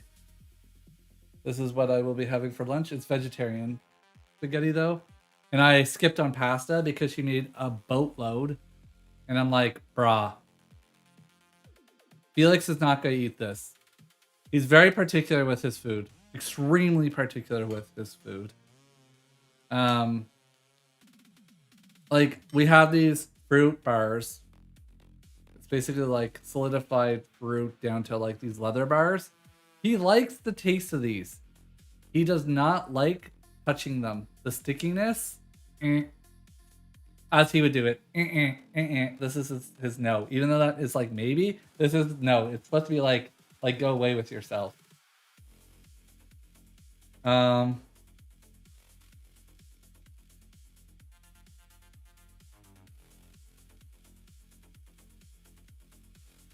What else was I gonna say there? Oh, because of the pasta, so much of it. Sorry, the pasta.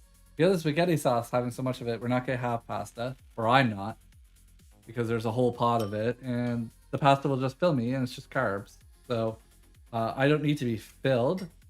I don't need us to extend the spaghetti to feed more. We have a giant pot of it that's already gonna be difficult to get through. Are incremental games dead? They're as dead as you want them to be. I don't know. As dead as you want to be. Are auto battlers dead now, guys? News just in. The auto battler genre already dead. Already dead.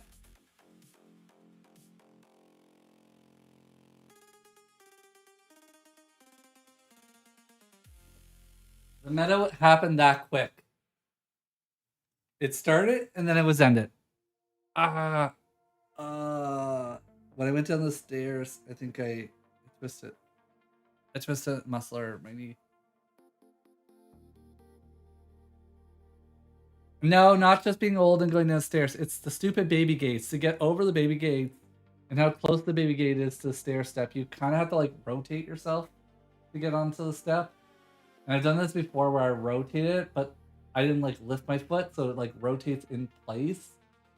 And you can you can pull muscle this way. You're not getting enough hydration and creatine? Well, I didn't have creatine yet today. Hydration I can solve right now.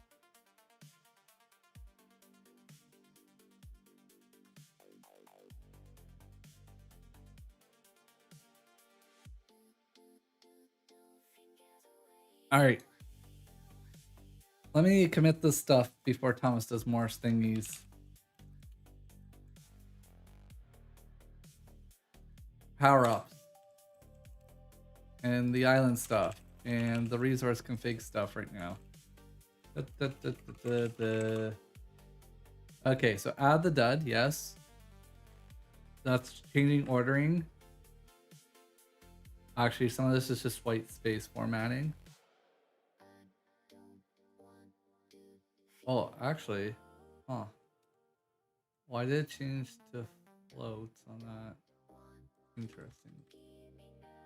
That might be the tool.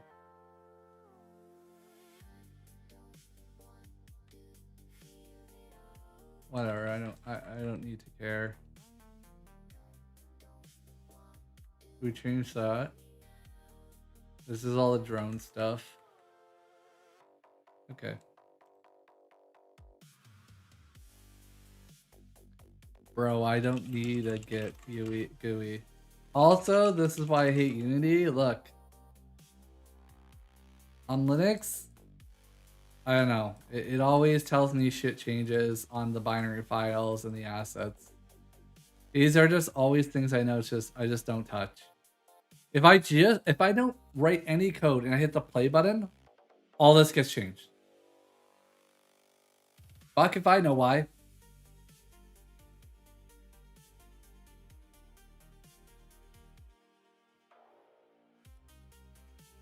I don't think it's because I have a different version than you, but I just don't touch.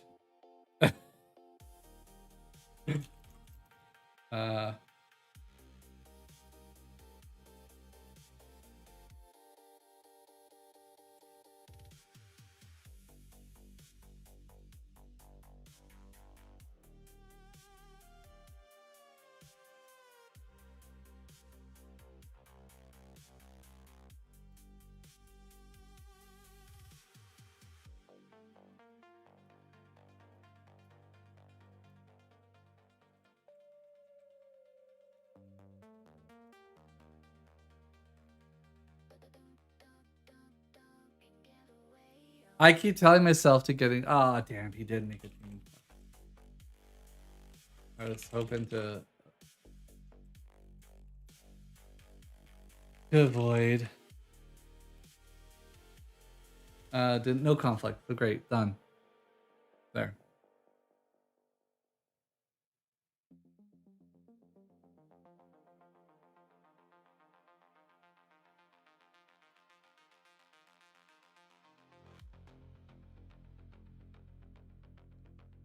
Unity on Linux is rough.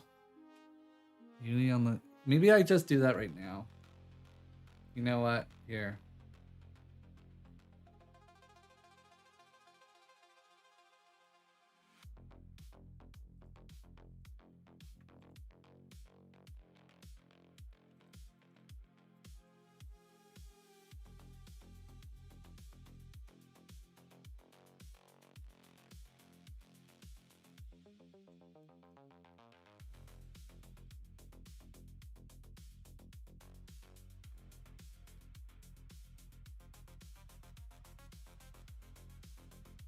I don't remember the it's not the get ignore file because they need to be in the repo, they need to be committed, but there is a way in Git to tell it to ignore modifications of a file.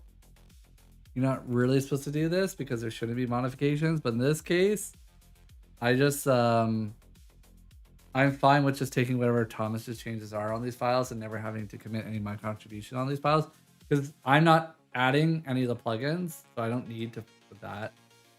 And Black Kit and fonts, nothing to do with me. And whatever this plant HDRP, again, nothing to do with me.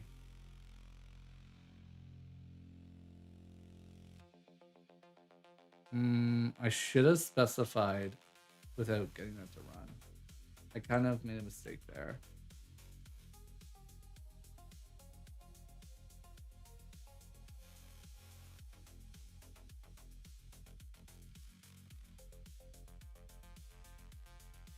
There. Because it was going to apply it itself, and I actually would like the command so it doesn't go and do something like add this to like my global git config somehow. See, there we go. Skip work tree, cool. Yep, that sounds good to me. But whoa. Okay.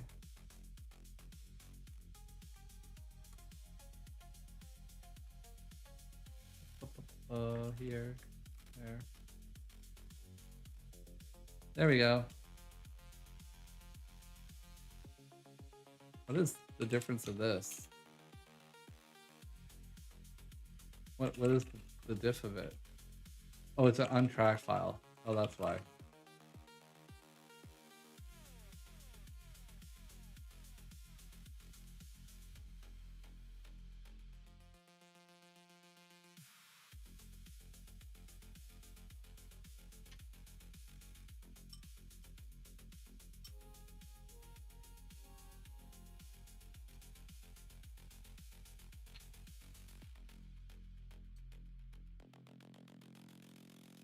You gotta bounce. Night. I'm about to bounce anyway, so bye. See you guys tomorrow.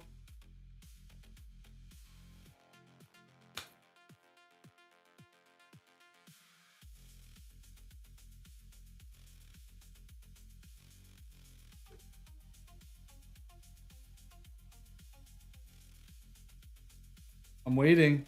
I had my finger over the end stream button.